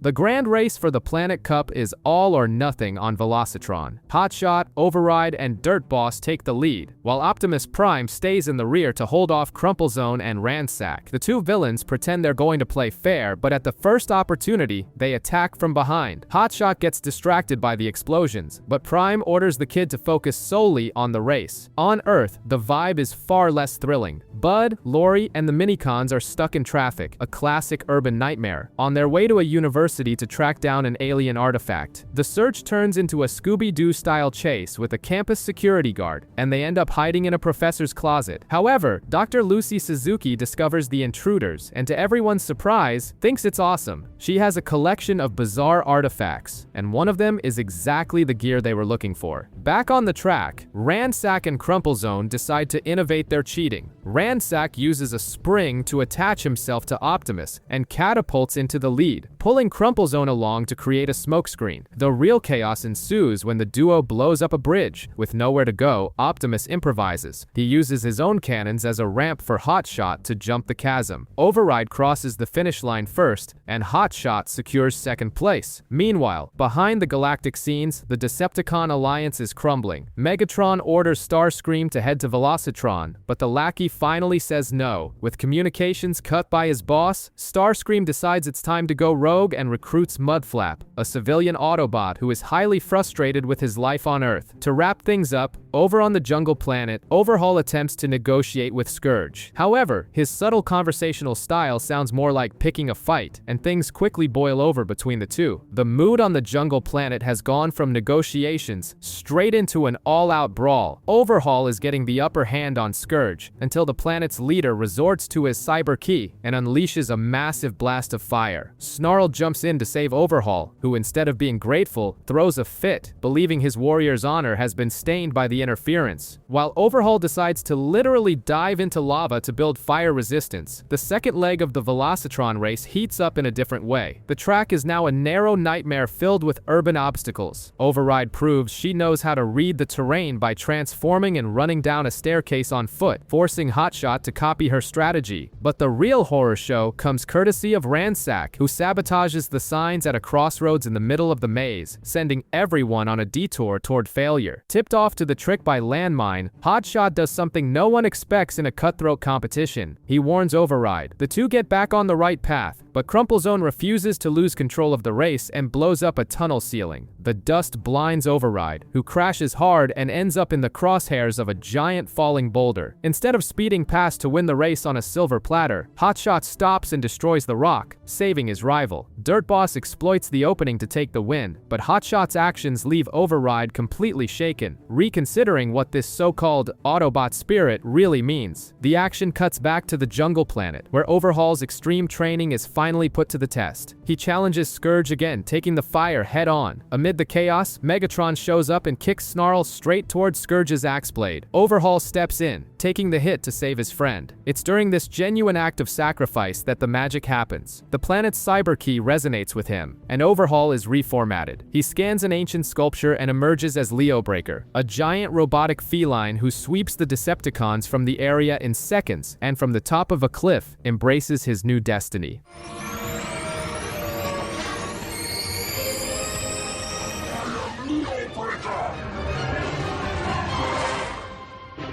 Prep for the next stage of the race is in full swing on Velocitron, with Hotshot learning how to dodge traps while Crumplezone and Ransack waste time pretending to be trees to spy on him. But focus shifts quickly when a distress call from the jungle planet reaches the Autobots. What Optimus Prime and Vector Prime don't realize as they head out for the rescue is that the message was forged by Sideways. Across space, Megatron discovers that the planet harboring the third cyber key was swallowed by the black hole. Out of options, he is guided through the shadows by Sideways himself back to the jungle planet. And like any good converging plotline, both factions end up landing in the exact same spot. Upon arrival, the Primes are attacked by a giant alien carnivorous plant, but are saved by Leo Breaker's newly acquired instincts and claws. The revelation that this imposing mechanical lion is actually the grumpy overhaul leaves everyone shell-shocked. The working theory becomes clear. The local cyber key reformats Transformers to adapt to the extremes of the ecosystem. The peaceful reunion is cut short by Scourge, thirsty to punish Snarl's betrayal. Optimus tries diplomacy, but Megatron's timely arrival turns the situation into a tense standoff. Scourge lays down the law of his world. Outsiders must fight, and the victor earns the right to be heard. Optimus refuses to put his soldiers at risk for sport, swallowing heavy taunts from all sides. The problem is that Leo Breaker doesn't share his patience. When the Decepticons start to leave with Snarl in tow, the feline attacks without a second thought, forcing an open brawl. Megatron quickly takes the fight to the skies, dive-bombing and slamming Leo Breaker into the ground with brutal force. As Optimus rushes to help his friend, the energy of the jungle planet and Cybertron enter perfect resonance. An absurd fusion takes place. Optimus and Leo Breaker combine into Savage Claw mode, with the lion forming a massive clawed arm. The upgrade is so devastating that Optimus simply swats Megatron away with a single strike. Highly impressed by the display of raw power, Scourge frees Snarl on the spot. To top off the chaos, Kobe and the Minicons step through the space bridge on Earth and land on Velocitron just in time to enjoy the next round of the race. The third leg of the race for the Planet Cup throws the racers straight into the Diablo Desert, a hellish wasteland full of sandstorms and quicksand. Kobe, proving his cosplay skills are practically zero, wears a cardboard box to cheer for Hotshot, but quickly gives up and hops on Jolt to watch from above. Meanwhile, on the jungle planet, Megatron is sweating it out to recover his ego after the beating he took. Sideways, who loves watching the world burn, decides to manipulate everyone. He slaps on an Autobot emblem, spins a sob story to Leo Breaker about a comrade trapped in a landslide, and sends the Decepticons to the same ravine with a fake message. The result? Optimus Prime and Scourge run right into each other, and the brawl ensues. Back in the desert, the race is pure chaos. Hotshot tries to play hero by jumping over the sand pits and obviously falls into one. Breakdown tosses a rope and saves him. Dirt Boss tries to capitalize on the moment by taking shots at them, but Jolt returns fire. Dirt Boss's situation only worsens when Override shows up flaunting her new off-road tires. Crumplezone and Ransack attempt to help by shooting at the leader, but they miss horribly, hitting their own ally and knocking him into the quicksand. Even worse, they simply ignore his cries for help and drive off. Typical. Down at the ravine, Leo Breaker realizes Sideways set the whole thing up. With no time for games, he and Optimus activate Savage Claw mode and trounce Scourge in seconds. Sideways tries to sneak away, but Leo Breaker pounces on him. Right, your friend's buried under a rock slide, huh? In the desert, Breakdown has a breakdown because the rope he used to save Hotshot was actually the fan belt from his own cooling system. He demands Hotshot leave him behind and go finish the race. Hotshot crosses the finish line in 4th place, securing his spot in the finals. During his interrogation, Sideways pulls a lame excuse, claiming he's a double agent working for the Autobots. Right on cue, Landmine calls in with the race report, and the traitor uses the distraction to escape. The call reveals that Kobe is on Velocitron, which nearly gives Optimus and Jetfire a heart attack, but Hotshot begs for the kids' help in the grand finale and Optimus finally caves. The atmosphere at the Planet Cup Sanctuary is pure tension. The venue acknowledges the 4 finalists and opens up an insane underground track, like a deadly roller coaster. But Hotshot gets some terrible news. The damage he's accumulated has fried his engine's connection. He needs a co-pilot to make real-time adjustments. Jolt is too big for the cockpit, so Kobe, remembering his motocross days, volunteers. It's risky, but they go for it. The race begins and Hotshot and Override leave the Decepticons eating their dust. However, Crumplezone and Ransack have prepared an arsenal of dirty tricks. They use springs to bounce across the track and hit an absurd nitro boost to tackle a vertical loop. The plan would be genius if the nitro didn't run out right at the top of the loop. The two plummet as gravity comes to collect its dues, knocking them out of the race. Frustrated, they try to steal the cup right off the podium, but smack right into a force field. Back to the race. During the 90-degree turns, Hotshot's engine starts to fail completely. The problem is physical. It can't be fixed via computer. Kobe unbuckles his seatbelt mid-race and rips open the dashboard. In true Fast and Furious style, the kid splices the bare wires together with his bare hands. The power surge sends Hotshot flying down the track, activating his cyber key for a photo finish with Override. The Jumbotron flashes and confirms Hotshot is the champion. As soon as the cup's force field vanishes, a portal opens and Megatron appears out of thin air to steal the prize. But Optimus Prime, Leo Breaker, and Vector Prime were hot on his trail. Optimus breaks through Megatron's defenses, allowing him and Leo Breaker, in Savage Claw mode, can lay the smackdown on the villain. The cup flies away, Override catches it in midair, and the Decepticons flee empty-handed. Override hands the prize to Hotshot and asks to join the Autobots. Back on Earth, she is given the honor of placing the Planet Cup into the Omega Lock. The artifact glows, transforms into the first Cyber Planet key, and fires an energy beam through space that catches the attention of every villain around. The lock then feeds the Autobots new coordinates. The destination? Somewhere right there on Earth. Inserting the first Cyber Planet key into the Omega Lock triggers climate chaos on Earth, centered right over the Arctic. While Optimus Prime, Vector Prime, and Leo Breaker head back to the jungle planet, the rest of the team and the humans set off for the ice to investigate. Along the way, realizing that going to Alaska in hoodies is just asking to freeze, the kids make a pit stop in Fairbanks to buy winter gear. There, they bump into Professor Lucy Suzuki.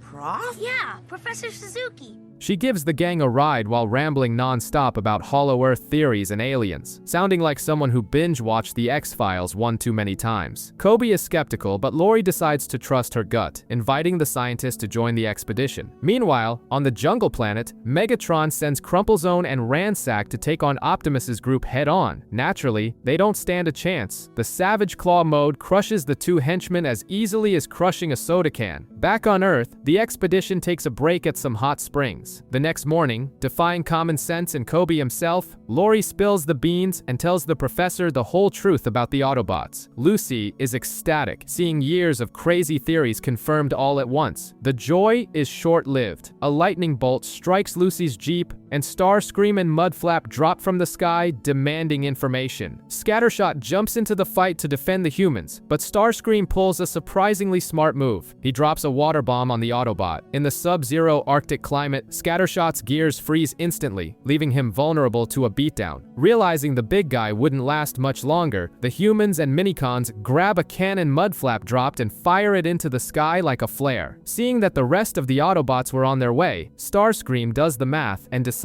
to retreat. As the dust, or rather the snow, settles, Professor Suzuki extends her hand and officially welcomes Scattershot to planet Earth. He returns the gesture, happy with the new ally, but with a chill down his spine, knowing he's about to get a massive lecture from Jetfire. Far away, Optimus Prime's team continues trekking through the underbrush of the jungle planet. Back at the Autobot base, Kobe rushes around patching up the crew who returned banged up from Velocitron. Meanwhile, Bud and Lori are doing everything they can to convince Jetfire to let them go to the jungle planet. Jetfire obviously denies the request, but Override steps in and promises to take Lori along once she is fully recovered. Over on the jungle planet, Optimus, Leo Breaker, and Vector Prime arrive at Scourge's temple. To immediately establish dominance, Optimus and Leo Breaker combine into Savage Claw mode, but the planet's dictator couldn't care less. If they want an audience in his court, they have to prove their worth in battle. Leo Breaker loses his patience, separates from Optimus, and charges in alone. Terrible idea. He takes a blast of fire straight from Scourge's dragon heads and drops like a stone. Megatron tries to seize the opportunity to finish off the Autobot, but Scourge steps in. His house, his rules, and Megatron needs to stand down. Frustrated and humiliated, humiliated, Leo Breaker walks off. Snarl finds the big guy taking his anger out on a volcano, very Rocky Balboa, punching meat in a freezer style, and decides to share a bit of history. He explains that in the past, he and Scourge were students of the pacifist backstop, but Scourge believed that the only way to protect the planet was by ruling with an iron fist. The story doesn't move Leo Breaker, who counters with his own past. He admits he used to be a selfish, reckless soldier, until the day he was almost crushed, and Optimus risked everything to save him. It's this lesson in loyalty that he wants to teach Scourge. Optimus shows up at the volcano, the two apologize to each other, and they agree to fight as a team. With peace restored, Backstop heads to the temple and delivers Optimus's official challenge. Megatron tries to convince Scourge to call off the fight, but gets shut down again and leaves furious. In the shadows, Sideways and Starscream watch it all unfold. Sideways whispers something that brings a sinister smile to Starscream's face. Scourge doesn't go into a battle to play around. He chains himself between two pillars and orders his minions to attack him with everything they've got, just for a warm-up, while Megatron watches in silence. On Earth, Optimus gets a quick tune-up from Red Alert before the duel. Lori spots the perfect opportunity and pushes Kobe to the front, arguing that humanity needs a representative on this mission. Her real goal, of course, is to go herself. Jetfire nearly has a nervous breakdown, but Optimus agrees and leaves the girl under Override's supervision. The group departs for the jungle planet, but the trek to the temple is interrupted by an ambush. Megatron sent Starscream, Thundercracker, and Velocitron's dynamic duo to stall them. Override, with the patience of someone dealing with bratty toddlers, challenges Crumplezone and Ransack to a race. The two idiots gun it straight into the jungle, completely oblivious to the fact that Override never even left the starting line. With half the problem solved by a trick, the Autobots wipe the floor with the rest and move on. They arrive late, and Scourge is seething. Lori, completely ignoring the fact that she is face to face with a giant robotic dragon, steps forward and tries to lecture him about teamwork. Scourge takes this as the ultimate insult to his culture, and diplomacy flies out the window. The fight begins. Optimus and Leo Breaker combine, but Scourge hits hard and shatters their connection joint. Undeterred, they combine again, switching Leo Breaker to the left arm and deliver a simultaneous double punch that brings the dictator to his knees.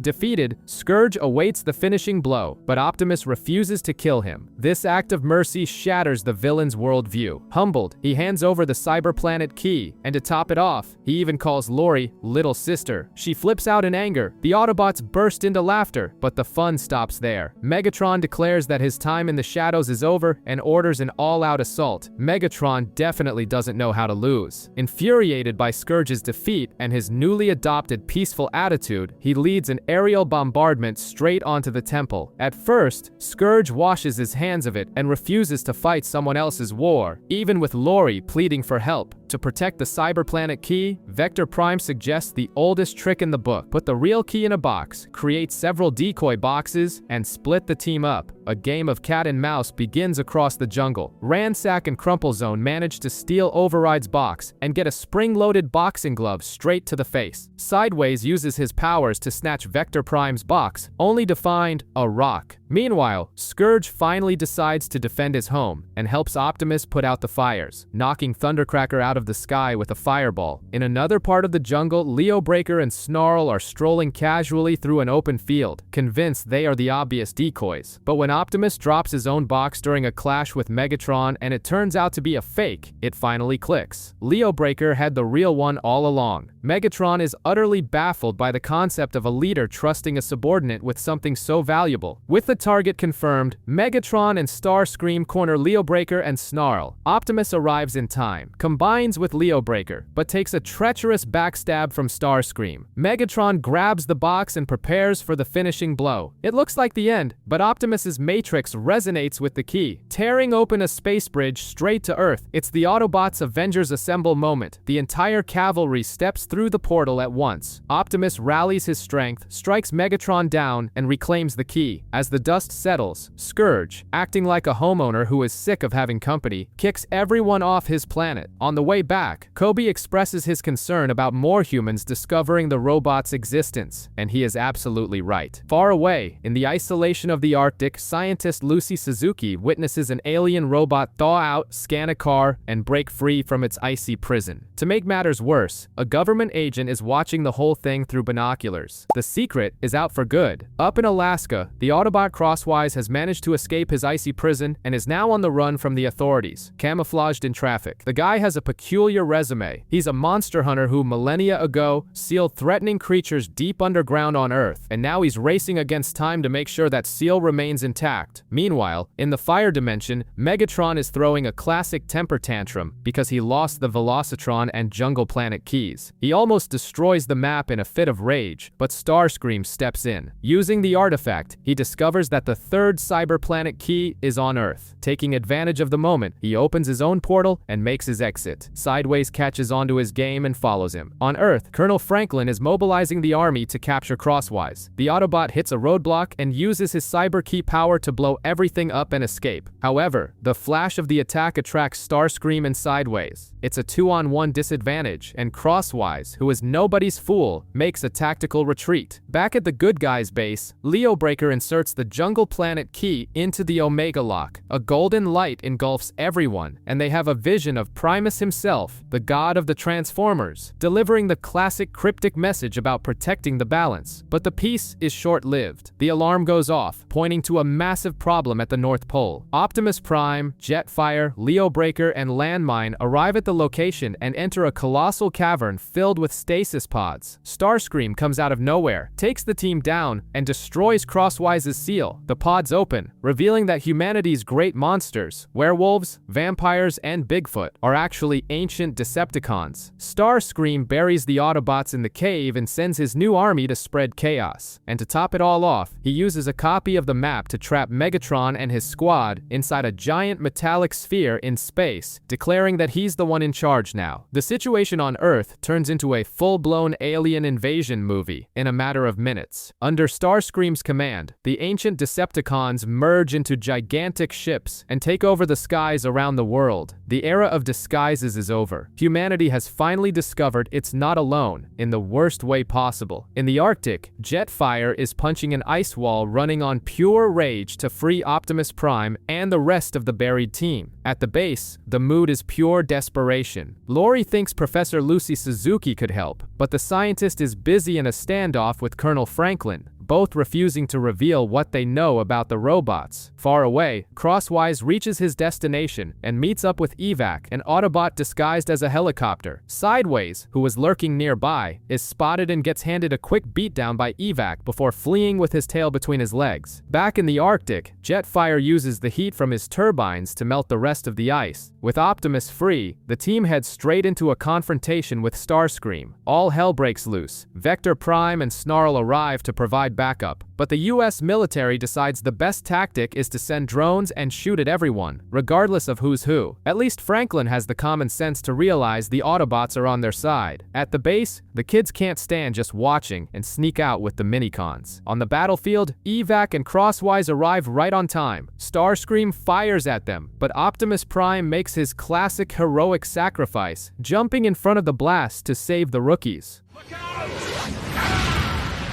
You'll pay for that! While Red Alert pulls the boss out for repairs, the kids face their own problem. In the middle of the forest, Colonel Franklin intercepts the group. In the blink of an eye, the teens, their families, and the minicons are taken by the military to a secret base. The parents think it's VIP government protection, but Bud is pretty sure the minicons are going to end up dissected on a lab table. With ancient Decepticons causing global panic, the Autobots adopt a strict radio silence tactic to keep their base hidden. Evac goes on a mission to retrieve the real Earth cyber planet key, while Hotshot and Landmine try to find the missing kids. What they don't know is that the kids, the families, and the minicons are still in Colonel Franklin's clutches, but they get some unexpected help. Lucy Suzuki releases the minicons, who storm the interrogation room, rescue the kids, and escape through a portal opened by Jolt. However, in the heat of the escape, Jolt decides to send a radio transmission to warn the base. Sideways intercepts the signal immediately, getting the Autobot HQ's location on a silver platter. The humans arrive at the base exactly as the Decepticons begin to surround the place. Seeing the net closing in, Optimus gives a bitter order. The Autobots must abandon Earth to protect the cities from the Crosswise. crossfire. Evac returns from the North Pole with the key, but Starscream is hot on his trail. The entire team boards the space bridge, and what follows is an absolute massacre. Starscream enters final boss mode and single-handedly decimates the Autobot army. Hotshot, Override, Jetfire, Leo Breaker, no one is a match. He takes them down one by one and gets his hands on the Omega Lock and all 3 keys. It seems like the end, until Optimus Prime lands. Merged into Savage Claw mode, he hits Starscream hard, making the villain drop the artifacts. Prime leaps to recover the items, but Starscream plays dirty. He fires a missile straight at the kids. Optimus is forced to abandon the keys to act as a human shield, giving Starscream the perfect window to grab the prize and escape through a portal. With everything lost, the mood is as grim as a funeral. The kids apologize, taking the blame for revealing the base's location. The Autobots keep their heads high and assure them they just need to steal everything back. Right in the middle of this motivational speech, Colonel Franklin steps out from the shadows of the forest with a simple phrase: "It's time they had a talk." Out in space, Crumplezone and Scourge finally find Megatron trapped in the giant sphere. Scourge tries to break the prison using brute force, but doesn't even scratch the surface. Megatron, however, remains eerily calm, knowing it's only a matter of time. On Earth, Colonel Franklin comes clean with the Autobots. Turns out, he's not just a government bureaucrat. When he was a kid, he fell into a river current and was saved by a shape-shifting helicopter. No one believed his story, but he dedicated his life to finding the truth. The plot twist: the one who saved him was Evac himself. Now, proving he's the ultimate Autobot fanboy, Franklin unleashes all military resources to help hunt down Starscream and retrieve the keys. In the South Pacific, Thunderblast, one of the ancient Decepticons, stirs up trouble, fights Jetfire, and vanishes into a cloaking shield hiding a volcanic island. That's where Starscream, ignoring all safety protocols, shoves the Earth key into the Omega Lock. The result is a beam fired straight into the black hole, projecting an image of the apocalypse into the skies of every planet in the galaxy. While the Autobot base receives an encrypted signal from Cybertron ordering them to return the artifacts, Megatron and Scourge shatter the sphere in space, join forces, and open a portal straight to Earth seeking revenge. They emerge at Niagara Falls. The Autobots fake a tornado warning to evacuate the humans and raise a shield to hide the battlefield. When the brawl kicks off, Hotshot, Red Alert, and Scattershot try to intervene in the duel between Optimus and Megatron, but the Decepticon leader, having zero patience for side characters, channels the power of the Earth Key, materializes a brutal machine gun, and sweeps all 3 Autobots away at once. Seeing his team fall, Optimus charges forward with a roar of absolute fury. Optimus Prime charges at Megatron, but Scourge gets in the way. Terrible idea. Prime and Leo Breaker merge into Savage Claw mode and absolutely wreck Scourge without a second thought. Stop me, Scourge! To buy time and finish off the wounded, Megatron blows up a cliff, blocking Prime. Luckily, Override and Evac manage to rescue the fallen trio, and Vector Prime opens a portal to get them out of there. They arrive at an Air Force base, where Franklin mobilizes his best human mechanics under Kobe's leadership. The scenario is grim. When Red Alert and Scattershot wake up, as seasoned soldiers, they state the damage is fatal and unfixable. But then, Hotshot wakes up. He is blind and his engine is dead, yet he still radiates unshakable optimism. This absolute refusal to give up ignites Kobe and Lori's spirits, and soon everyone is back to work. Their willpower is so absurd that it triggers the Omega frequency. An energy shoots from the 3 of them, travels through space to Cybertron, bounces off Starscream's island, and rains down upon the destroyed Autobots. It's the energy of Primus himself, bringing the team back to life with heavy new military vehicle modes. It's pure anime comeback energy. They are now the Cybertron defense team. Back at Niagara Falls, Megatron drops Prime with a shot and prepares for the finishing blow. Suddenly, a portal opens, and the new defense team emerges, shocking everyone and holding the Decepticons back. Using the coordinates from that energy beam, the Air Force tracks down Starscream's island. Wasting no time, Optimus, Evac, and Override jump through the portal straight into the enemy's lair, where Thunderblast is already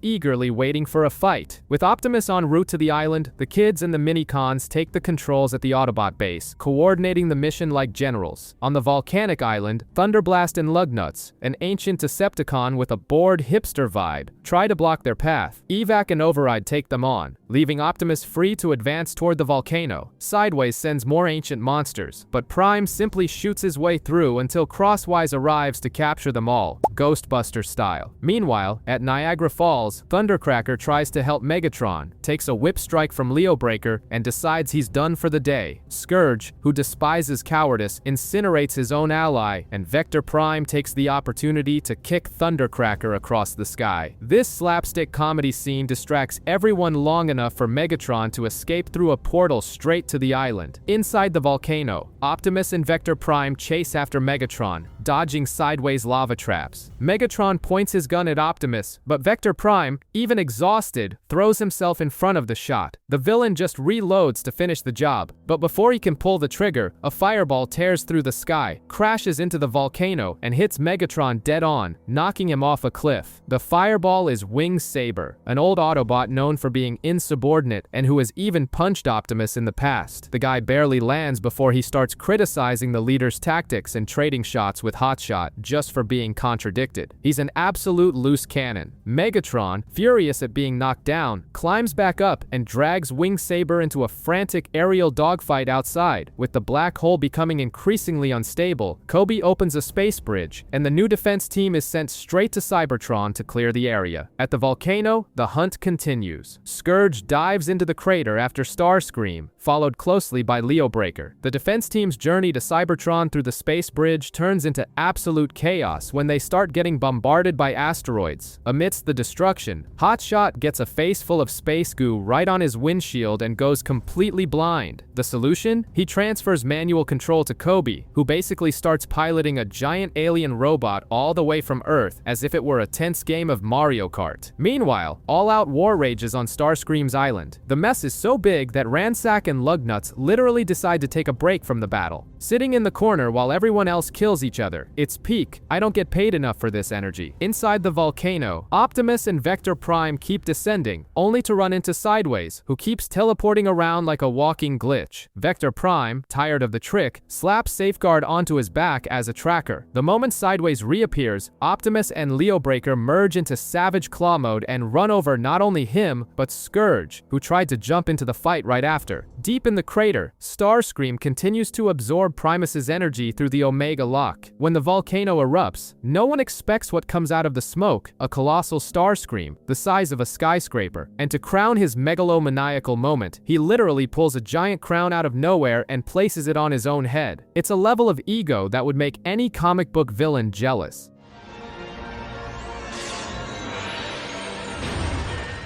The clash of energy between him and Megatron threatens to split the Earth in half, forcing both Autobots and Decepticons to try and hold off their advance. Vector Prime, who had been pinned under debris, is saved by Wing Saber, but the news doesn't get better. The defense team finally arrives on Cybertron only to find the planet infested by millions of metal-eating insectoids. And to top it off, Optimus is sent flying by a direct punch from Starscream's giant fist. The punch from giant Starscream is so absurd, it forcefully separates Optimus from Leobreaker on impact. Seeing that the situation on Cybertron is critical with the metal parasite infestation, Optimus dispatches Leobreaker, Override, and Evac there with the Omega Lock. Obviously, Megatron isn't going to let the prize slip away that easily, so he drops the fight with Starscream to chase after the trio. Thunderblast follows them too, but only to betray Starscream and offer her services to Megatron. The Decepticon leader accepts on the spot, making it perfectly clear he loves having an expendable pawn on the front lines. Back on Earth, Wing Saber tries to take on giant Starscream alone and, unsurprisingly, is swatted out of the sky like a mosquito. That's when he gets a crazy idea: recreate a risky old maneuver he and Optimus used in the Char asteroid belt. The problem is, in trying to make it work, Wing Saber literally just keeps flying into Optimus over and over again. Starscream finds the scene pathetic and decides to spice things up, ripping chunks out of the ground to create a lethal debris field in the air. Even with Optimus Optimus taking a boulder to the face mid-flight, Wingsaber's stubbornness pays off. He rescues the boss, the two crash through the rock barrier, and reveal the true trick of that char maneuver combination. Merged into Sonic Wing mode, they now have enough speed and strength to make colossal Starscream sweat bullets. The villain can't understand how they got so strong, and Optimus throws it in his face that true power comes from teamwork, not blind selfishness. With a few well-placed sword strikes, he brings the giant to his knees. Sideways sneaks in and teleports Starscream away before the final blow, but the Autobots don't even have time to mourn his escape. Optimus rallies the remaining troops on Earth with a clear order. No more playing defense. Everyone is heading to Cybertron right now. The race through the space bridge turns into a chaotic marathon. Optimus's Vanguard squad hits a broken section of the bridge, but the Omega Lock emits a bizarre red aura that makes Evac, Override, and Leo Breaker levitate across the spatial void. Megatron, fueled by pure hatred and willpower, forces his team to do the same. Thundercracker isn't as lucky and gets launched into space. Mudflap, however, noticing the Decepticons' complete lack of camaraderie, simply says, "I'm out," and heads back to Earth. A sensible choice. On Cybertron, the defense team is still dealing with the insectoid horde when both groups come crashing down from the sky. Megatron is about to mop the floor with the Autobots when Optimus and Wingsaber finally land in Sonic Wing mode. In the middle of the brawl, Megatron plays dirty, takes down Leo Breaker, steals the Omega Lock back, and escapes into a fiery dimensional portal, but Optimus isn't having it and leaps straight in after him. The battle inside the fire dimension is brutal. Megatron's Unicron armor keeps healing him like an overpowered video game boss. When a massive explosion tears through the dimension, Optimus manages to escape back out with the Omega Lock and orders Vector Prime to start collapsing the portal on top of the villain. Megatron still tries to force his way out, but Optimus and Vector Prime join forces and fire a massive energy blast right into his chest. The dimension fully collapses, pulverizing Megatron and putting a definitive end to the Decepticon leader's threat. With victory in hand, the Autobots gather in the planet's central chamber. Following the instructions, Optimus places the Omega Lock on the altar. The artifact glows and the entire planet begins to crack open. Panic sets in hard. Leo Breaker and Jetfire almost freak out, thinking they traveled across the universe just to accidentally blow up their own home planet. Optimus orders an immediate evacuation to the moon. From there, they witness the true spectacle. The cracks were too symmetrical for an explosion. The planet isn't dying, it's transforming. Cybertron itself is a giant robot. Primus has finally awakened. Creator, this is Primus. Cybertron is now, literally, Primus's body. The Autobots head down to the surface to have a direct chat with their creator, using Jolt as a mystical antenna to do so. As soon as they hook him up, the Minicon starts glowing like gold and levitating. Primus takes over his voice and delivers a massive history lesson. Destroying Unicron messed up the universe's balance between good and evil, which tore space-time and opened the black hole. To fix this, Primus needs the 4 cyberplanet keys in the Omega Lock. The problem: nobody can find the 4th one. Primus reveals that the ancient ship carrying this final key was swallowed by a wormhole and crashed on a planet in another universe called Giganteon. And of course, who is listening to all this from the shadows? Sideways, the spy grabs the intel and rushes to a dark lair to wake up Starscream. While the Autobots try to scan Jolt's mind to find the coordinates to this universe, an idea the Minicon hates, the Decepticons are having an ego brawl. Scourge declares himself the new leader after Megatron's death, and everyone starts throwing punches. The squabble is only interrupted when Starscream shows up firing at Primus's face, convinced he actually stands a chance. The Metal God simply raises a giant hand, blocks the shot, pulls out 2 massive cannons, and blasts the villain into space with a single attack. During his flight, Starscream drops the universe map right into Vector Prime's lap. Meanwhile, things go from bad to worse for the surviving Decepticons. The metal insects, known as scrap metals, swarm and mercilessly devour Crumplezone's body. Just as the squad thinks about retreating, the giant ghostly shadow of Megatron himself appears floating in the sky. At the Autobot base, the kids panic upon seeing the ghost on the monitor, but they quickly realize something worse. Sideways has invaded the base and kidnapped the Minicons. In an act of pure courage and teenage impulsiveness, the kids jump into the villain's portal right before it closes, ending up floating in a zero-gravity environment. Megatron's spectral form isn't an illusion, and even even he doesn't fully understand what is happening. Covered in a mysterious black mist, he descends to the surface. A scrap metal tries to play the hero and attacks the smoke, only to be completely dissolved. Megatron quickly realizes this sinister mist is a defense mechanism of his Unicron armor, which not only kept him alive, but made him absurdly stronger. To test his new toy, he swallows Crumplezone's remains into the smoke and reconstructs him into a beefed-up version. While Crumplezone goes to take his anger out on Hotshot and Override, the Autobots realize the kids are missing. Vector Prime pulls up the security feeds and sees the kids falling into Sideways' portal. Optimus would love to lead the rescue, but he's a bit occupied trading blows with Scourge. The Autobots try shooting at Megatron's smoke, but it's like throwing rocks at a cloud. Leo Breaker loses his patience, activates his cyber key claws, and goes in for close combat. The strike actually tears through the mist, revealing a reborn Megatron ready for war.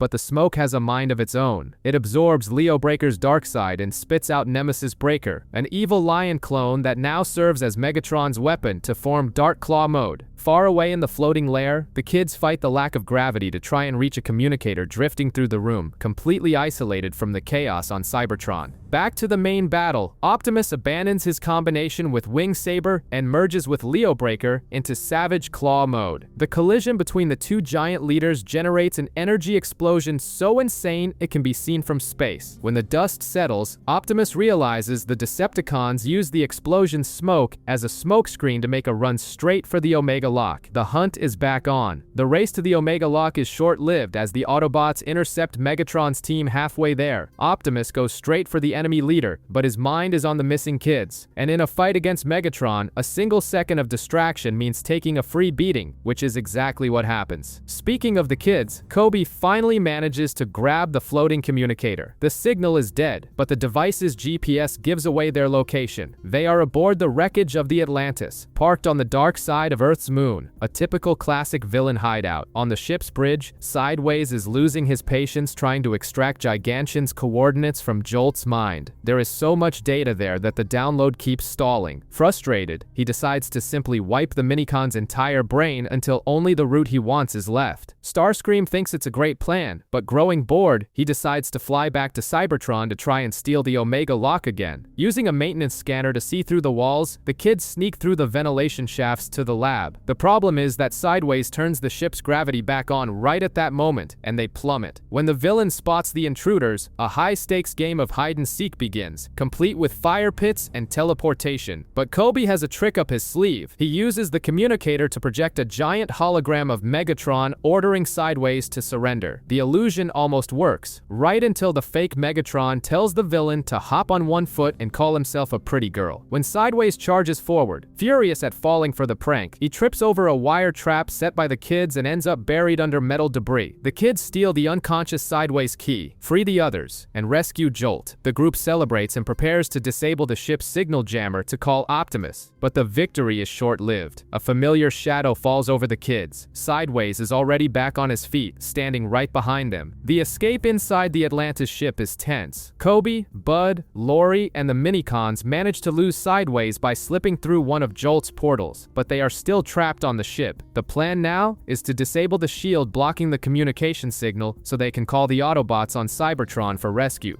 Bud brings up an obvious point. Why walk to the control room when Jolt can just open a portal? The answer quickly emerges from the shadows. Sideways appears and reveals he's installed a field that nullifies dimensional jumps. The kids try the oldest trick in the book, pointing and yelling that Megatron is right behind him. When that doesn't work, they try saying it's Optimus. Sideways doesn't fall for either, but he makes the mistake of underestimating the humans. He decides to toy with the situation, giving Kobe enough time to set off a ceiling fire extinguisher, blinding the villain with foam, and securing the group's escape. Meanwhile, on Cybertron, Optimus and Leo Breaker decide to fall back from a heavy battle against Megatron and Nemesis Breaker. Megatron tries to pursue them but is shot mid-air by Thunderblast, who pins the blame for the betrayal squarely on Starscream's shoulders and flees to grab the highly coveted Omega Lock. Back on the Atlantis, the kids set up the perfect trap. They cause an explosion in the engine room, and when Sideways goes to investigate, he finds nothing but a drawing mocking him on the wall. Before he can react, the kids eject him through the space trash chute. With the signal clear, they contact Cybertron. Vector Prime opens a rescue portal, but the Decepticons, Crumple Zone, and Ransack seize the opportunity, crossing through with them and alerting Megatron. Realizing the mess, Starscream activates the Atlantis warp drive to escape. The kids sprint to the escape pods and the plan almost works. Bud's pod, however, collides with Sideways' body, which was still floating in space, getting caught in the warp field. Megatron arrives just in time to see the ship vanish, taking the boy with it.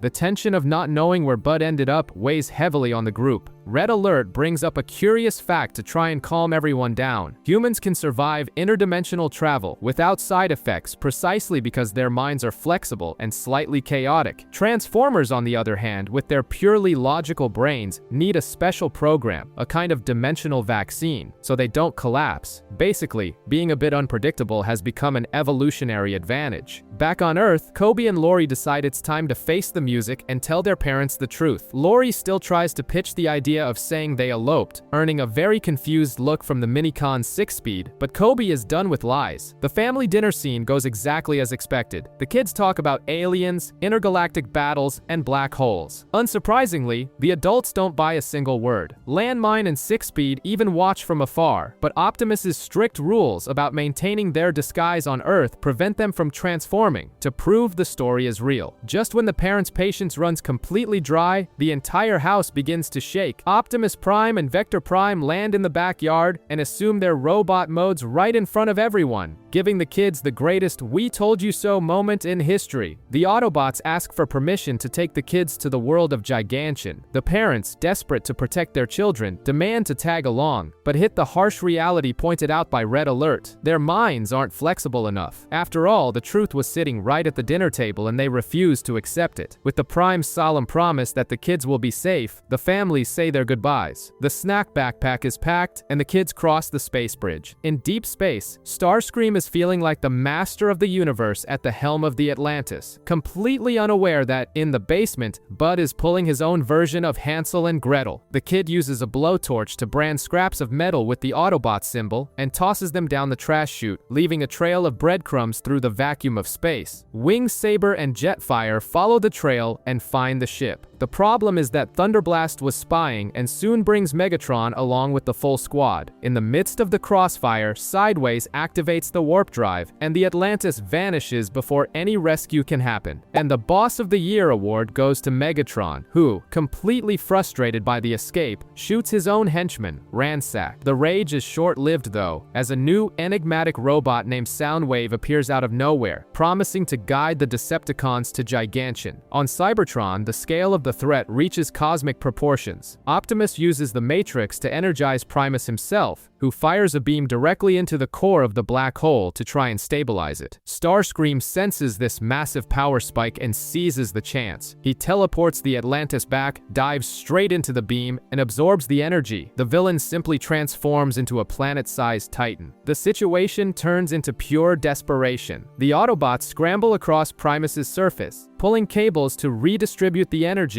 and try to wake up the god of the Transformers. Just as Starscream is about to deliver the fatal blow, Primus finally awakens. His response is unbelievable. He projects beams of light, lassos his own moons, and uses them as giant nunchucks to beat Starscream senseless.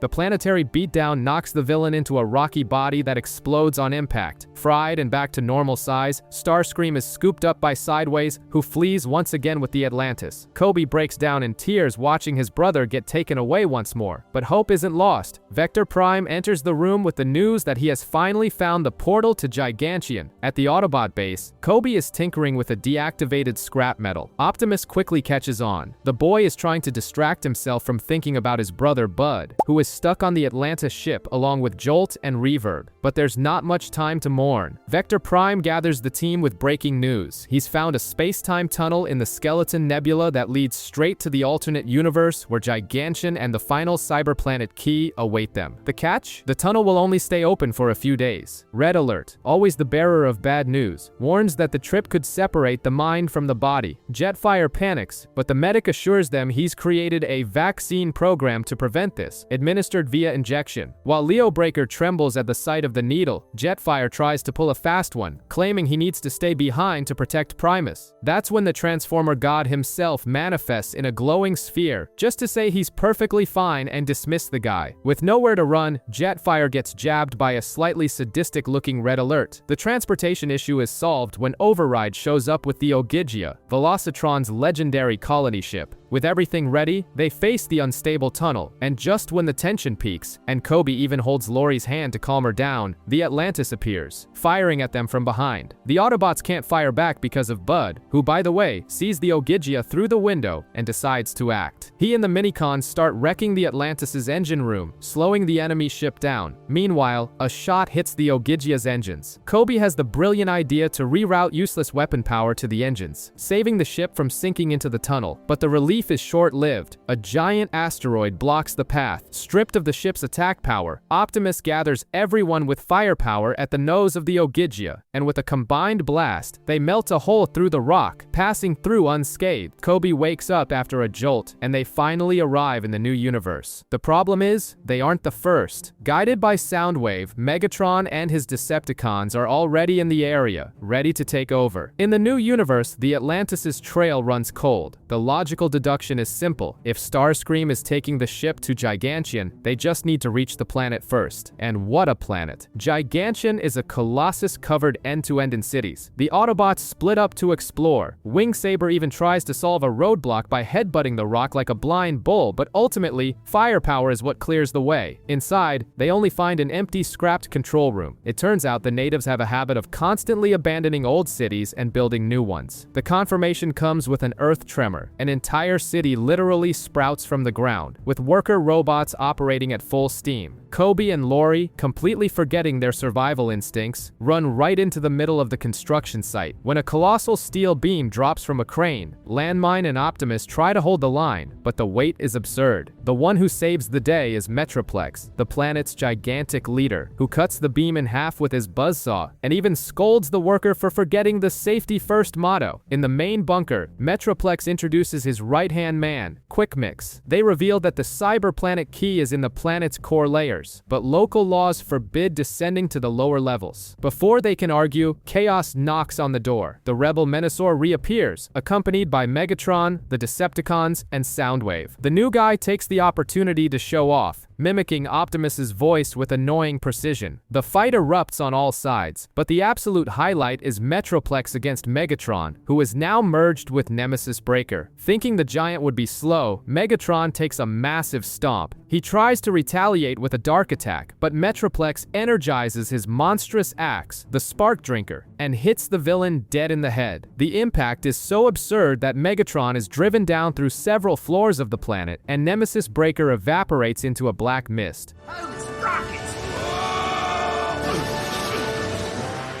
The terrified Decepticons scrape up their boss's remains and flee down the hole. Realizing the gravity of the situation, Metroplex and Quick Mix make a drastic decision. They break their own tradition, place the Autobot insignia on their chests, and join the team. In the depths of Gigantian, Scourge carries a battered Megatron, who won't stop grumbling about needing more power. On the surface, bureaucracy takes its toll. Metroplex explains he doesn't know the way to the center of the planet because data from the old cities gets deleted. The Autobot's solution is to scavenge for any lost scraps of information and use the Omega Lock as a radar to locate the key. Down below, Megatron's temper tantrum reaches nuclear levels. His fury is so intense that it triggers an explosion, blasting the Decepticons away and opening a hole right to the surface. Soundwave, sensing the heavy vibe, simply bails and announces he's sitting this one out. Megatron's hatred resonates with the planet's cyberplanet key, making him intangible. He plummets to the core, forcibly absorbs the key's energy, and returns to the surface shrouded in a black smoke aura. As expected, Thunderblast nearly swoons at the sight. The Omega Lock detects the fluctuation, and the Autobots make the classic horror movie mistake. They split up to search.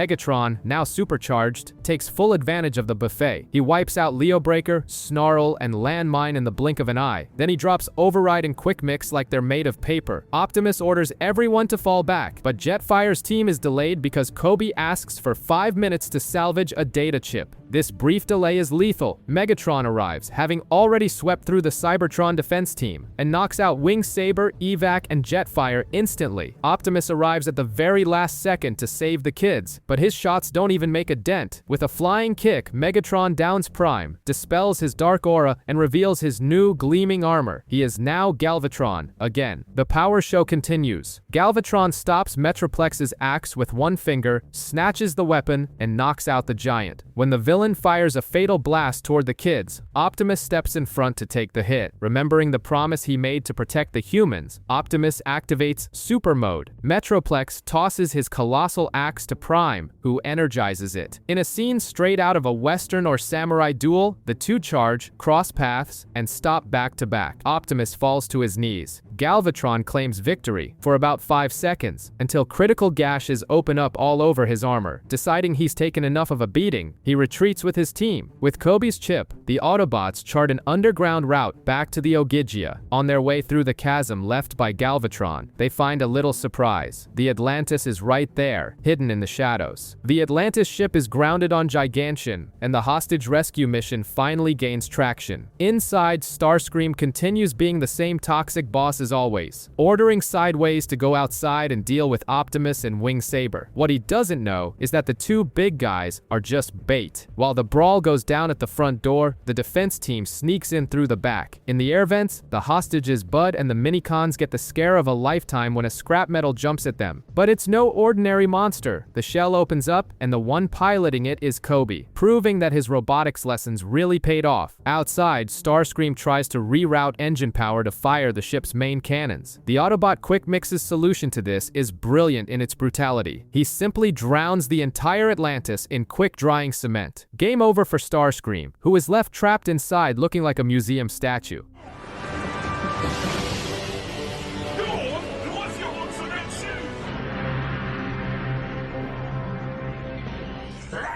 Back at the base, Kobe shows off his new creation, humbly dubbed the Kobe Bot. The kid's morale is so high that Optimus Prime himself slaps an Autobot emblem on the armor's shoulder and tells him that, from now on, he has to yell, "Transform!" when springing into action. It's basically the Cybertronian equivalent of being knighted. With the rescue complete, the team splits up to look for the planet key. The search leads Optimus's group to a massive underground city disguised with an artificial sky. The catch is that Ransack and Crumple Zone appear out of nowhere and kidnap the Minicon Jolt, playing hot potato with him across the rooftops. Since Optimus can't shoot without risking hitting the hostage, Kobe steps in. Using more of Quick Mix's cement, he glues the two goons' feet to the ground. With Jolt safe, Optimus grabs the giant Spark Drinker axe and bats Ransack and Crumple Zone over the horizon in pure baseball style. In the depths of Gigantian, the team split leads to some mixed encounters. Optimus's group, for instance, literally runs over Ransack and Crumple Zone on an underground highway without even slowing down. Lori's situation, on the other hand, is a bit more personal. She, Override, and Wing Saber are ambushed by Scourge and Thunderblast on the lower level. But Lori, being a human teenager with the shortest fuse in the universe, starts verbally tearing into the armed metal giants. Scourge backs off, but Thunderblast makes the mistake of calling the girl a little rat, essentially signing her own death warrant. Lori drags Wing Saber into a chase toward a port zone. Thunderblast thinks she has the Autobot cornered underwater, but Lori has already taken over the control panel of some heavy-duty cranes. She drops the metal claws right onto the Decepticon's head, pinning Thunderblast down so Wing Saber can unload his entire arsenal on her all at once. In another corner of the city, Jetfire is dealing with Thundercracker, who decides to announce his new ultimate move, the Super Electric Lightning Punch. It sounds like an attack from Dragon Ball Z, and Jetfire even mocks it, until the punch actually connects and sends him flying. The hit is so solid that a downed Jetfire actually complements the attack, leaving Thundercracker flattered. The two beat each other to mutual exhaustion. When the backup team arrives, Quick Mix resolves the situation by dropping another ton of cement on the Decepticon. Meanwhile, Scourge and Override's fight destroys the floor of a room, taking the battle to a lower level. Scourge escapes via an elevator, and Lori, frustrated by the getaway, kicks the wall. Unintentionally, she triggers a hidden device. The lights go out, and a colossal holographic projector emerges from the floor. What they see is the forgotten history of Gigantian, a dark sphere blotting out the sky in the past, spewing out an army of invading robots identical to Sideways. The truth about the Sideways lookalikes quickly comes to light. The Cybertron defense team corners Soundwave and Sideways, who finally spill the beans. In the past, Planet X was dying and tried to take Gigantian by force. In the ensuing war, the invaders used a weapon so lethal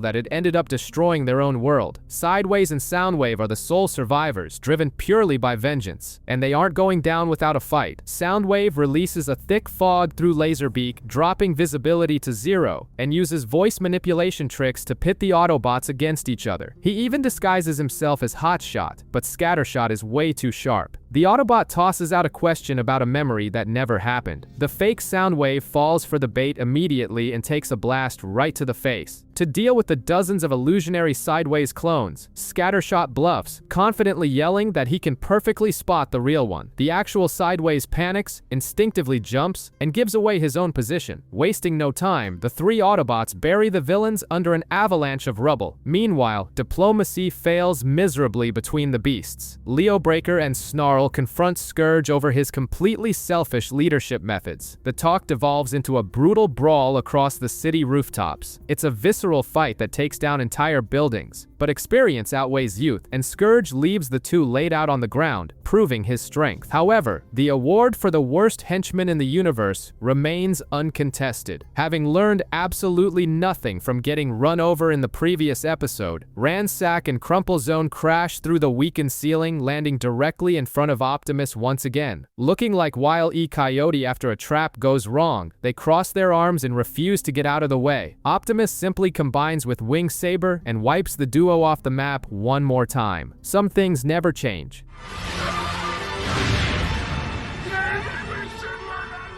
Deep within Gigantian, Scourge's mind is racing. Leo Breaker's words about true strength being more than just physical have infected his mind like a virus. For the first time, the tough-as-nails dragon is terrified that his muscles won't be enough to save his planet. Meanwhile, Optimus Prime's team advances to the next phase of Gigantian. Bud has taken on the role of general, organizing the Minicons into a proper troop, which impresses even the giant Metroplex. But of course, human curiosity takes its toll. Lori accidentally leans against a secret wall switch, and the floor vanishes beneath Bud and the four Minicons, dropping the gang into an abyss. They end up in a legendary miniature city, built especially for Minicons. There's just one problem. The city is in ruins, covered in very familiar claw marks. Jolt and the gang panic, but Bud manages to calm everyone down by faking a stomachache. Soon enough, they run into the one responsible for the destruction, Scourge. And here, something surreal happens. Bud decides to teach the giant dragon a lesson in leadership. He pulls out a chalkboard and chalk from who knows where and begins explaining that a true leader uses creativity, not just their fists. Scourge listens, chuckles, and realizes his "the strongest crushes the weakest" mindset has only held him back. When the Autobots finally arrive, Scourge demands one last duel to prove he's changed. The whole thing turns into a samurai movie set at sunset. Metroplex beats him down. Vector Prime beats him down. Optimus, combined with Wing Saber, delivers the final blow. Scourge falls motionless, but for the first time, he isn't angry. He stares up at the stars and laughs softly, accepting defeat in a surprisingly peaceful way. Elsewhere on the planet, Galvatron is pounding the Cybertron defense team, but even he admits, these guys is hit hard. Starscream finally blasts his way out of his concrete tomb, screaming vows of vengeance against basically everyone. Deep within Gigantian, Optimus Prime's team reaches the planet's core organic layer, where they find the Lemuria, a colossal ancient ship partially submerged in a lake. The peace doesn't last long. Galvatron and Menasor tear through the ceiling from the sky, and chaos ensues. Optimus and Wing Saber link up to face the Decepticon leader, but Galvatron plays mind games with Prime, taunting him and claiming he only sees his soldiers as disposable pawns. This really messes with Optimus. To protect Wing Saber, he disengages the combination and decides to fight alone. The result? Galvatron drops the Autobot leader with a single punch. Meanwhile, Menasor and Metroplex are beating the scrap out of each other until their Minicon partners step in to stop the fight. Metroplex realizes he's been acting like an arrogant, grumpy old man, apologizes, and the two giants make peace right then and there. Inside the Lemuria, the exploration team finds the Gigantian cyber planet key. It seems almost too easy. That's when Starscream crashes into the hall, mercilessly beating Landmine. Outside, Optimus's crisis of confidence peaks. He blames himself for putting everyone in danger until Vector Prime loses his patience, clenches his fist, and punches Optimus right in the face. It's a literal reality check. A leader cannot doubt their own team. They trust him, and he needs to trust them back. Back at the Lemuria, an utterly battered Landmine refuses to give up. He grabs the planet key, and its energy transforms him into an absolute giant. Now the same size as Starscream, Landmine pays him back, blasting the villain with a wind attack and throwing him through the roof, straight to the bottom of the lake. Galvatron tries to steal the spotlight, but Optimus is back in the game, his mind in the right place, and his team united. With a key charge strike, Prime sends Galvatron flying. The final key is secured, and Optimus asks if the team is ready to save the universe. The approval is unanimous. Dragging himself out of the lake, Starscream is wrecked, but his hatred for Megatron and Optimus is the perfect fuel. He gets up, driven by sheer willpower and spite. At the Lemuria, the Autobots prepare for the big moment, inserting the fourth and final cyber planet key into the Omega Lock. As is tradition with these artifacts, nothing happens quietly. A massive energy beam reboots the entire ship, parts the planet's layers to open a direct path to the surface, and activates a space bridge. Colonel Franklin gets on the line with terrible news. The black hole is swallowing the entire galaxy, and the jungle planet is on the verge of collapse. Hearing this, Scourge shows up, thanks Optimus for the lessons, and leaves with Snarl to try and save his home. Just as the Autobots are about to celebrate their progress, Galvatron tears through the ceiling like a bullet train, plows through everyone, steals the Omega Lock, and flees toward the space bridge. But halfway there, guess who shows up? Starscream, demanding the prize for himself. From here on out, the fight stops being a simple brawl and turns into an episode of Dragon Ball Z. Starscream reveals that the energy he absorbed from Primus allows him to increase his own mass at will. The two Decepticons take the fight to the surface of Gigantian, releasing such an absurd amount of energy that it threatens to vaporize the entire planet. Sideways and Soundwave try to take advantage of the chaos to steal the Omega Lock, but they're too slow. Galvatron and Starscream unleash their ultimate attacks, and the clash creates a titanic explosion, visible from deep space. When the dust settles, Starscream, Sideways, and Soundwave have vanished without a trace. But Galvatron survived. Intact and with the Omega Lock in hand, he escapes through the space bridge alongside his henchmen. The Autobots try to follow, but the space bridge begins to collapse right in front of them, cutting off their only exit. With no way home, they are trapped on Gigantian, and far away, drifting silently through the vacuum of space, only Starscream's crown floats in the dark. The Autobots and their human allies are staring up at the Gigantian sky. Bud fakes a panic attack, hoping someone will pull a plan out of a hat, but no one has a clue what to do. No one, except Vector Prime, who mutters a plan dangerous enough that Jolt immediately warns him he can't do it. Optimus, always the focused leader, suggests building a new generator. Scattershot quickly says it's impossible due to a lack of power, until he remembers they have 3 starships right there. With the help of the planet's giant builders, they jury-rig the machine and fire it up.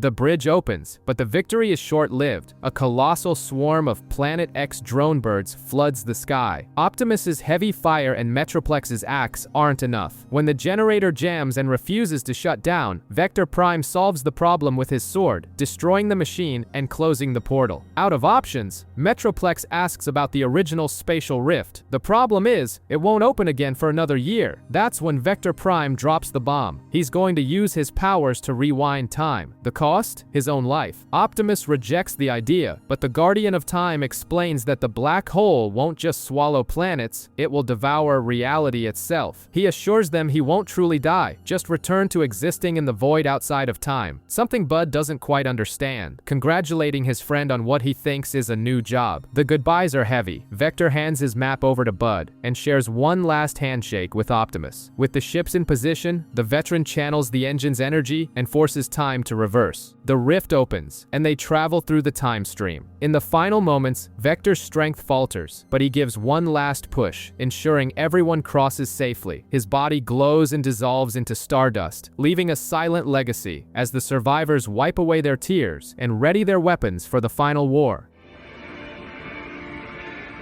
Victor Prime, please don't go!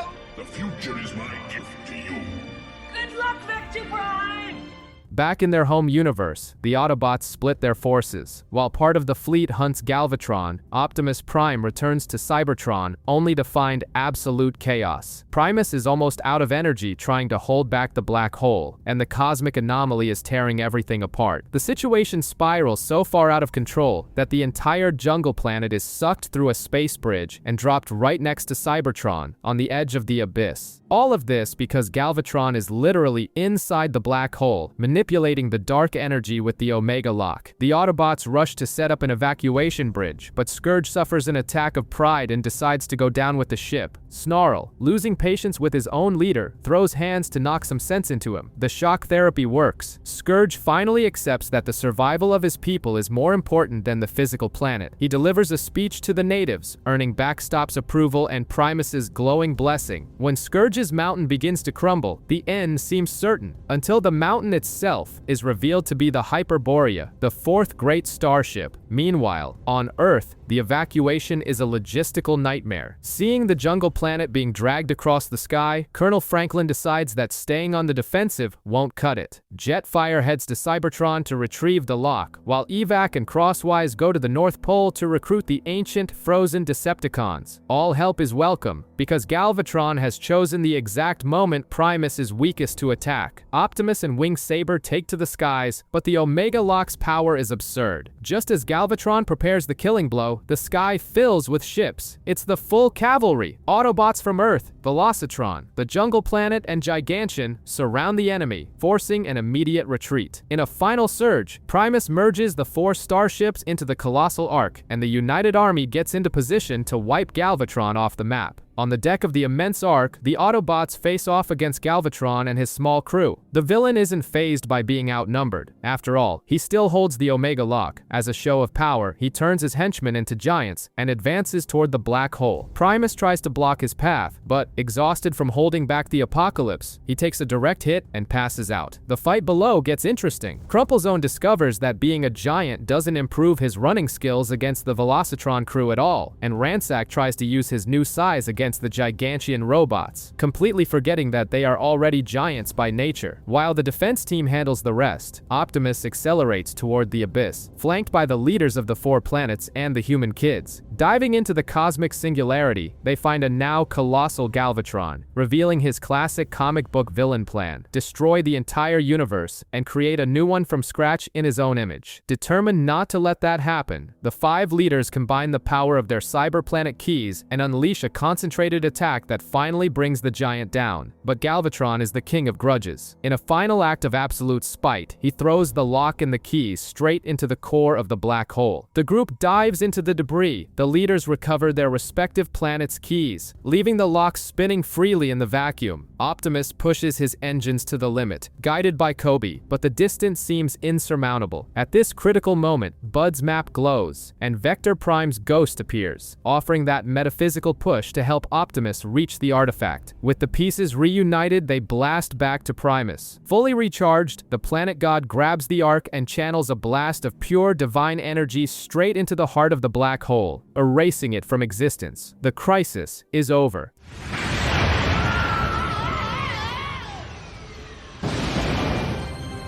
The black hole has been destroyed.